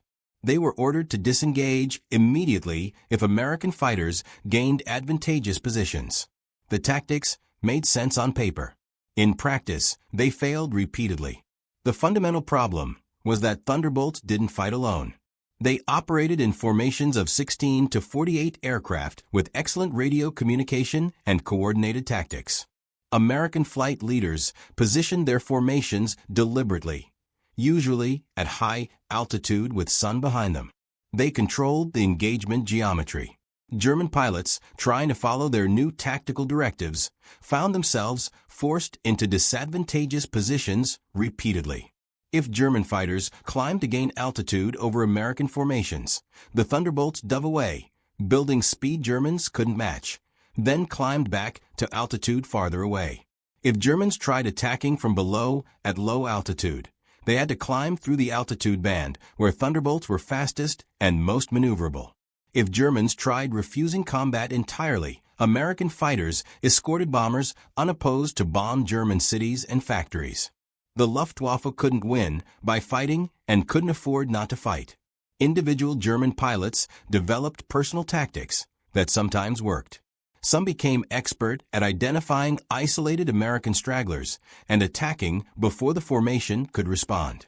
Some mastered the art of diving attacks from directly above, where American pilots had poor visibility. Some learned to fake attacks from one direction, then reverse suddenly, catching Americans in vulnerable turning positions. These tactics occasionally succeeded, but they required exceptional skill, perfect execution, and luck. Most German pilots lacked the experience for such complex maneuvers. And even successful attacks often failed to bring down Thunderbolts due to their structural toughness. The Luftwaffe tried concentrating fighters for mass attacks that might overwhelm American formations through sheer numbers. In theory, if 50 German fighters attacked 30 Thunderbolts simultaneously from multiple directions, some Germans would get through defensive fire and score kills. In practice, coordinating 50 fighters was extraordinarily difficult. Radio communication was poor. Formation leaders had limited control. weather scattered formations. And when mass attacks did occur, American defensive fire from hundreds of .50 caliber machine guns created lethal zones that German fighters had to fly through. Even if several Thunderbolts were shot down, German losses usually exceeded American losses. The kill ratio favored Americans, even in mass combats. German technical services tried finding weaknesses in captured Thunderbolt wreckage that tactical units could exploit.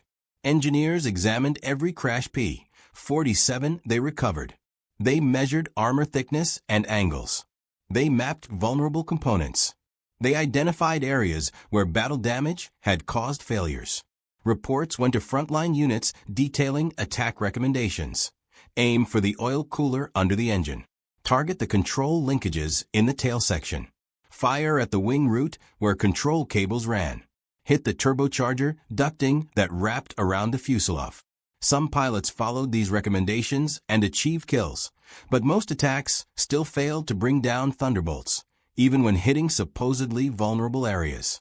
The overbuilt structure meant that damage to one system rarely caused catastrophic failure. Oil cooler hits?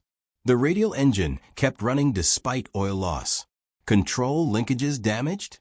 Redundant systems allowed continued control. Wing root hits? Massive wing spars absorbed damage without structural failure. Turbocharger damage? The Thunderbolt could fly without the turbocharger, just at reduced altitude performance.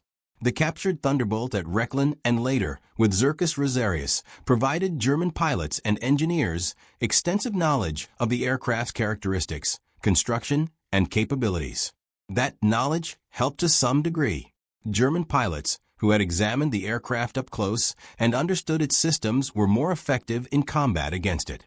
But knowledge alone couldn't overcome the fundamental imbalance. Germans understood what they faced. They just couldn't produce enough fighters or train enough pilots to counter it. Quality knowledge couldn't defeat quantity production. By March 1944, the Luftwaffe was losing the air war over Germany itself. American bomber formations struck deep into German territory with heavy fighter escort. German fighters attacked and sometimes inflicted heavy bomber losses. But escort fighters destroyed German defenders faster than training schools could replace them. Every major air battle reduced German fighter strength. The Luftwaffe was bleeding to death while American strength grew. The captured Thunderbolt transferred to Zirkus Rosarius continued demonstration duties through mid-1944. Rosarius demonstrated it dozens of times at bases across Germany. He emphasized characteristics, warned about capabilities, showed German pilots attack methods. But fewer pilots came to demonstrations, not because they weren't interested, but because there were fewer pilots. Losses exceeded replacement rates. The Luftwaffe was bleeding experienced veterans. Records show the captured Thunderbolt was last seen at Leipzig-Brandes Airfield in August 1944. After that, documentation disappears. The aircraft may have been destroyed in combat, damaged beyond repair, or abandoned as German forces retreated. American investigators searched for it after the war, but found no trace. It vanished into the chaos of Germany's collapse. Hans Werner Lurk survived the war. He was captured by Allied forces in May 1945. American intelligence officers interrogated him extensively about captured aircraft evaluations. In 1946, Lurk was recruited as part of Operation Paperclip, the American program bringing German scientists and engineers to the United States. Over 1,600 German technical personnel were relocated to America between 1945 and 1959. Lurk was sent to Wright-Patterson Air Force Base in Ohio, where he worked until 1968 evaluating aircraft and training test pilots. He became an American citizen and spent his career studying aircraft performance. In the 1970s, he wrote a memoir titled Luftwaffe Test Pilot, Flying Captured Allied Aircraft of World War II. In his memoir, Lurk devoted an entire chapter to the P-47. He wrote that flying the Thunderbolt was his introduction to American engineering philosophy. Americans didn't build aircraft to be perfect. They built them to be good enough, then built thousands of them. He had initially thought it was crude engineering. Years later, he understood it was brilliant strategy. William Roach remained at Stalag Luft until Soviet forces liberated the camp in late April 1945. He returned to the United States, left the military, and worked as a commercial pilot. He rarely discussed his capture. When asked, he would say he made a navigation error that gave Germany their first complete thunderbolt. But by the time they figured out what it meant, America had already built 10,000 more, so it didn't matter much. The morning of October 25, 1944, began like any other routine patrol. Ensign William Brooks lifted off from the USS St. Lo at 6:37 a.m., his aircraft humming steadily as he scanned the Pacific horizon for submarines. Then he saw them. His heart stopped. Rising through the morning mist, 17 miles northwest, were the unmistakable pagoda-style superstructures unique to Japanese battleships. Brooks rubbed his eyes and looked again. This couldn't be real. Yet there they stood. For massive battleships, perhaps 8 cruisers, destroyers scattered throughout. An entire Japanese battle fleet, right where no Japanese fleet had any business being. His radio crackled to life as he transmitted the impossible news back to his carrier. A major enemy force was bearing down on their position. The response was immediate disbelief. Aboard the escort carrier USS Fanshawe Bay, serving as the flagship for Task Unit April 3, 77, radio designation Taffy 3, Rear Admiral Clifton Sprague demanded verification. Japanese battleships here? Inconceivable. Admiral William Halsey's powerful Third Fleet, with its fast battleships and fleet carriers, was supposed to be blocking San Bernardino Strait to the north. Admiral Jesse Oldendorf's 7th Fleet battleships had just crushed a Japanese southern force at Surigao Strait mere hours before.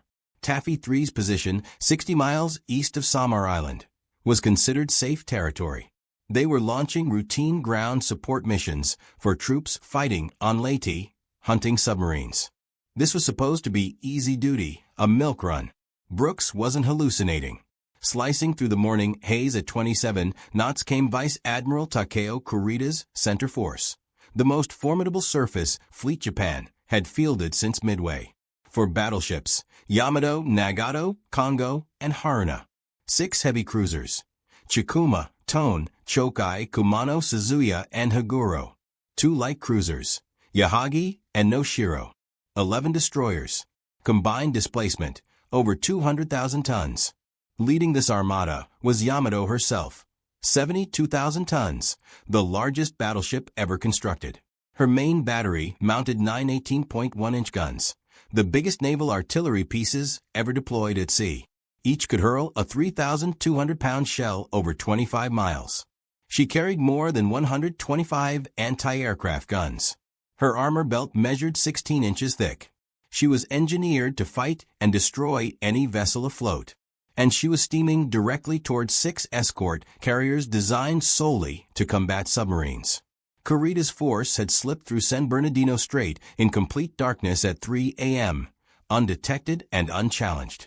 The Japanese admiral could scarcely believe his fortune. He had anticipated finding the strait defended by American battleships. Instead, it stood empty.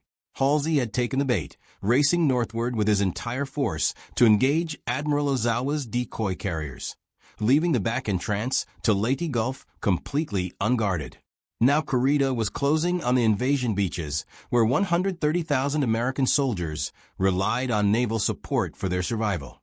Standing between this armada and complete catastrophe were the vessels of Taffy 3.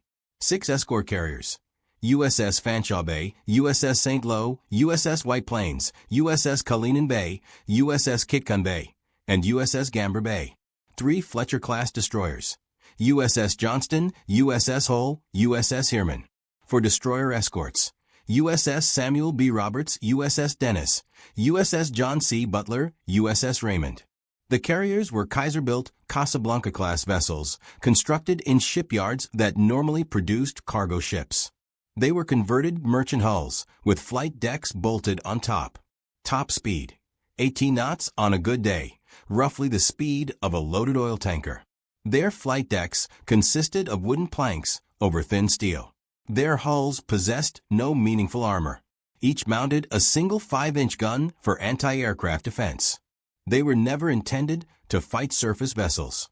They were floating airfields designed to provide air cover for convoys and amphibious operations.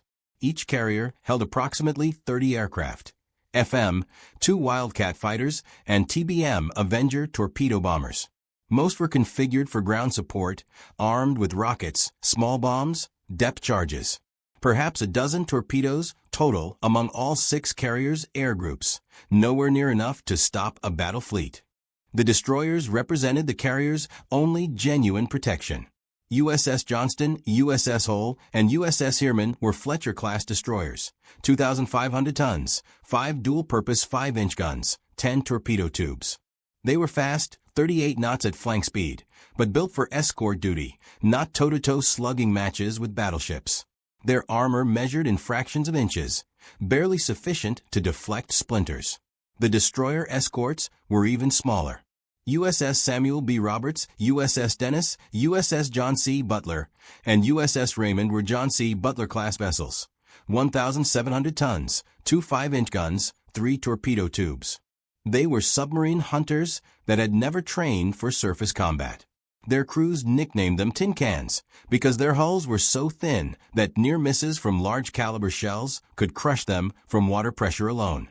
The mathematics were hopeless. The American force possessed guns firing 54-pound shells to a maximum range of 10 miles. The Japanese had guns firing shells exceeding 3,000 pounds to ranges beyond 25 miles. The Americans had roughly 24 torpedoes total. The Japanese had over 100. The American carriers could manage 18 knots running for their lives. The Japanese ships could make 30 knots in pursuit. This wasn't a battle. This was an execution waiting to unfold. At 6:45 a.m., lookouts on the escort carriers spotted anti-aircraft bursts to the north. Japanese float planes already circled overhead, spotting for the incoming fleet. Admiral Sprague ordered all ships to general quarters, commanded a course change eastward, and told all carriers to launch every aircraft that could fly, armed or not, get them airborne. At 6:58 a.m., the northern horizon erupted in flame. The Japanese battle line had opened fire. The initial salvos came from Yamato's 18-inch guns. Each shell weighed as much as a compact car. They were armor-piercing rounds, engineered to punch through the 30-inch armor belts of American battleships. Against the unarmored escort carriers, they would pass straight through without detonating unless they struck something substantial. But if they did explode inside a ship, one shell could tear a carrier in half.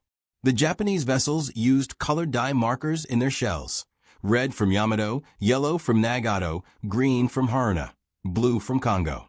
Different colors for the cruisers. This helped spotters identify which ship's shells were landing where. The sea around Taffy 3 erupted in colored water, spouts 200 feet tall. It was simultaneously beautiful and terrifying. On the bridge of the escort carrier White Plains, Captain Dennis Sullivan watched the colored geysers march toward his vessel, red, yellow, green, walking closer with each salvo. He ordered his helmsman to steer toward the last splash. The theory held that the Japanese wouldn't fire twice at the same spot. It was all they had. Admiral Sprague recognized his carriers couldn't outrun the Japanese. He ordered them to turn southeast toward a rain squall on the horizon, commanded all escorts to generate smoke, and transmitted a plain-language distress call that would become legendary. Enemy surface force of 4 battleships, 7 cruisers, 11 destroyers, 20 miles northwest of this unit and closing. Request immediate assistance. On the bridge of the destroyer USS Johnston, Commander Ernest Edwin Evans didn't wait for orders.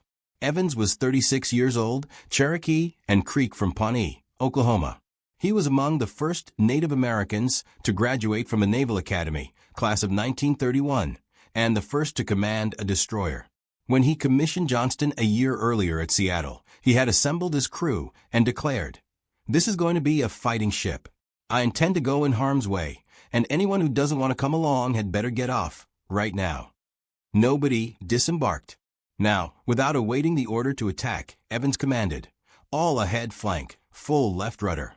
USS Johnston, 2,200 tons, was turning toward 4 battleships, displacing over 200,000 tons combined. One destroyer against the might of the Imperial Japanese Navy. It was suicide. But Evans understood something the mathematics failed to capture. Every minute the Japanese spent dealing with his ship was a minute the carriers could run. Every shell fired at Johnston was a shell not fired at the carriers with their 900-man crews. And in the rain squalls and smoke beginning to obscure the battlefield, aggressive action might create confusion. At 7:10 a.m., Johnston was generating smoke, laying a thick black screen between the Japanese and the carriers. Her 5-inch guns were firing at maximum rate at the heavy cruiser Kumano, the nearest Japanese vessel at 14,000 yards. The 5-inch shells couldn't penetrate Kumano's 8-inch armor belt, but they could wreck her superstructure, destroy her fire control, kill exposed crew. Johnston zigzagged toward the Japanese fleet, chasing shell splashes, using smoke for concealment. At 10,000 yards, maximum torpedo range, Evans launched his 10 Mark 15 torpedoes at Kumano, then kept closing, kept firing. The 5-inch guns were firing so rapidly the paint was burning off the barrels. In 15 minutes, Johnston pumped over 200 shells into the heavy cruiser. At 7:24 a.m., Kumano seemed to explode. Multiple torpedo hits, either 1 or 3, depending on the source, blew her bow completely off. She veered out of formation, crippled, taking the heavy cruiser Suzuya with her as escort. In his first attack, Evans had removed 2 heavy cruisers from the battle. But now Johnston was alone, 7,000 yards from the Japanese battle line. She had been spotted. The battleship Yamato opened fire with her secondary battery of 6-inch guns. 3 shells hit simultaneously. The impacts were catastrophic. One shell destroyed the after engine room, cutting Johnston's speed in half. Another wrecked the after 5-inch gun mount. The third hit the bridge. Commander Evans was torn apart. 2 fingers of his left hand were blown off. His shirt was burned completely away. Shrapnel wounds covered his neck, chest, and legs. Blood streamed down his body. His communications officer and several others were killed instantly. But Evans stayed at his post, wrapping his ruined shirt around his wounded hand, continuing to command his ship. More shells followed, 14-inch shells from the battleship Congo, 8-inch shells from multiple cruisers. They tore through Johnston like tissue paper. The forward engine room was destroyed. Electrical power failed. The Euro compass tumbled. Steering control was lost from the bridge. Yet somehow Johnston stayed afloat, stayed in the fight. Evans shifted steering control to the after-steering compartment, shouting orders through an open hatch while men manually turned the rudder. Back on the carriers, pilots were launching in anything that could fly. Many Avengers hadn't been loaded with torpedoes. They were configured for ground support with 100-pound general-purpose bombs, rockets, even depth charges. The Wildcats had only their .50 caliber machine guns. But they took off anyway, forming up, heading for the Japanese fleet. At 7:16 a.m., Admiral Sprague gave the order every destroyer captain had been anticipating. Small boys attack. Launch torpedo attack. The little ships were going in. On the destroyer USS Hull, Commander Leon Kintberger ordered flank speed. Hull had been the flagship of the destroyer screen, but her talk-between-ships radio was malfunctioning, so tactical command had passed to Johnston. Now she charged toward the nearest battleship, Congo, 18,000 yards distant, 35 knots, through a hurricane of steel. Japanese shells walked up Hull's wake, each salvo closer than the last. Red dye from Yamato, green from Haruna, blue from Congo. The columns of water towered over the destroyer's bridge. At 14,000 yards, still at extreme range, Kintberger launched half his torpedoes at Congo. The battleship spotted them coming, turned away. All 5 torpedoes missed. Hull kept closing. At 9,000 yards, she launched her remaining 5 torpedoes at the heavy cruiser Haguro, then opened fire with her 5-inch guns. The torpedoes missed again, but they forced Haguro to evade, disrupting her fire. Then the Japanese found Hull's range.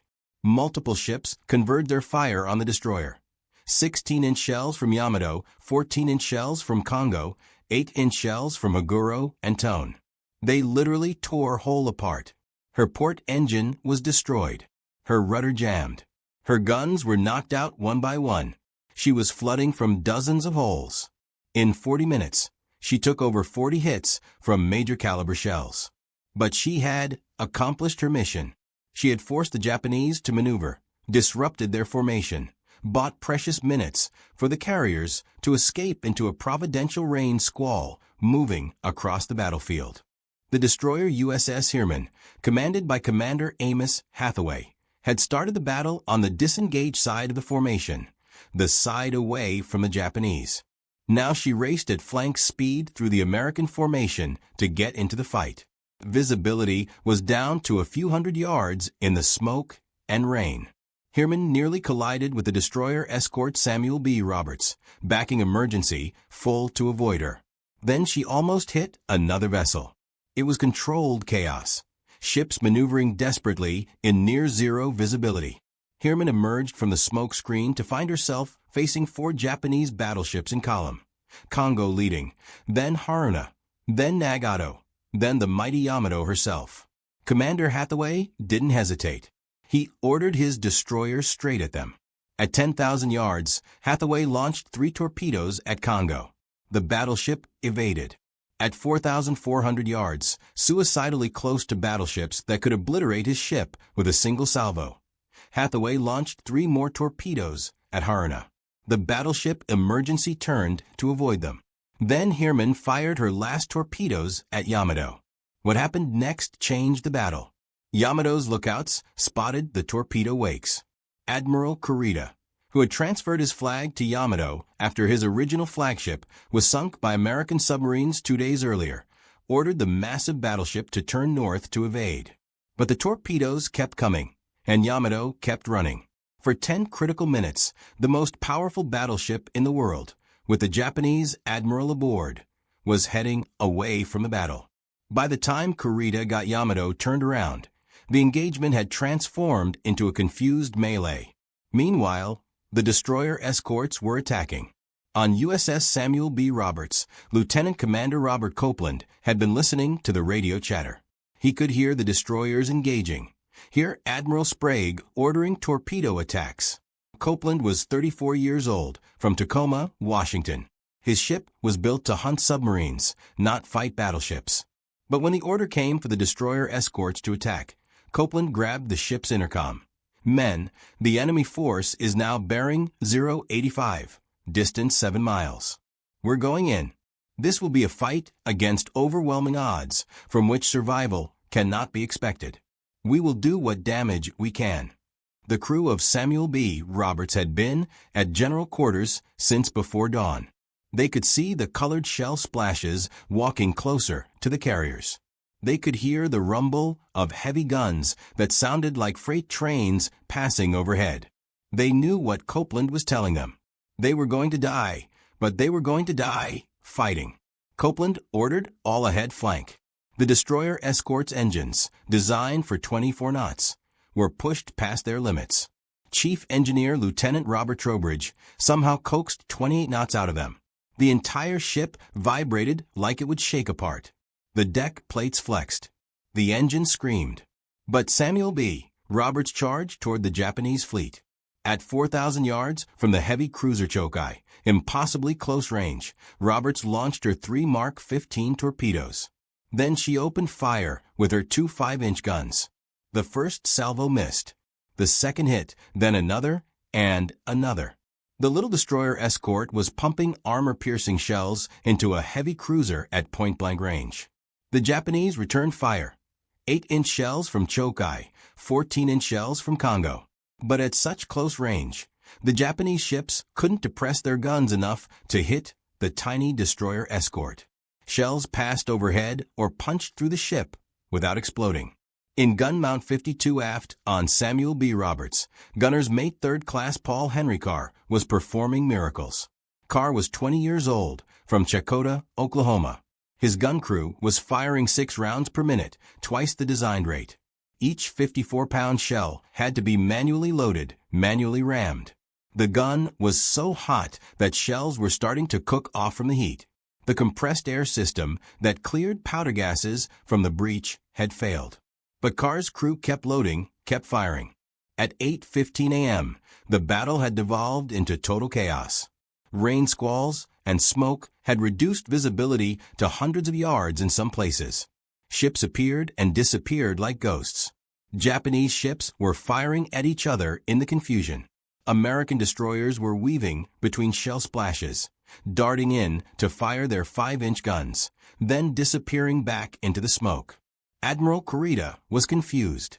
His lookouts were reporting they were fighting fleet carriers, not escort carriers. The silhouettes didn't match anything in Japanese recognition manuals. These little escort carriers, displacing 8,000 tons, were being reported as 30,000-ton Essex-class fleet carriers. The destroyers were being reported as cruisers. Kurita thought he had stumbled into a task group from Halsey's Third Fleet. The confusion was compounded by Kurita's order for general attack instead of a coordinated battle line. Each division was operating independently. Ships were getting in each other's way. The destroyer divisions had been ordered to the rear just when they should have been pressing torpedo attacks. It was tactical chaos. Meanwhile, the American pilots were attacking with everything they had. Lieutenant Commander Edward Huxtable, Air Group Commander from the escort carrier Gamber Bay, made 10 attack runs against Japanese ships without any ammunition at all. He would dive at a cruiser or battleship, pull up at the last second, circle around, and do it again. When he finally landed on the escort carrier Manila Bay, his Avenger had over 200 bullet holes in it. But his dry runs had forced Japanese ships to maneuver, throwing off their aim. Other pilots were strafing battleships with .50 caliber machine guns, hoping to damage fire control equipment. Some dropped 100-pound anti-personnel bombs on cruiser decks. One pilot dropped a depth charge on a destroyer. It didn't do much damage, but it added to the confusion. At 8:30 a.m., USS Hull was finished. Surrounded by Japanese ships, hit over 40 times, engines destroyed, guns knocked out, she was a burning, sinking wreck.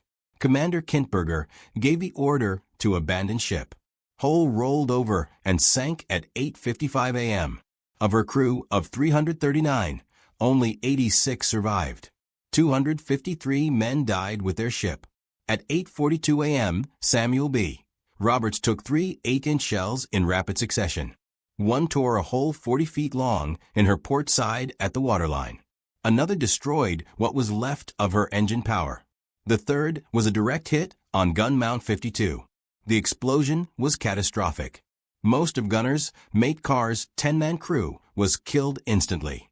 Carr himself was ripped open from neck to groin. His internal organs were exposed.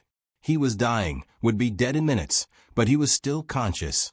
A repair party found him holding a 54-pound shell against what was left of his chest, begging someone to help him load it to fire one more round. He died holding that shell. His gun mount had fired over 300 rounds in 35 minutes, most of them after power was lost, all hand-loaded, hand-aimed. The barrel was warped from the heat of continuous firing. At 9:05 a.m., Samuel B. Roberts was sinking. Lieutenant Commander Copeland gave the order to abandon ship. The destroyer escort rolled over and sank at 10:05 a.m. 89 of her 178-man crew went down with the ship. Back on Johnston, Commander Evans was still fighting despite his wounds. With one engine, 3 guns out of action, and steering control lost, he had shifted command to the after steering station. Men were manually cranking the rudder while Evans shouted orders through an open hatch. Blood from his wounds had pooled on the deck around him. At 8:20 a.m., Johnston emerged from her smoke screen to find herself facing a Congo-class battleship at 7,000 yards.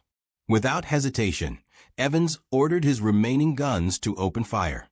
For the next 40 minutes, the crippled destroyer engaged in a point-blank gun duel with a battleship. Her 5-inch shells couldn't penetrate Congo's armor, but Evans wasn't trying to sink her. He was trying to distract her, to ruin her fire control, to keep her from accurately targeting the carriers. At 9 a.m., Japanese destroyers had closed in on Johnston, surrounding her, pumping shells into her from all sides. She had no power, no guns still functioning, was flooding rapidly. Evans gave the order to abandon ship.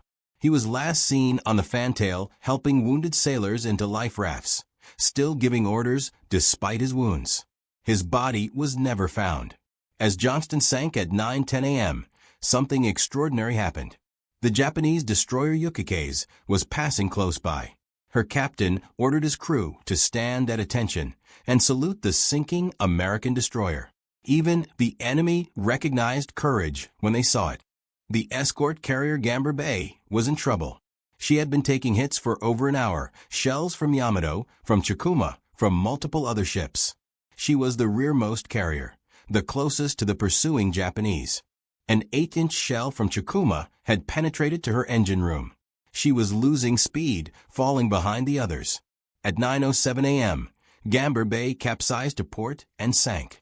She was the only American aircraft carrier ever sunk by naval gunfire. 131 of her crew died, but she had lasted over 2 hours under fire from battleships, 2 hours that allowed 5 other carriers to escape. By 9 a.m., 3 Japanese heavy cruisers were out of action. Choke Eye was burning from bomb hits and the pounding she had taken from Samuel B. Roberts. Kumano was crippled from Johnston's torpedo attack. Chikuma had been hit by over 35-inch shells from the American destroyers and was now taking torpedo attacks from carrier aircraft. At 9:11 a.m., something unexpected happened. Admiral Kurita ordered his ships to cease fire and withdraw to the north. After 2 hours and 35 minutes of battle, just when the Japanese seemed on the verge of breaking through to the defenseless transports at Leyte, Kurita turned away. Why? Historians still debate it. Kurita would later claim he received reports of American carriers to the north, though no such reports were ever found in Japanese records. He claimed he was low on fuel, though his ships had enough to continue operations. He claimed he thought he had already sunk several fleet carriers and achieved his objective. The truth was probably more complex. Kurita was exhausted. He hadn't slept in 3 days. His original flagship, the heavy cruiser Otago, had been torpedoed and sunk by the American submarines Darter and Dace on October 23rd. He had been forced to swim for his life, was rescued, then transferred to Yamato. He had lost the super battleship Musashi to air attacks on October 24th. Now he had lost 3 heavy cruisers, with 3 more damaged. More importantly, Kurita had lost tactical control of the battle. His forces were scattered. Yamato's 10-minute run to the north had taken him out of command. Communications were poor. He didn't know where half his ships were.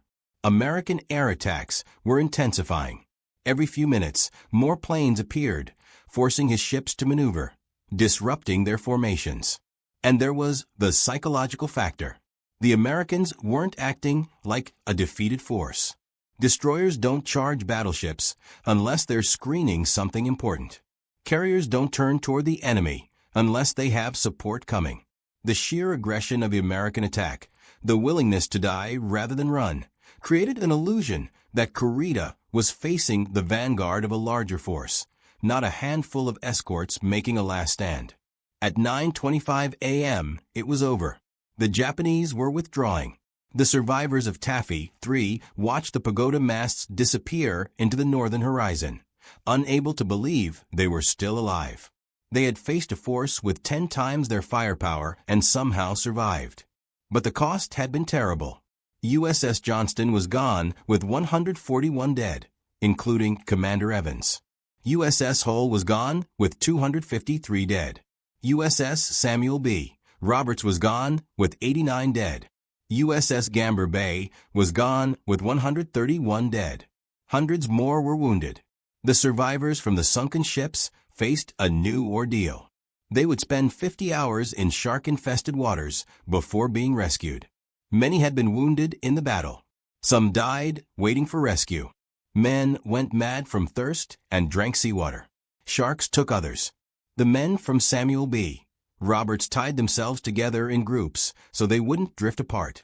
They sang songs, told jokes, anything to keep spirits up. When rescue finally came, many were too weak to climb the rope ladders. An hour after the surface battle ended, the first kamikaze attacks in history struck Taffy 3. The escort carrier St. Lo was hit by a Zero carrying a bomb. The explosion detonated the ship's magazine. She sank in 30 minutes, with 114 dead. The carriers that had survived battleships couldn't survive a single determined pilot. But that's another story. The Battle of Samar was over, but its effects rippled across the Pacific War. The Japanese combined fleet never mounted another major offensive operation. They had been turned back by ships that shouldn't have been able to turn back a fishing fleet, let alone the pride of the Imperial Navy. Admiral Kurita would survive the war, live to be 88 years old, dying in 1977. He would give interviews, write articles, try to explain what happened off Samar, but he could never adequately explain why he turned away when the American transports were within his grasp. The best he could offer was that he thought he had done enough damage that further losses weren't worth it. In a 1953 article, he would admit that the American defense was so valiant and skillful that he believed he was facing a much stronger force. The Americans couldn't believe what they had accomplished. Admiral Sprague would later write that the survival of his force could only be attributed to the special dispensation of Almighty God. Admiral Nimitz called it the finest hour of the entire Pacific War. Admiral Halsey, when he learned what had happened, reportedly wept. His decision to chase the Japanese decoy force had nearly led to disaster. Only the courage of Taffy III had saved the invasion. Commander Ernest Evans was awarded the Medal of Honor posthumously. He was the first Native American in the Navy to receive it. The citation reads in part, "For conspicuous gallantry and intrepidity at the risk of his life above and beyond the call of duty as commanding officer of USS Johnston in action against major units of the enemy Japanese fleet during the Battle of Samar." Without waiting for orders, Commander Evans gallantly diverted the powerful blasts of hostile guns from the lightly armed and armored carriers under his protection, launching the first torpedo attack when the Johnston came under straddling Japanese shellfire. Lieutenant Commander Robert Copeland was awarded the Navy Cross. Gunner's Mate 3rd Class Paul Henry Carr was awarded the Silver Star posthumously. In 1985, the Navy commissioned a guided missile frigate named USS Carr in his honor, one of the few ships ever named for an enlisted sailor. But these men wouldn't have wanted medals. They would have said they were just doing their jobs. They all would have said that the men who charged battleships and destroyers, the men who kept loading guns with their dying breath, the men who flew unarmed planes at enemy ships. They weren't trying to be heroes. They were trying to protect the carriers, the transports, the soldiers on the beach.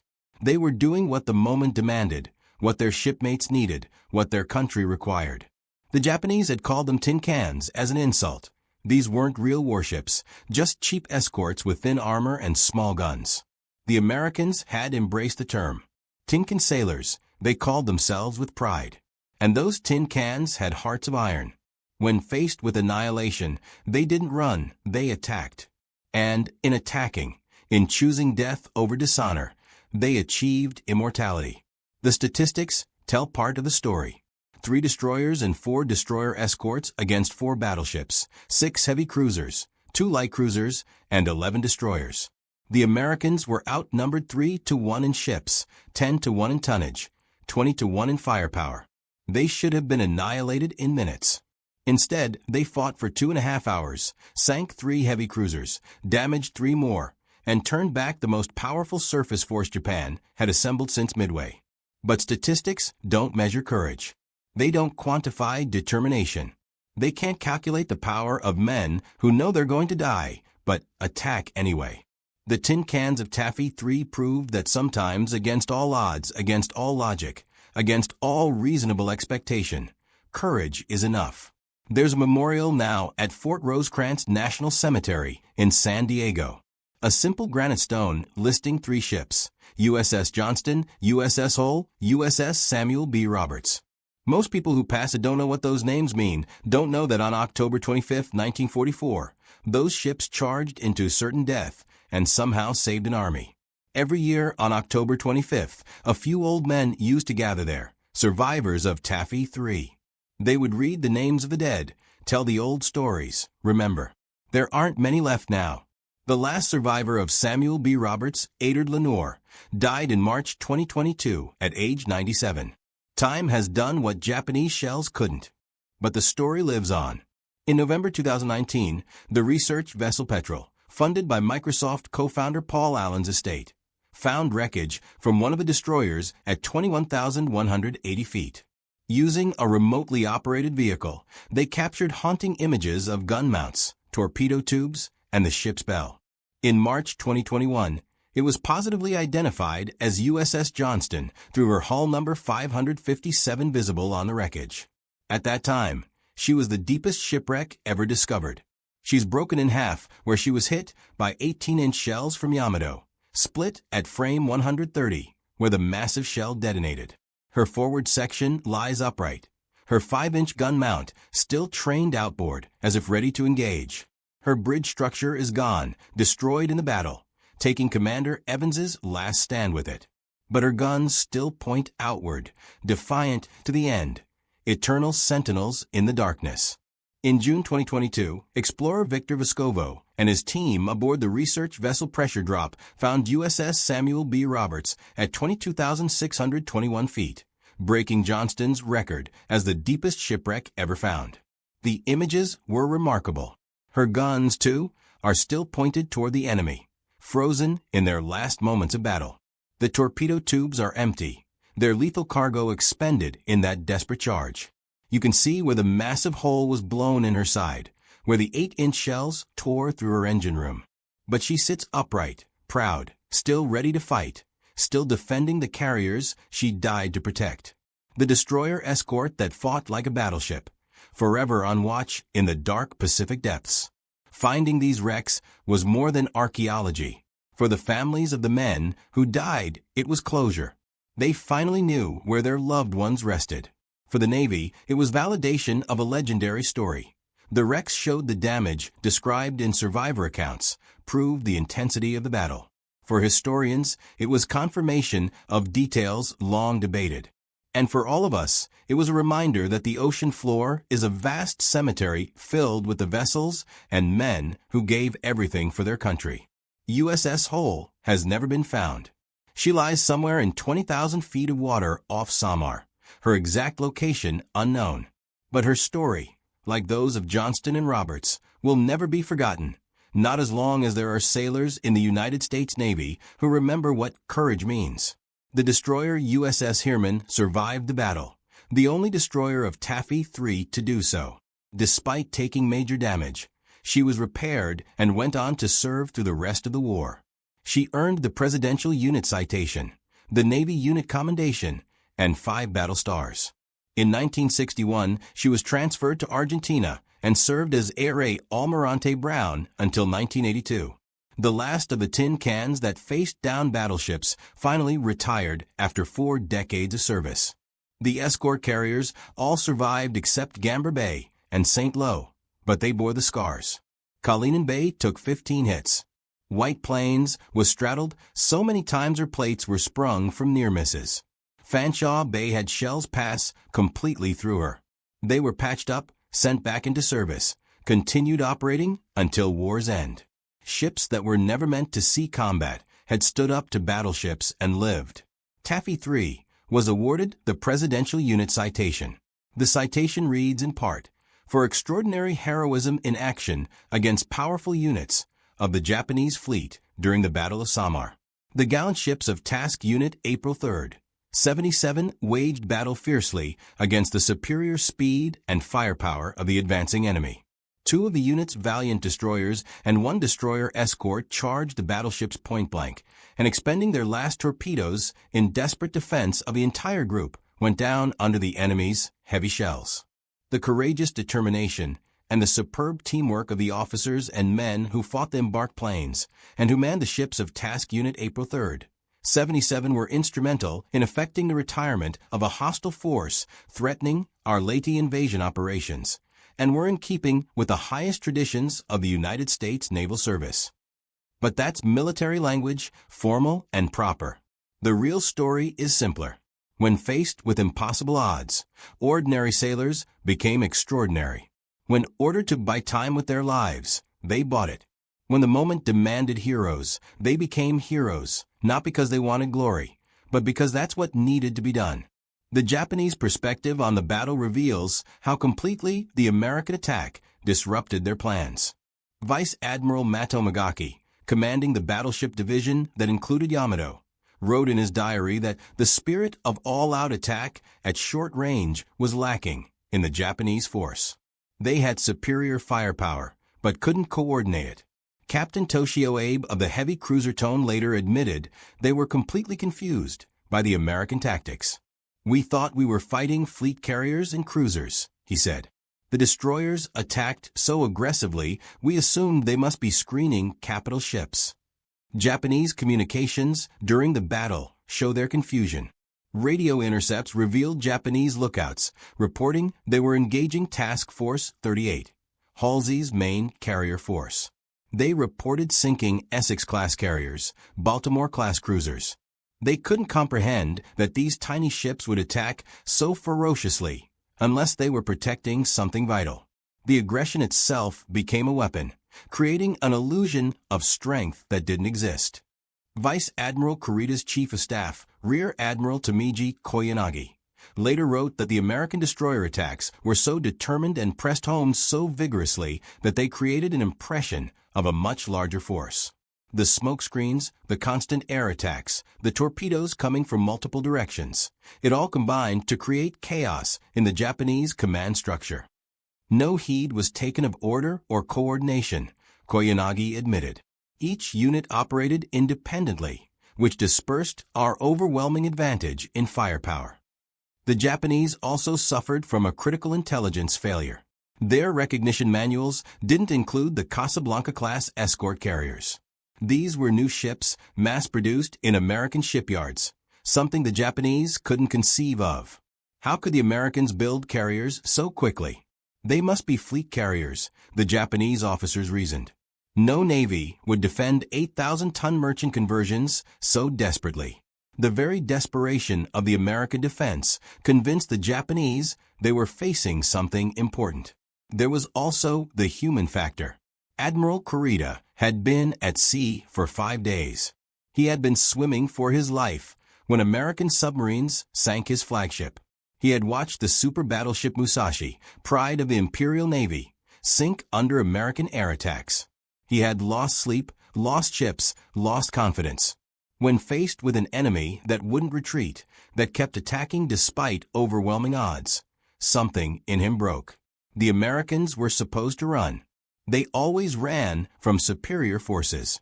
But these Americans attacked. It didn't make sense unless they knew something he didn't, unless help was coming, unless this was a trap. After the battle, Japanese naval officers studied what went wrong. How could the most powerful surface force Japan had assembled be turned back by a handful of escorts? The official reports blamed poor communications, lack of coordination, mechanical failures. But privately, many Japanese officers admitted the truth. They had been psychologically defeated. The American willingness to die rather than retreat had shaken them. As one Japanese destroyer captain later said, "We had the guns, but they had the spirit." In war, sometimes spirit is enough. The aftermath rippled through both navies. For the Americans, it became a legend, a touchstone of naval courage. The Naval Academy started teaching it as an example of what determination could accomplish. Destroyer schools used it to show young officers that aggressive action could overcome superior forces. The Tin Can sailors became heroes not just for what they did, but for what they represented. The idea that ordinary sailors could rise to extraordinary heights when the moment demanded it. For years after the war, the survivors would gather. They would meet in San Diego, in Houston, in Washington. They would remember shipmates who didn't make it home. They would argue about details, who fired first, which torpedo hit which ship, when exactly did Kurita turn away. But they all agreed on the important things. They had done their duty. They had protected the carriers. They had saved the invasion. And they had done it not because they were special, but because that's what needed to be done. Robert Copeland, who survived the battle, spent years speaking at naval events. He would always emphasize that the heroes were the men who didn't come back. Paul Carr loading shells with his dying breath. Ernest Evans bleeding on his bridge, but still fighting.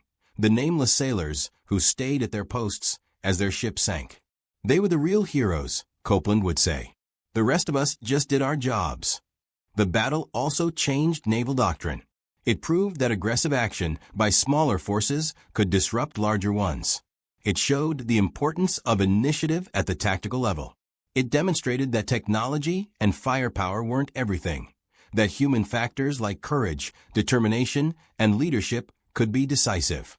Military colleges around the world still study it as an example of asymmetric warfare, how a weaker force can defeat a stronger one through superior tactics and will.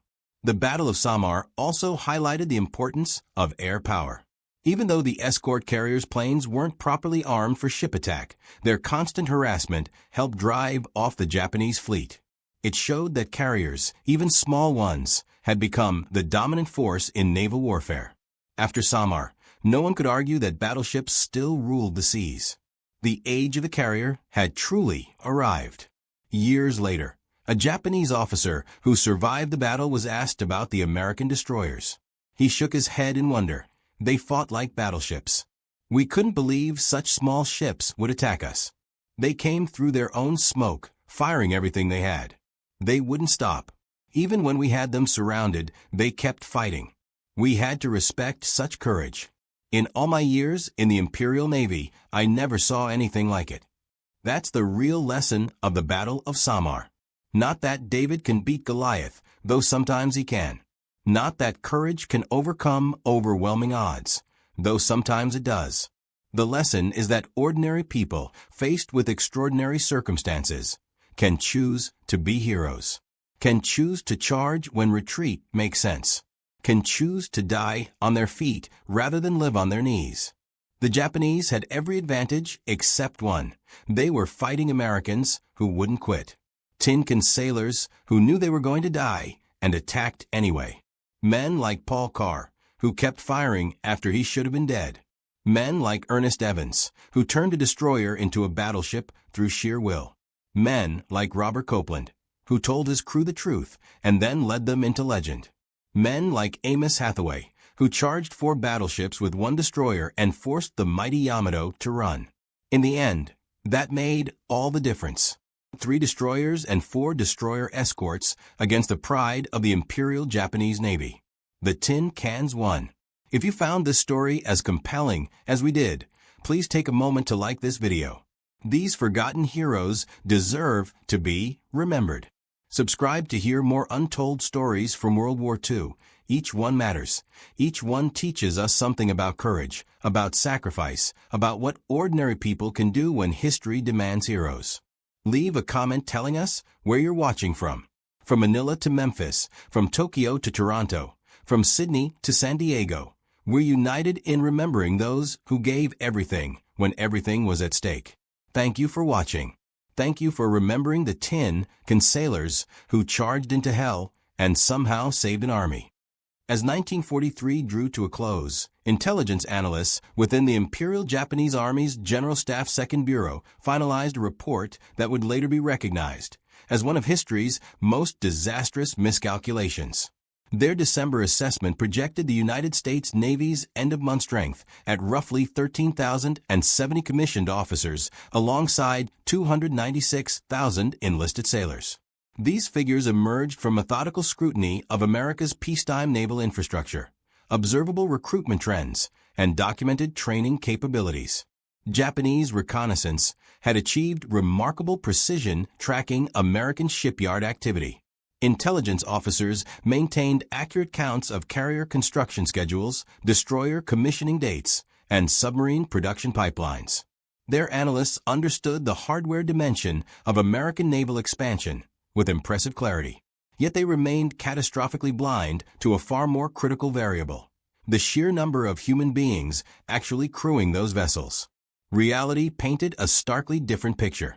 December 1943 found the United States Navy commanding 219,279 commissioned officers, an additional 120,472 officer candidates progressing through training pipelines, and 2,343,343 enlisted personnel. The total approached 2.4 million individuals under naval command. Against Japan's estimate of 309,000, this represented an error ratio of approximately 7.6 to 1. Japanese strategic planners had constructed their entire operational framework around facing an American fleet, perhaps double their own, in personnel strength. The truth proved far grimmer. They confronted a naval force with sevenfold the manpower they'd anticipated. This single intelligence blindness corrupted every subsequent calculation regarding American logistics sustainability, operational tempo maintenance, and casualty replacement capacity. The roots of this miscalculation traced to profound cultural oversights. Major General Okamoto commanded the Army General Staff Second Bureau when Pacific hostilities commenced, presiding over an intelligence apparatus consisting merely of 20 officers and 20 enlisted personnel tasked with analyzing foreign military capabilities. Soviet forces had consumed their primary analytical attention. Perhaps 2 or 3 officers devoted themselves to aerial intelligence matters. The Army War College provided minimal instruction in intelligence methodology. Japanese military tradition celebrated combat prowess and tactical excellence above all else. Intelligence work occupied secondary status, frequently becoming the assignment for mediocre performers rather than the most capable officers. This institutional weakness meant that when comprehensive analysis of American industrial mobilization became critical, Japan possessed neither adequate personnel nor sufficient expertise. Pre-war Japanese intelligence efforts had indeed examined American and British naval forces extensively, yet these studies fixated almost exclusively on tactical doctrines, vessel engineering specifications, and fleet organizational structures. Nobody of consequence investigated Western shipyard expansion capabilities, large-scale crew recruitment systems, or training infrastructure development. The possibility that America might fundamentally revolutionize its military personnel development approach simply never penetrated Japanese strategic consciousness. A Japanese journalist observed in 1943 that his nation proved utterly incapable of achieving objective distance to positively assess the emotional frameworks and cognitive patterns of foreign societies. This cultural constraint permeated the intelligence services completely. Initial concrete evidence contradicting personnel projections emerged from battlefield encounters rather than intelligence analysis. When the Guadalcanal campaign began in August 1942, Japanese forces initially calculated American Marine strength on the island at 2,000 troops. They considered it inconceivable that the landing represented anything beyond reconnaissance in force. Combat operations revealed over 10,000 Americans present on Guadalcanal. Subsequently, Japanese estimates placed 10,000 Americans on the island when actual strength reached 23,000. This pattern replicated itself throughout Pacific operations.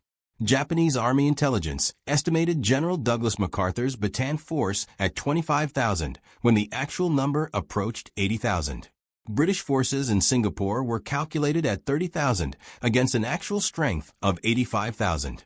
The Midway garrison was assessed at 750 personnel and 60 aircraft, when reality showed 3,027 personnel and 121 combat aircraft. These tactical intelligence failures should have triggered comprehensive reassessment of American military capacity. They didn't. Japanese command architecture remained fragmented. The Army General Staff, Naval General Staff, and Imperial General Headquarters operated with substantial autonomy. Intelligence sharing between services proved ineffective. More critically, intelligence contradicting operational preferences faced dismissal or disregard. Japanese military culture during this period offered no rewards for officers delivering unwelcome assessments. Emphasis fell upon fighting spirit, tactical mastery, and offensive operations. Suggesting the enemy possessed far greater strength than estimated carried implications of defeatism. What Japanese intelligence completely overlooked was the extraordinary scale of American training infrastructure development. When Japan struck Pearl Harbor on December 7, 1941, the United States Navy maintained approximately 6,000 recruits undergoing training at Naval Station Great Lakes near Chicago, Illinois. This solitary installation, constructed along Lake Michigan's shores hundreds of miles from any ocean, would transform into the primary production facility for American sailors. 6 months following Pearl Harbor, Great Lakes housed 68,000 recruits simultaneously undergoing training. By September 1942, that figure exceeded 100,000. The installation expanded to encompass 1,600 acres.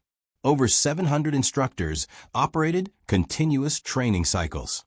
Between Pearl Harbor and Japan's August 1945 surrender, Naval Station Great Lakes alone processed over 1 million sailors through its programs.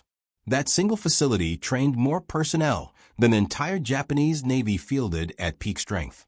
Japanese reconnaissance never detected this expansion. Great Lakes occupied the American interior, beyond any coastal areas Japanese aircraft could reach. Intelligence officers knew of the facility's existence from pre-war documentation, but possessed no capability to observe its massive wartime transformation. Their projections relied on the facility's pre-war capacity, designed for perhaps 20,000 maximum occupancy. They lacked any conceptual framework for understanding that Americans would construct temporary structures, convert civilian buildings, and operate multiple shifts to achieve 5 times design capacity. Great Lakes represented merely the beginning. The United States Navy established 4 entirely new major training stations during wartime, each built from scratch specifically for mobilization purposes. Naval Training Station Sampson opened in New York during 1942 with capacity for 20,000 simultaneous recruits. Naval Training Station Farragut opened in Idaho's remote mountain valleys in September 1942, ultimately training nearly 300,000 sailors before its 1945 closure. Naval Training Station Bainbridge opened in Maryland during October 1942. Each installation operated at massive scale, utilizing rapid construction methodologies. Japanese intelligence remained ignorant of all these facilities. They didn't appear in pre-war records. Construction proceeded too rapidly for tracking through conventional intelligence channels. Their locations fell in areas Japan possessed no capability to observe directly. The intelligence failure extended beyond training facilities themselves. July 1943 witnessed the United States Navy launching the V-12 program, revolutionary college-based officer training system. This program operated across 131 university campuses throughout America. It accepted high school graduates and college students, placed them on active duty as apprentice seamen, provided university-level technical education, then commissioned them as officers upon graduation. Between July 1943 and June 1946, over 125,000 individuals completed the V-12 program. This single initiative produced more officers than Japanese intelligence estimated the entire American Navy possessed in total personnel. The V-12 program operated at Harvard, Yale, Princeton, Notre Dame, Cornell, Northwestern, and dozens of additional universities. Students pursued engineering, navigation, communications, and foreign language studies. They inhabited dormitories converted to military barracks, attending classes alongside civilian students while subject to military discipline. The program created a pipeline capable of producing thousands of technical specialists each semester. Japanese intelligence never detected it. They understood American universities existed and maintained some naval ROTC programs, yet possessed no conception that Americans had converted their entire higher education system into military training infrastructure. American mobilization operated on principles completely alien to Japanese military thinking. Japan had developed its navy through decades of careful cultivation. Officers attended Naval Academy for years. Technical specialists underwent extensive training regimens. Crews drilled constantly to achieve precision. Quality remained paramount.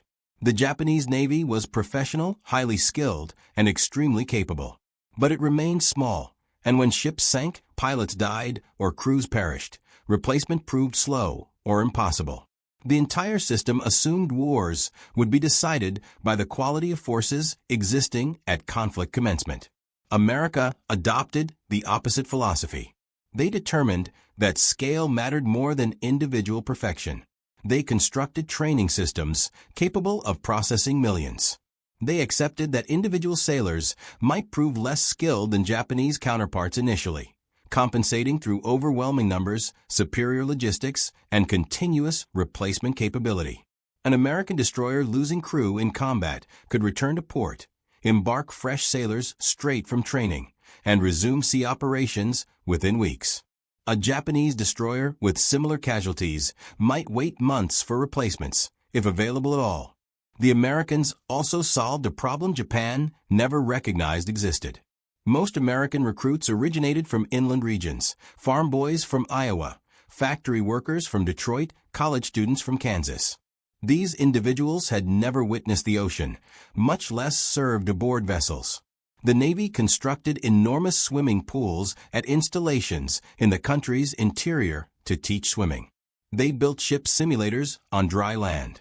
They created standardized training manuals that any instructor at any facility could employ. They industrialized education using the same methodologies applied to manufacturing. A recruit class at Great Lakes comprised 1,000 individuals receiving identical instruction on identical schedules using identical equipment. Upon graduation, they might not match Japanese sailors in individual skill, but there were 1,000 of them, with another 1,000 already in training behind them. By late 1943, American production of trained sailors had achieved industrial scale. Great Lakes graduated classes every few weeks. The V-12 program commissioned hundreds of new officers each semester. Specialized technical schools produced radar operators, sonar technicians, fire control specialists, and communications experts. The pipeline operated continuously and accelerated constantly. The more people America trained, the more trainers they possessed. Graduates became instructors. Officers completing technical training taught subsequent classes. The system proved self-reinforcing and grew exponentially. Japan, meanwhile, struggled to replace losses. Following the Battle of Midway in June 1942, Japan lost 4 fleet carriers and most highly trained flight crews aboard them. Those pilots represented years of training investment. They couldn't be quickly replaced. Japan attempted to accelerate pilot training programs, but lacked sufficient instructors, adequate aircraft, or enough fuel for training flights. Each loss compounded the problem. Fewer experienced pilots meant fewer instructors, meant lower quality training, meant higher losses. It constituted a death spiral that by late 1943 was progressing rapidly. The personnel miscalculation carried strategic consequences Japanese leadership couldn't fully comprehend. Japanese submarines operating in 1944 repeatedly reported astonishment at the volume of American logistics traffic. They would sink supply vessels, tankers, and troop transports. American convoys simply continued appearing. More ships, more supplies, more personnel. Japanese submarine commanders couldn't fathom where all the crews originated. The answer was straightforward. They had trained over 2 million. But Japan still believed they possessed only 300,000. American prisoners of war, interrogated by Japanese intelligence officers, frequently mentioned the scale of American training programs. They described bases housing 100,000 personnel, training centers processing thousands of recruits weekly, university campuses filled with uniformed naval personnel. Japanese interrogators dismissed these statements as exaggerations or propaganda. Nobody could train that many people that rapidly. It seemed impossible, except it wasn't. It was merely impossible within the framework of Japanese understanding of military organization. One documented case illustrates this disconnect perfectly. Following the Battle of Midway, Japanese forces captured several American aviators. During interrogation, these prisoners described training facilities they had attended. The scale they depicted seemed absurd to Japanese interrogators. They reported training classes with hundreds of students, facilities housing tens of thousands of personnel, training programs transforming civilian recruits into pilots or sailors within months. Japanese intelligence officers believed the prisoners were inflating numbers to deceive their captors. The notion that America could actually operate at that scale didn't conform to Japanese assumptions about military training functionality. The turning point where personnel disparity became undeniable arrived with the Marianas Campaign during June and July 1944. American forces assaulted Saipan, Tinian, and Guam with overwhelming strength. Japanese defenders on those islands reported shock at the sheer number of American troops landing. Wave after wave of landing craft, thousands of Marines, continuous naval gunfire support, air strikes that never ceased, logistics that continued flowing regardless of Japanese resistance intensity. Japanese commanders on Saipan transmitted desperate messages to Tokyo, describing the assault force as enormous beyond anything anticipated. Following the Marianas Fall, the Japanese Naval General Staff finally commissioned a comprehensive review of American military capabilities. The review, conducted in September 1944, concluded that previous estimates of American personnel strength had been significantly incorrect.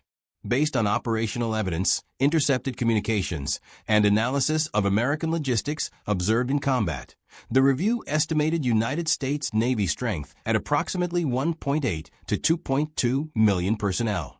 This stood nearly 6 times higher than estimates used since 1942. The review recommended immediate revision of all strategic plans to account for dramatically higher American personnel and logistics capacity. The recommendations were never meaningfully implemented. By September 1944, Japan had already lost the decisive battles of the Pacific War. The combined fleet had been shattered at the Battle of the Philippine Sea. American submarines had devastated Japanese merchant shipping. The strategic situation was effectively hopeless. Knowing that Americans fielded 2 million sailors instead of 300,000 didn't alter the fact that Japan had already lost control of the Pacific. The intelligence failure carried consequences, but those consequences were already locked in by the time Japanese leadership acknowledged their miscalculation scope. The institutional factors causing this intelligence failure were deeply embedded in Japanese military culture. Intelligence officers were not highly valued within the military hierarchy. The most talented officers advanced to command positions or operational planning roles. Intelligence was perceived as a supporting function rather than critical capability. This meant that even when intelligence officers identified problems with estimates, they lacked institutional authority to force revisions against preferences of operational commanders who preferred believing the enemy was weaker. Additionally, Japanese military services operated with significant rivalry and limited coordination. The Army and Navy maintained separate intelligence organizations that rarely shared information effectively. Intelligence about American training capacity might have been noticed by one service, but never communicated to the other. The fragmented structure meant that even when pieces of accurate intelligence existed, they weren't assembled into a comprehensive picture that could drive strategic revision. The intelligence failure was also compounded by confirmation bias at the highest levels of Japanese command. Military planners had convinced themselves that America was fundamentally unsuited for sustained warfare. They believed American culture was too individualistic, too focused on material comfort, too divided by regional and ethnic differences to effectively mobilize for total war. Any intelligence suggesting otherwise was unconsciously filtered out as unreliable. Senior commanders saw what they wanted to see and dismissed evidence contradicting their preferred narrative. Post-war interrogations of Japanese intelligence officers by American occupation forces revealed the depth of this miscalculation. When American interrogators explained the actual scale of programs like the V-12 system or the expansion of facilities like Great Lakes, Japanese officers were genuinely shocked.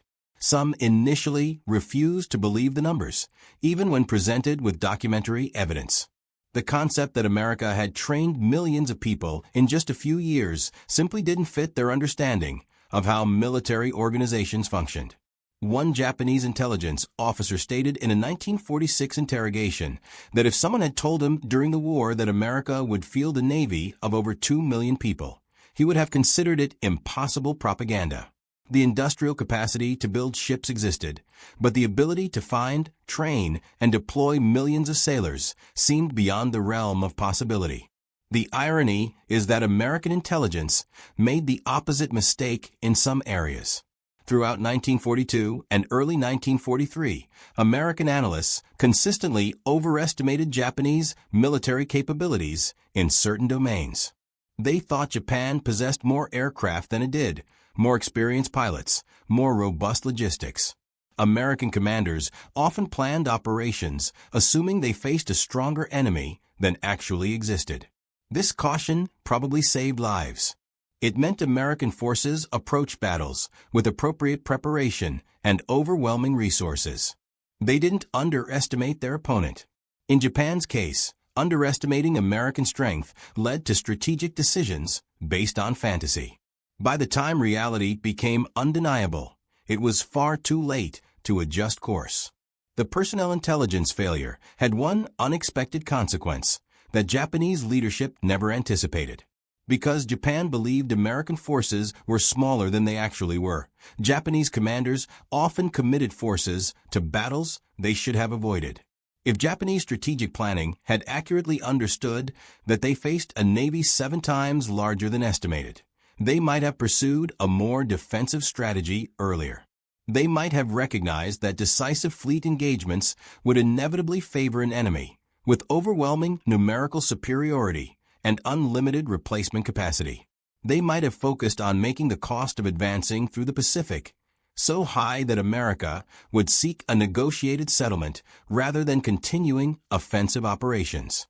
Instead, Japanese forces repeatedly engaged American fleets in major battles throughout 1943 and 1944, suffering catastrophic losses of ships, aircraft, and irreplaceable trained personnel. Each engagement was planned based on the assumption that American strength was limited and that a decisive Japanese victory could shift the strategic balance. The reality was that every loss Japan suffered was permanent, while every loss America suffered was temporary. American logistics could replace destroyed ships within months. American training could replace lost crews within weeks. Japanese losses were simply gone, creating a cumulative deficit that grew worse with every engagement. The intelligence failure regarding American personnel also affected Japanese decisions about home defense and resource allocation. If Japanese planners had understood the actual scale of American naval power, they might have prioritized different defensive preparations. More resources might have gone to fortifying the home islands earlier in the war. More emphasis might have been placed on dispersing critical war production to reduce vulnerability to strategic bombing. More effort might have been devoted to developing weapon systems specifically suited for asymmetric defense against an overwhelming enemy. By 1945, the consequences of the personnel intelligence failure were visible in every aspect of Japan's strategic position. American task forces operated continuously across the Pacific with seemingly unlimited ships and crews. When vessels needed maintenance or refitting, replacements were available. When crews needed rest, fresh personnel rotated in. The sustained operational tempo was something Japanese forces simply couldn't match. Their fleet was limited by both the number of ships available and the number of trained crews to man them. American fleets faced neither constraint. The story of how Japan miscalculated American naval personnel strength by a factor of 7 to 1 is ultimately a story about institutional failure, cultural blind spots, and the dangers of seeing only what you want to see. Japanese intelligence organizations entered the war understaffed, undertrained, and undervalued within the military hierarchy. They focused on tactical details they understood while missing strategic realities they had no framework for comprehending. They collected data that contradicted their estimates, but lacked the institutional authority or cultural permission to force revision of comfortable assumptions. The lesson isn't that Japanese intelligence officers were incompetent. Many were highly skilled at the work they did. They tracked American ship construction with impressive accuracy. They correctly predicted American industrial output in several key areas. But they completely missed the human dimension of American mobilization. They didn't understand that America would transform its educational system into military training infrastructure. They didn't grasp that American culture, which they viewed as weak and individualistic, could mobilize millions of people for coordinated effort. They didn't anticipate that American industrial methods could be applied to producing trained personnel as effectively as they were applied to producing ships and weapons. The intelligence documents from this period that survived the war and were captured by American forces showed Japanese analysts struggling with contradictory data. They had evidence that American bases were larger than estimated. They had prisoner statements describing massive training programs. They had operational reports showing American forces deploying in greater numbers than should have been possible.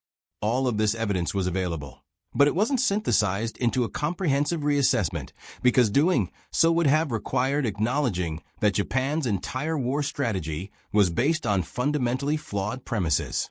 That kind of admission was institutionally and culturally impossible until defeat made it unavoidable.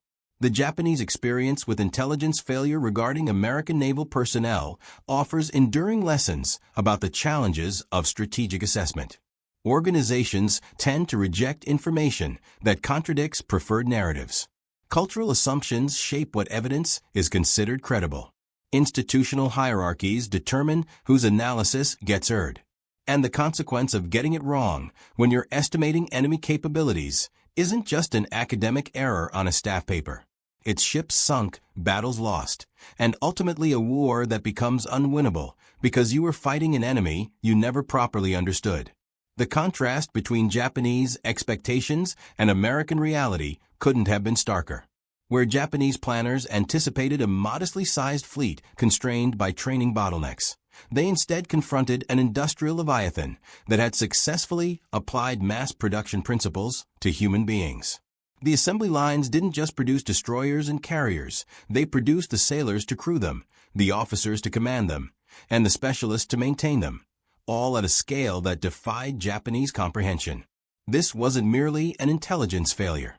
It was a failure of imagination, a failure to understand that the rules of warfare were being rewritten by a nation that approached military problems the same way it approached civilian manufacturing challenges. America didn't try to perfect individual warriors. It built systems to produce adequate warriors in overwhelming numbers. And in modern industrialized warfare, it turned out that quantity had a quality all its own. If you found this account valuable, please take a moment to like this presentation. It helps us share more forgotten stories from the Second World War. Subscribe to stay connected with these untold histories. Each one matters. Each one deserves to be remembered. And we would love to hear from you. Leave a comment below telling us where you're watching from. Our community spans from Texas to Tasmania, from veterans to history enthusiasts. You're part of something special here. Thank you for watching, and thank you for keeping these stories alive. What happens when an empire convinced of its divine protection faces immediate destruction? Not through gradual military losses or enemy invasions, but through two brilliant flashes that forever altered warfare's nature. This narrative explores how the atomic weapons didn't merely destroy two urban centers. They demolished an entire civilization's worldview within mere days. For Japan's military forces and civilian population experiencing August 1945, the shift from unwavering confidence in final triumph to total capitulation occurred so rapidly that comprehension proved impossible for many. They'd been conditioned to defend every piece of sacred territory down to the last citizen, armed with bamboo spears if required. Then arrived weapons beyond their understanding. Those 72 hours separating Hiroshima from the Emperor's surrender announcement represented more than military defeat. It marked the disintegration of everything Japanese citizens had been taught regarding their cosmic position, their emperor's divinity, and their nation's destined victory. The atomic weapons didn't simply terminate the conflict. They terminated an entire framework for understanding existence. Understanding this shock requires understanding what Japanese believed in August 1945. Despite consecutive Pacific defeats, despite firebombing that had consumed 64 urban centers, despite widespread starvation across the home islands, most Japanese maintained faith in possible victory. Not through superior armaments or strategy, but through Yamato Damashii, that unique Japanese spirit capable of conquering any material disadvantage. This transcended mere propaganda. It represented a worldview constructed over centuries, reinforced by the kamikaze divine winds saving Japan from Mongol invasion, by the remarkable 1905 victory over Russia, by the swift conquest across much of Asia. Japanese soldiers and civilians believed their spiritual superiority, their readiness to perish for the emperor, their unique heritage as descendants of sun goddess Amaterasu, would ultimately triumph over American material wealth. School children drilled daily with bamboo spears, learning to thrust at vital points on American soldiers. Women trained with naginata pole weapons. Elderly men prepared to become human explosives, strapping bombs to their bodies. The entire 100 million population stood ready to perish as one, believing this ultimate sacrifice would somehow generate victory, or, at minimum, prevent desecration of sacred homeland. The military possessed concrete plans for this final confrontation. Operation Ketsugo called for every remaining aircraft to become kamikaze weaponry, every vessel a suicide craft, every soldier and civilian a human bullet aimed at invaders. They'd concealed thousands of aircraft in caves and camouflage positions. They'd stockpiled ceramic grenades and bamboo spears. They'd prepared to transform invasion beaches into massive killing zones where American blood would flow so abundantly that surely the enemy would lose resolve and negotiate. Consider Lieutenant Colonel Masao Inaba, a staff officer at Tokyo's War Ministry. On August 6, 1945's morning, he was examining Operation Ketsugo plans, the massive homeland defense that would hurl 28 million civilians and every remaining soldier against American invaders. The plans demanded transforming beaches into killing fields, cities into fortresses, and if necessary, the entire population into a 100 million person suicide force. Inaba believed, as did most military leadership, that Japanese spiritual strength would overcome American material advantage. August 6th's morning began like any wartime day in Tokyo. At the War Ministry, officers continued refining defense plans. They calculated that Americans had lost appetite for heavy casualties after Okinawa, where kamikaze attacks and fanatical ground resistance had killed 12,000 Americans. If they could inflict 10 times those casualties during invasion, surely America would negotiate rather than continue the slaughter. These weren't desperate fantasies, but careful calculations. The Japanese had correctly identified American landing beaches on Kyushu. They'd positioned forces accordingly. They knew Americans' planned November invasion. They had months to prepare. Every detail received consideration, from underwater obstacle placement to suicide attack timing. Plans even included using schoolgirls as human mines, their bodies packed with explosives to throw themselves under American tanks. What happens when an empire convinced of its divine protection faces immediate destruction? Not through gradual military losses or enemy invasions, but through two brilliant flashes that forever altered warfare's nature. This narrative explores how the atomic weapons didn't merely destroy two urban centers. They demolished an entire civilization's worldview within mere days. For Japan's military forces and civilian population experiencing August 1945, the shift from unwavering confidence in final triumph to total capitulation occurred so rapidly that comprehension proved impossible for many. They'd been conditioned to defend every piece of sacred territory down to the last citizen, armed with bamboo spears if required. Then arrived weapons beyond their understanding. Those 72 hours separating Hiroshima from the emperor's surrender announcement represented more than military defeat. It marked the disintegration of everything Japanese citizens had been taught regarding their cosmic position, their emperor's divinity, and their nation's destined victory. The atomic weapons didn't simply terminate the conflict. They terminated an entire framework for understanding existence. Understanding this shock requires understanding what Japanese believed in August 1945. Despite consecutive Pacific defeats, despite firebombing that had consumed 64 urban centers, despite widespread starvation across the home islands, most Japanese maintained faith in possible victory. Not through superior armaments or strategy, but through Yamato Damashii, that unique Japanese spirit capable of conquering any material disadvantage. This transcended mere propaganda. It represented a worldview constructed over centuries, reinforced by the kamikaze divine winds saving Japan from Mongol invasion, by the remarkable 1905 victory over Russia, by the swift conquest across much of Asia. Japanese soldiers and civilians believed their spiritual superiority, their readiness to perish for the emperor, their unique heritage as descendants of sun goddess Amaterasu, would ultimately triumph over American material wealth. School children drilled daily with bamboo spears, learning to thrust at vital points on American soldiers. Women trained with Naginata pole weapons. Elderly men prepared to become human explosives, strapping bombs to their bodies. The entire 100 million population stood ready to perish as one, believing this ultimate sacrifice would somehow generate victory, or, at minimum, prevent desecration of sacred homeland. The military possessed concrete plans for this final confrontation. Operation Ketsugo called for every remaining aircraft to become kamikaze weaponry, every vessel a suicide craft, every soldier and civilian a human bullet aimed at invaders. They'd concealed thousands of aircraft in caves and camouflage positions. They'd stockpiled ceramic grenades and bamboo spears. They'd prepared to transform invasion beaches into massive killing zones where American blood would flow so abundantly that surely the enemy would lose resolve and negotiate. Consider Lieutenant Colonel Masao Inaba, a staff officer at Tokyo's War Ministry. On August 6, 1945's morning, he was examining Operation Ketsugo plans, the massive homeland defense that would hurl 28 million civilians and every remaining soldier against American invaders.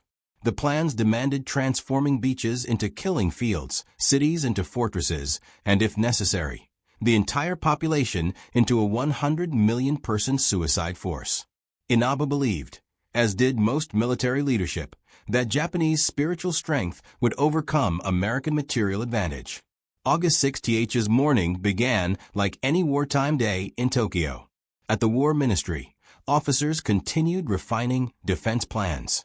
They calculated that Americans had lost appetite for heavy casualties after Okinawa, where kamikaze attacks and fanatical ground resistance had killed 12,000 Americans. If they could inflict 10 times those casualties during invasion, surely America would negotiate rather than continue the slaughter. These weren't desperate fantasies, but careful calculations. The Japanese had correctly identified American landing beaches on Kyushu. They'd positioned forces accordingly. They knew Americans planned November invasion. They had months to prepare. Every detail received consideration, from underwater obstacle placement to suicide attack timing. Plans even included using schoolgirls as human mines, their bodies packed with explosives to throw themselves under American tanks. In Hiroshima itself, reality defied all comprehension. 20-year-old bank clerk Akiko Takakura was just 260 meters from ground zero when the bomb detonated at 8:15 that morning. She saw a white magnesium flash, then nothing. When she regained consciousness, she was trapped under debris, her back lacerated by over 100 wounds. Crawling out, she encountered a scene from hell. People walked like ghosts, their skin hanging off in sheets. A soldier sat holding his entirely incomprehensible picture. 14-year-old Akihiro Takahashi was standing in line with his classmates 1.4 kilometers from the hypocenter. The flash threw him to the ground. When he stood up, his clothes were in tatters, his skin hanging from his body like rags. He stumbled toward the river, passing people whose faces had melted, leaving only their teeth visible. Some walked holding their own eyeballs in their hands. Others crawled, leaving trails of flesh behind them. At the Red Cross Hospital, Dr. Michihiko Hachiya had been thrown across his room by the blast. Bleeding from multiple wounds, he made his way to the hospital to find it overwhelmed. Patients arrived with burns unlike anything he had seen, their skin peeling off at the slightest touch. Many who seemed uninjured died within hours, vomiting blood, their hair falling out in clumps. He had no explanation for these symptoms. No medical training had prepared him for radiation sickness. Reverend Kiyoshi Tanimoto, who had been outside the city when the bomb fell, rushed back to help. He found the Hiroshima he knew had vanished. Where busy streets had been, there was only rubble and ash. The rivers were clogged with bodies, so many that the water had turned red. People begged for water, but when he gave it to them, they died immediately. He spent days carrying the wounded on his back, many dying before he could get them to help. 6-year-old Shoso Kawamoto was eating breakfast when the world exploded. The blast threw him against a wall, embedding glass in his body. His mother pulled him from the wreckage of their home, her face so burned he didn't recognize her. Together they stumbled through a city that no longer existed. Passing shadows burned into walls where people had been vaporized, leaving only their silhouettes as monuments to their final moment. The scale of destruction overwhelmed any attempt at comprehension. The Shima Hospital, directly under the explosion, had simply ceased to exist. Its patients and staff vaporized instantly. Hiroshima Castle, which had stood for 350 years, was gone. Buddhist temples, Shinto shrines, schools, homes, all had been reduced to radioactive ash in less than a second. 15-year-old Teruko Terioka was mobilized for labor service when the bomb struck. She didn't realize the extent of her injuries until days later when she found a mirror. Her left eye had been destroyed, resembling a pomegranate, with cuts across her face transforming her appearance into something she described as monstrous. Like thousands of others, she had been turned from a normal teenager into a hibakusha, an explosion-affected person, in an instant. The psychological impact rippled outward from Hiroshima. Civilians who had endured months of conventional bombing, who had steeled themselves for invasion, suddenly faced something beyond their mental framework. You could hide from regular bombs in shelters. You could fight soldiers with bamboo spears if it came to that. But how do you fight a weapon that turns an entire city into ash in seconds? Part 4. The Debate and the Second Strike, 5,000 Characters. On August 7th, as Japan struggled to understand what had happened, President Truman's announcement reached Japanese leaders. He claimed America possessed a new bomb harnessing the basic power of the universe, the force from which the sun draws its power. He warned of a rain of ruin from the air, the like of which had never been seen on Earth. Most Japanese officials dismissed this as propaganda. Surely the Americans were exaggerating. One bomb, even a powerful one, couldn't change the war's course. The Supreme Council for the Direction of the War, Japan's 6 most powerful leaders, met on August 9th to discuss Hiroshima. The Big Six, as they were known, included Prime Minister Kantaro Suzuki, Foreign Minister Shigenori Togo, War Minister General Korechika Anami, Navy Minister Admiral Mitsumasa Yanai, Army Chief of Staff General Yashijiro Yamizu, and Navy Chief of Staff Admiral Somo Toyota. They were still debating whether it had really been an atomic bomb when the second piece of devastating news arrived. The meeting had been delayed from August 7th because military members wanted more information. They still couldn't believe a single bomb had destroyed Hiroshima. General Anami argued it might have been a massive, conventional raid combined with propaganda. Admiral Toyota suggested it was a special type of mine, or perhaps several bombs dropped to appear as one explosion. They grasped at any explanation except the truth, that America had achieved what Japan's own scientists said was impossible. Foreign Minister Togo tried to inject reality into the discussion. He had received reports from Swiss and Swedish diplomats confirming the destruction. President Truman's statement had been clear. America possessed atomic bombs and would continue dropping them until Japan surrendered. But even Togo couldn't fully grasp what this meant. No one could. The very concept of a weapon that could destroy an entire city in seconds was outside human experience. The debate was still raging when the first catastrophe of August 9th struck. At 1 minute past midnight that same day, Soviet forces had launched a massive invasion of Manchuria. The Soviets, who Japan had desperately hoped would mediate a negotiated peace, had instead joined their enemies. Over 1 million Soviet soldiers were pouring across the border, smashing through the Guangdong army that Japan had once considered invincible. The neutral party Japan had counted on for salvation had become another enemy seeking their destruction. This Soviet betrayal shattered one of Japan's last hopes. For months, Japanese diplomats had been secretly approaching the Soviets, offering territorial concessions in exchange for mediation with the Americans. The Japanese ambassador in Moscow had been instructed to offer the Soviets anything they wanted, Sakhalin, the Kurils, even Manchuria itself, if they would just help negotiate peace. Unknown to the Japanese, the Soviets had been planning this invasion since the Yalta Conference in February and had been lying to Japanese diplomats while secretly moving massive forces to the Manchurian border. The Soviet invasion was a masterpiece of military deception and overwhelming force. In less than a week, they would destroy the Guangdong Army, Japan's largest and once most elite force. The same army that had conquered Manchuria and terrorized China was being swept aside like toy soldiers. The meeting was still in session when at 11:02 in the morning, news arrived that shattered their remaining assumptions. Nagasaki had just been hit by a second atomic bomb. Another city of 263,000 people had been obliterated. The Americans hadn't just had one miracle weapon. They had an arsenal. Everything the Japanese military had calculated about American capabilities was wrong. The second bomb destroyed more than Nagasaki. It destroyed the last argument of the military hardliners. They had insisted the Americans couldn't have more than one atomic bomb. Now they had two. How many more did they have? 3? 10? 100?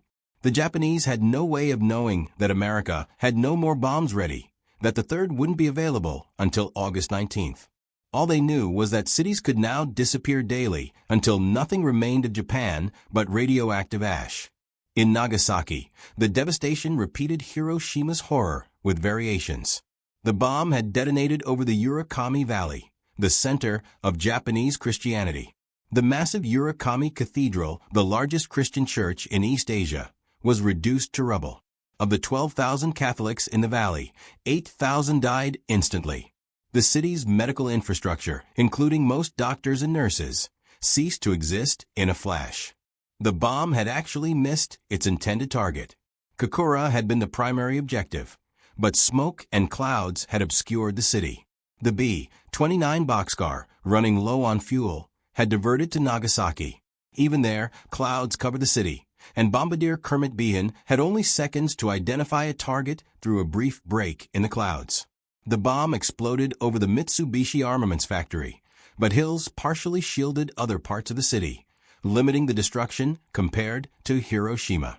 Still, 40,000 died instantly, with tens of thousands more dying in the following months.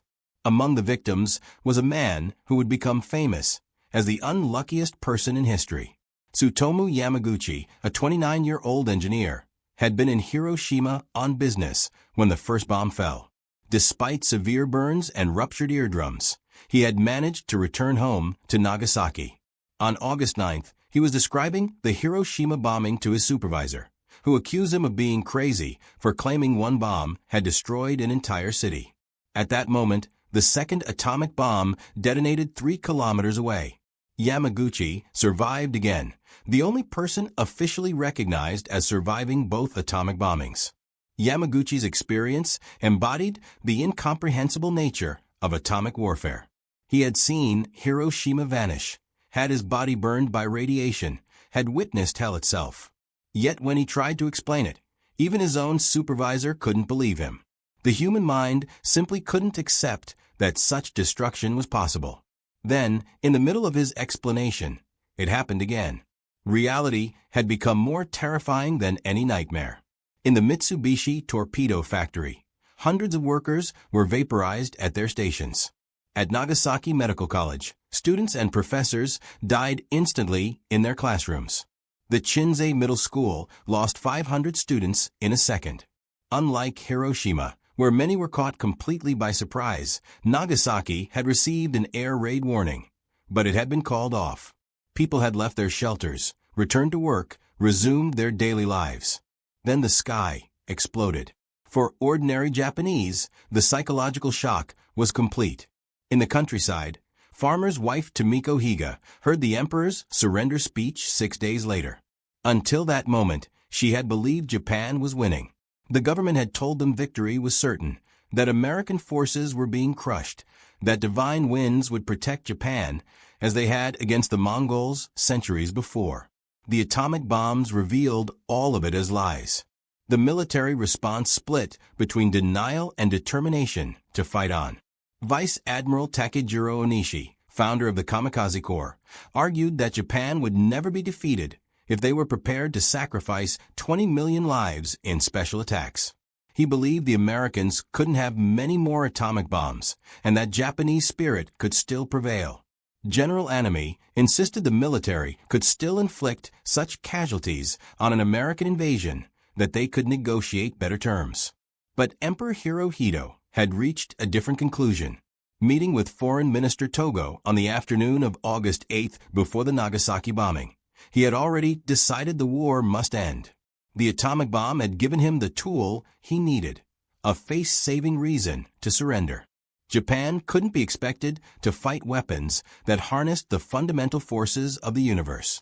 It wasn't a defeat of Japanese spirit, but a matter of transcendent technology. The emperor's decision triggered the most dramatic hours in Japanese history. Just before midnight on August 9th, he convened an imperial conference in the underground bomb shelter beneath the palace. Breaking all precedent, he personally intervened in the debate. He spoke of the discrepancy between military plans and performance, the devastating power of the atomic bombs, and ominously, the domestic situation, referring to the danger of internal revolution as starving civilians reached their breaking point.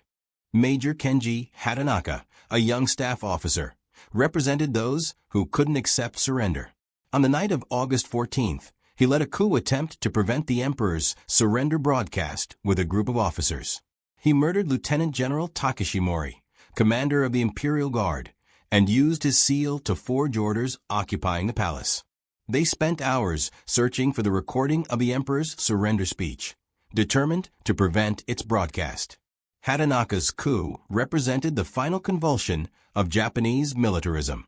He and his fellow conspirators, including Lieutenant Colonels Masataka Ida and Jiro Shiozaki, believed that surrender meant not just defeat, but the destruction of Japan's essence. They couldn't accept that the emperor, whom they worshipped as a living god, would choose surrender over death. In their minds, they were saving the emperor from traitors who had deceived him. The coup had been brewing since August 10th, when word leaked that the emperor was considering surrender. War Minister Anami, torn between loyalty to the emperor and his belief in continued resistance, had given ambiguous signals to the plotters.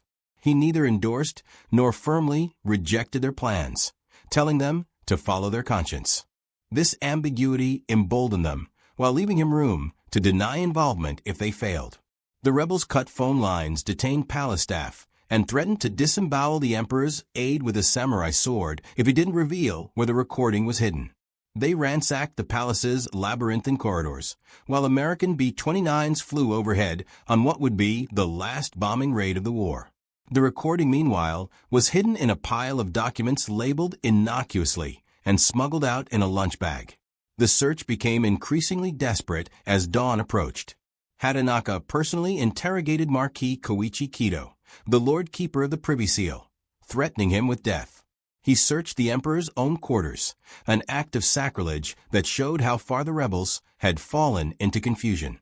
They couldn't find the recording because Palace Chamberlain Yoshihiro Tokugawa had hidden it in a safe used for the imperial regalia, a place so sacred the rebels didn't think to search. As the hours passed, support for the coup evaporated. General Shizuchi Tanaka, commander of the Eastern District Army, arrived at the palace and berated the rebels for dishonoring the army. Other senior officers who had initially sympathized with the coup's goals refused to provide troops. The rebels realized they were alone, that the army would not rise up to prevent surrender. As dawn broke on August 15th, the coup collapsed. The Eastern District Army refused to support the rebels. Hatanaka went to the NHK radio station, waving a pistol, desperately trying to get airtime to explain his actions to the Japanese people. Refused and dishonored, he rode through Tokyo's streets on a motorcycle, throwing leaflets explaining his motives before shooting himself in front of the imperial palace. His death poem was found in his pocket, speaking of his desire to save Japan from dishonor. Lieutenant Colonel Shiozaki followed him in death, committing seppuku on the palace grounds. War Minister Anami, who had failed to prevent either the surrender or the coup, also committed ritual suicide, his death poem apologizing for his great crime. Across Japan, other officers who couldn't accept defeat followed their example. Vice Admiral Onishi, father of the kamikaze, slit his belly and refused medical aid, taking 15 hours to die in agony as penance for the young men he had sent to their deaths.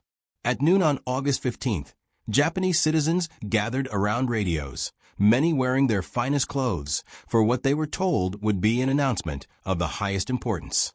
Most expected to hear a call for final resistance, for every Japanese to die gloriously defending the homeland.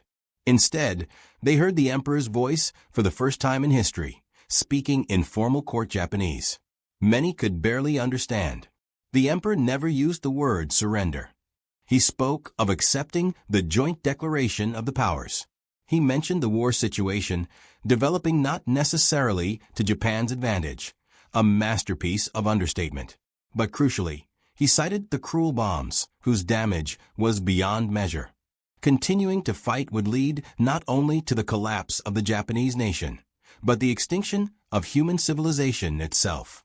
The imperial voice, thin and high-pitched, shocked listeners as much as his words. This was the voice of God. He sounded human, fragile, mortal. Many Japanese had never heard a radio before, gathered around the few receivers in their villages. The static, the formal language, the poor audio quality meant many didn't fully understand what they were hearing. Some thought the emperor was calling for greater resistance. Others simply couldn't process that Japan had surrendered. In Tokyo, people fell to their knees and wept. In Nagano Prefecture, school teacher Saburo Ayanaga watched his students collapse in confusion. They had been training with bamboo spears that very morning, preparing to kill Americans on the beaches. Now they were being told to bear the unbearable and endure the unendurable. Some felt relief that they would live. Others felt shame that they wouldn't die gloriously. Many felt nothing, their minds unable to process such a complete reversal of everything they believed. 16-year-old Yuko Kawasaki had been working in a munitions factory, making bullets for the final battle. When the emperor's broadcast ended, the factory manager addressed the workers. He told them Japan had developed its own atomic bomb and would now destroy America. It took days for the truth to sink in, that Japan had not only lost but surrendered unconditionally. The manager had lied because he couldn't accept the truth himself. Across Japan, reactions varied wildly. In some military units, officers smashed radios and insisted the broadcast was American propaganda. At Atsugi Airfield, kamikaze pilots threatened to continue attacking the American fleet until forcibly restrained. In contrast, many civilians felt secret relief. The mother who had been preparing to kill her children rather than let them be captured by Americans put down the knife. The father who had been teaching his son to thrust a bamboo spear at American soldiers told him they would live. The confusion was amplified because most Japanese had no idea how badly the war had been going. Censorship had hidden the truth about the devastating losses across the Pacific.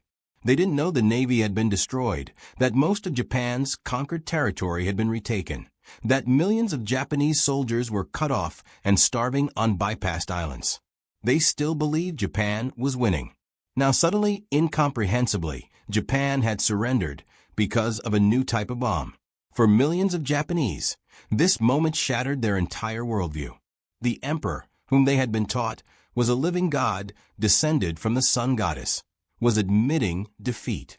The divine protection they had counted on had failed. The special attack spirit that was supposed to overcome any material disadvantage had proven powerless against atomic weapons. School teacher Saburo Nishimoto in Nagano Prefecture watched his students break down in tears. They had been training to fight the Americans with bamboo spears, absolutely certain they would die gloriously for the emperor. Now they were being told to live, to endure the unendurable. Some felt relief, others shame, many simply confusion. How could everything they believed be wrong? The atomic bomb's psychological impact extended beyond Japan's surrender. Dr. Michihiko Hachiya, director of the Hiroshima Communications Hospital, kept a diary of the aftermath. He recorded not just the medical horrors, the radiation sickness that killed people who seemed uninjured, the infections that wouldn't heal, but also the spiritual devastation. Survivors walked through the ruins, asking why they had lived when so many died. They felt guilt for surviving, shame for Japan's defeat, and terror of the invisible poison they carried in their bodies.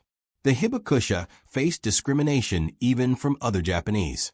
People feared radiation was contagious. Marriage proposals were withdrawn when families learned someone had been in Hiroshima or Nagasaki.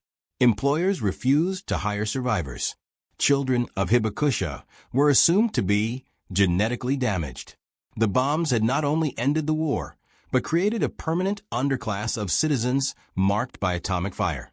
American occupation forces arriving in Japan found a population in psychological shock. General MacArthur noted that the Japanese people seemed to have experienced a complete transformation almost overnight.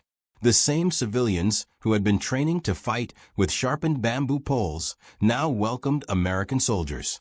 The military that had fought fanatically for every island now laid down their arms without resistance. But this transformation came at immense psychological cost. Writer Kenzaburo Oe later described it as the death of the old Japan and the traumatic birth of a new one. The atomic bombs had done more than defeat Japan militarily.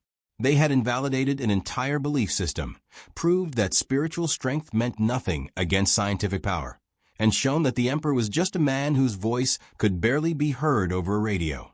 The speed of Japan's psychological transformation was unprecedented. In less than 2 weeks, the nation went from preparing every citizen to die in a final battle to complete acceptance of occupation. The atomic bombs had achieved something military invasion might never have accomplished: the instant shattering of Japanese military ideology. Lieutenant Colonel Masao Inaba, who had been planning the homeland's defense on August 6th, found himself on August 15th listening to the emperor call for surrender. In his diary, he wrote that it felt like the world had turned upside down. Everything he had believed, everything he had told his soldiers, had been proven false by 2 bombs. The Americans hadn't needed to invade. They could destroy Japan from the air, city by city, without losing a single soldier. This was the unique horror of atomic weapons that struck the Japanese so forcefully. Conventional bombing, however terrible, was still comprehensible as warfare. Soldiers dropped bombs. Other soldiers shot back. Civilians took shelter. But atomic bombs removed even the pretense of combat. They were not weapons of war, but instruments of annihilation. There was no defense, no counterattack, no honorable death in battle. Just instant obliteration or slow death from radiation. The Japanese military's reaction split between those who accepted the new reality and those who couldn't.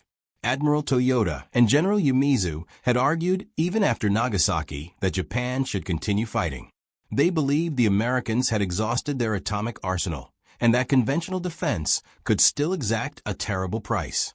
They were wrong about the arsenal, though right that the Americans had no more bombs immediately ready. A third would have been available by August 19th. For the scientists who had worked on Japan's own atomic program, the bombs brought a different kind of shock. Dr. Nishina flew to Hiroshima to investigate and confirmed it had indeed been an atomic bomb. His calculations about American capabilities had been catastrophically wrong. The Americans had not only built atomic bombs, but had enough confidence in their supply to use 2 within 3 days. Japan's entire strategic assessment had been based on false assumptions. The psychological impact reached even Japanese forces overseas who hadn't experienced the bombs directly.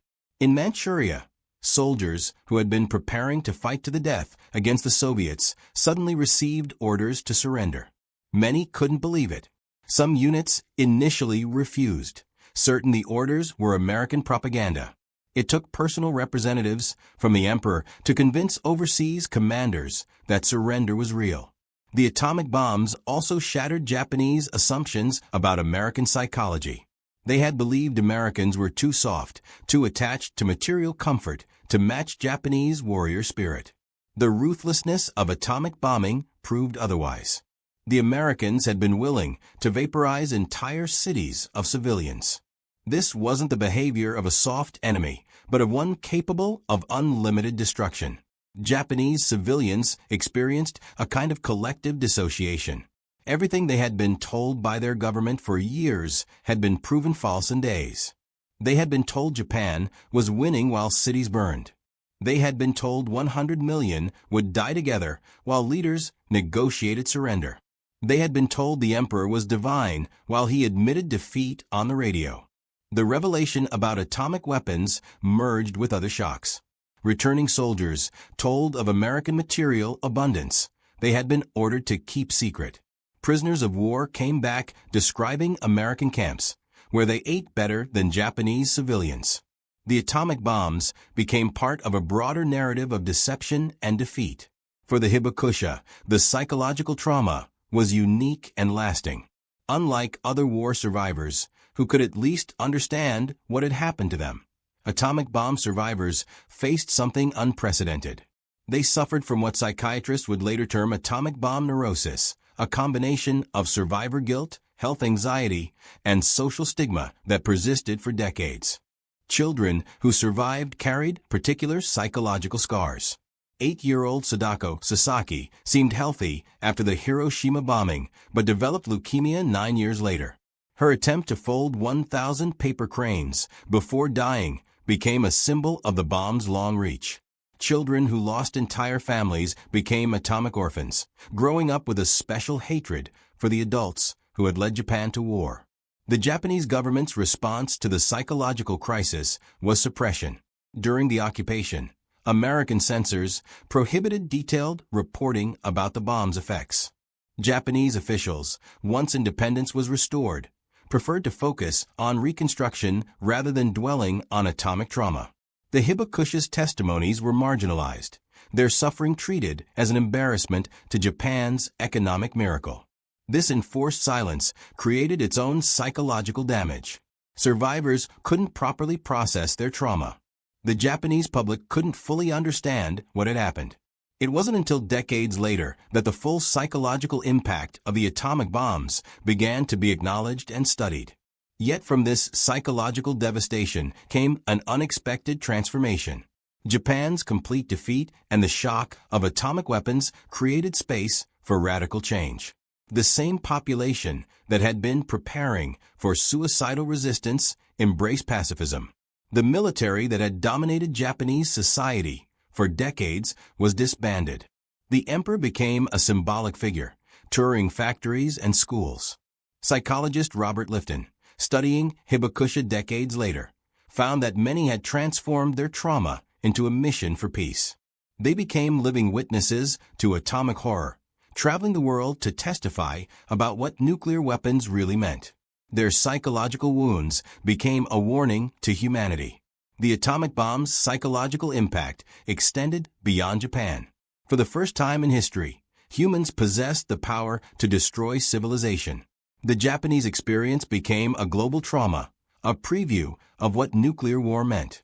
The images of Hiroshima and Nagasaki, the testimonies of survivors, the shadows burned into walls, entered humanity's collective nightmare. Japanese culture processed the atomic trauma through art, literature, and film. Godzilla, emerging from the sea as a radioactive monster, embodied atomic anxiety. Manga and anime explored themes of apocalyptic destruction and rebirth. The bombs became a rupture in Japanese history, dividing everything into before and after. The speed of transformation was what made it so psychologically devastating. Other nations had suffered defeat in World War II. France had fallen in 6 weeks, but that was still a conventional military campaign with battles, retreats, and negotiations. The atomic bombs compressed total defeat into milliseconds. There was no process of coming to terms with loss, no gradual realization of defeat. One moment, Japan was preparing for the final battle. The next moment, 2 cities had vanished, and the emperor was surrendering. Modern Japan carries this psychological inheritance. The economic miracle, the commitment to peace, the complicated relationship with nuclear power, all stem partly from those 72 hours in August 1945 when atomic fire revealed the limits of human certainty and the terrible potential of human knowledge. For the survivors who still tell their stories, the psychological impact remains immediate. They don't speak of strategy or politics, but of the moment when the world changed, when a flash brighter than the sun taught them that everything they knew was wrong, and that humanity had crossed a threshold from which there was no return. The atomic bombs ended World War II, but their psychological explosion continues to reverberate. They didn't just shock Japan into surrender. They shocked humanity into the atomic age, where the power to create and destroy had reached divine proportions, wielded by mortal hands. The Japanese were simply the first to experience this new reality, transformed from warriors to witnesses in the time it took uranium atoms to split. The Japanese phrase shikata ga nai, meaning it cannot be helped, became the expression of atomic age acceptance. But beneath this resignation lay deeper currents. The shock of the atomic bombs had taught Japan that the unthinkable was possible, that tomorrow could bring weapons beyond imagination, that no belief system could stand against the fundamental forces of the universe. This is perhaps the atomic bomb's most lasting impact on Japan. Not the physical destruction, which was rebuilt, not even the radiation deaths, which eventually ended, but the psychological shattering of certainty. In 72 hours, the Japanese learned that their leaders could be wrong, their god emperor was mortal, their spirit couldn't overcome science, and their nation could be erased. It was knowledge that, once gained, could never be unlearned. Clark Air Base, Luzon, Philippines, January 31, 1945. Major Frank T. McCoy's camera shutter clicked repeatedly as he documented what lay before him. The aircraft was pristine, a Mitsubishi G4M Betty bomber, tail number 763-12, sitting untouched on the tarmac. This defies everything we know about bomber construction, he thought, his hands unsteady with anticipation. The tropical sun illuminated the bomber's cylindrical fuselage, making clear why Allied pilots had nicknamed it the Betty. Stretching nearly 20 meters from nose to tail, the aircraft rested on its tricycle landing gear like some enormous metal cylinder. Wings extending 25 meters across showed zero signs of combat damage. Both 14-cylinder radial engines, each capable of producing 1,500 horsepower, appeared completely operational. This wasn't wreckage salvaged from a crash site. This was a fully functional bomber, abandoned intact as American forces advanced. What captured McCoy's undivided attention, what would fundamentally alter American understanding of Japanese aviation philosophy, came when he accessed the interior through wing inspection panels. The fuel tanks had absolutely no protection. Zero self-sealing rubber. Zero armor plating. Zero fire suppression equipment. Zero protective coatings whatsoever. Just thin aluminum skin, maybe 2 millimeters thick, standing between thousands of liters of highly volatile aviation fuel and incoming enemy fire. Major McCoy commanded the Technical Air Intelligence Unit for the Southwest Pacific Theater. He'd inspected dozens of downed Japanese aircraft throughout the region. Nothing had prepared him for this moment. This bomber, left behind during Clark Field's liberation, would reveal a design philosophy so fundamentally alien to Western military thought that analysts would need months to fully grasp its implications. The mathematical reality behind this discovery would transform American tactical doctrine and aircraft design for the war's duration. Every assumption American aviators held about enemy capabilities, about the performance cost Japanese engineers would accept, about how imperial forces valued aircrew survival, all of it was about to be systematically overturned by the evidence contained within this single, pristine example of Japan's most critical bomber. The path to this revelation had begun 4 years prior, on December 8, 1941. That morning, with smoke still rising from Pearl Harbor's ruins, 82 G4M bombers, accompanied by 26 G3M bombers, departed Formosan bases. Their destination, Clark Field itself, the Philippines' primary American air installation. The strike achieved total tactical surprise. Arriving at 12:35 p.m., the Japanese formation maintained 20,000 feet altitude, well beyond American anti-aircraft gun reach. The initial wave's 27 bombers released 636 bombs across Clark Field's runways and facilities. Seconds later, Zero fighters swept through at treetop level, their machine guns obliterating every aircraft that survived the bombing. Of 17 B-17 flying fortresses on the ground, 12 were completely destroyed. Nearly every P-40 Warhawk fighter became burning wreckage. In 45 minutes, American air power throughout the Philippines had been effectively neutralized. Lieutenant James Harrington, among the few surviving American pilots, observed from a bomb shelter as the Japanese formation withdrew northward.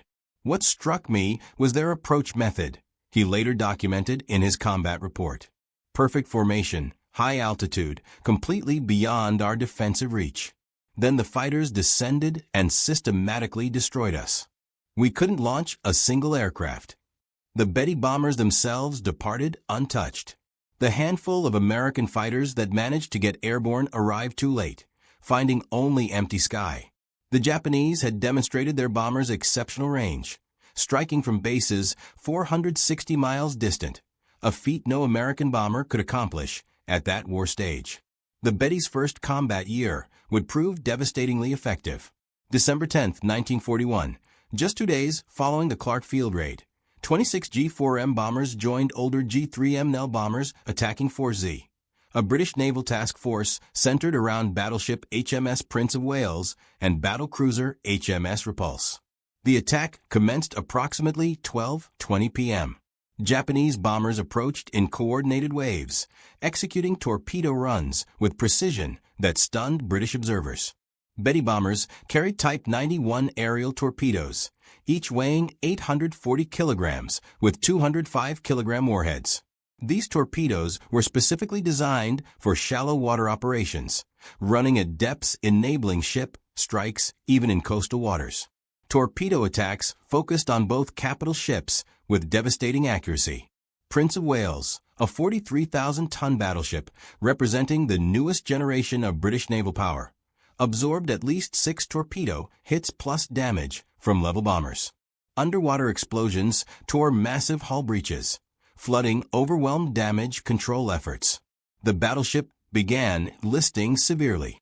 Repulse, a World War I-era battlecruiser modernized during the 1930s, absorbed at least 4 torpedo hits while attempting evasive maneuvers. The ship's anti-aircraft fire claimed several Japanese aircraft, but couldn't prevent coordinated torpedo runs from finding their marks. The cumulative damage proved fatal. Both capital ships capsized and sank within hours. Prince of Wales went down approximately 13:20 hours. Repulse followed approximately 13:33 hours. 841 British sailors perished. Survivors were rescued by escorting destroyers. The entire engagement lasted under 2 hours from initial contact to final sinking. For the first time in naval history, capital ships actively defending themselves had been sunk exclusively by air power while in open ocean. The G4M Betty bomber had achieved what naval theorists had debated for decades. British naval superiority throughout Asian waters had been shattered in 90 minutes. Throughout the Pacific theater during early 1942, American and Allied aviators encountered Betty bombers in virtually every major engagement. The aircraft appeared to operate with complete impunity, striking targets at ranges that defied conventional understanding. They hit Darwin, Australia from bases 1,500 miles away, demonstrating reach exceeding any Allied bomber's capability. They attacked Port Moresby from airfields across New Guinea's mountain ranges, maintaining constant pressure on Allied positions throughout the Southwest Pacific. They struck Guadalcanal from Rabaul, a distance exceeding 600 miles, projecting Japanese air power across vast ocean expanses. The Betty's operational range gave Japanese forces strategic flexibility that Allied commanders struggled to counter. American fighters stationed at forward positions lacked the range to intercept Betty bombers departing from distant bases. Allied airfields came under attack from Japanese bases that were themselves beyond Allied striking range. The asymmetry in bomber capability meant Japanese forces could attack at will while Allied forces struggled to retaliate effectively. This advantage persisted through the war's first 6 months. Betty bombers participated in virtually every Japanese offensive operation across the Pacific and Southeast Asia. They struck targets in the Philippines, Malaya, Netherlands, East Indies, New Guinea, and the Solomon Islands. They supported naval operations throughout the theater. They performed reconnaissance missions, exceeding any Allied aircraft's range. The Betty became the symbol of Japanese air power's reach and effectiveness. However, this advantage depended entirely on limited Allied fighter opposition. When Betty formations could strike without interception, when they could approach targets at high altitude beyond anti-aircraft range, when they could deliver weapons and depart before fighters arrived, the aircraft was devastatingly effective. These conditions characterized operations during early 1942, when Allied air strength remained limited and dispersed. By mid-1942, the tactical picture began shifting dramatically. As American fighter strength increased, as Wildcats gave way to more capable Hellcats and Corsairs, as pilot training improved and tactical doctrine evolved, Betty crews began reporting disturbing losses. The shift became undeniable on August 8, 1942. 23 G-4M bombers from the 4th Air Group departed Rabaul to attack American positions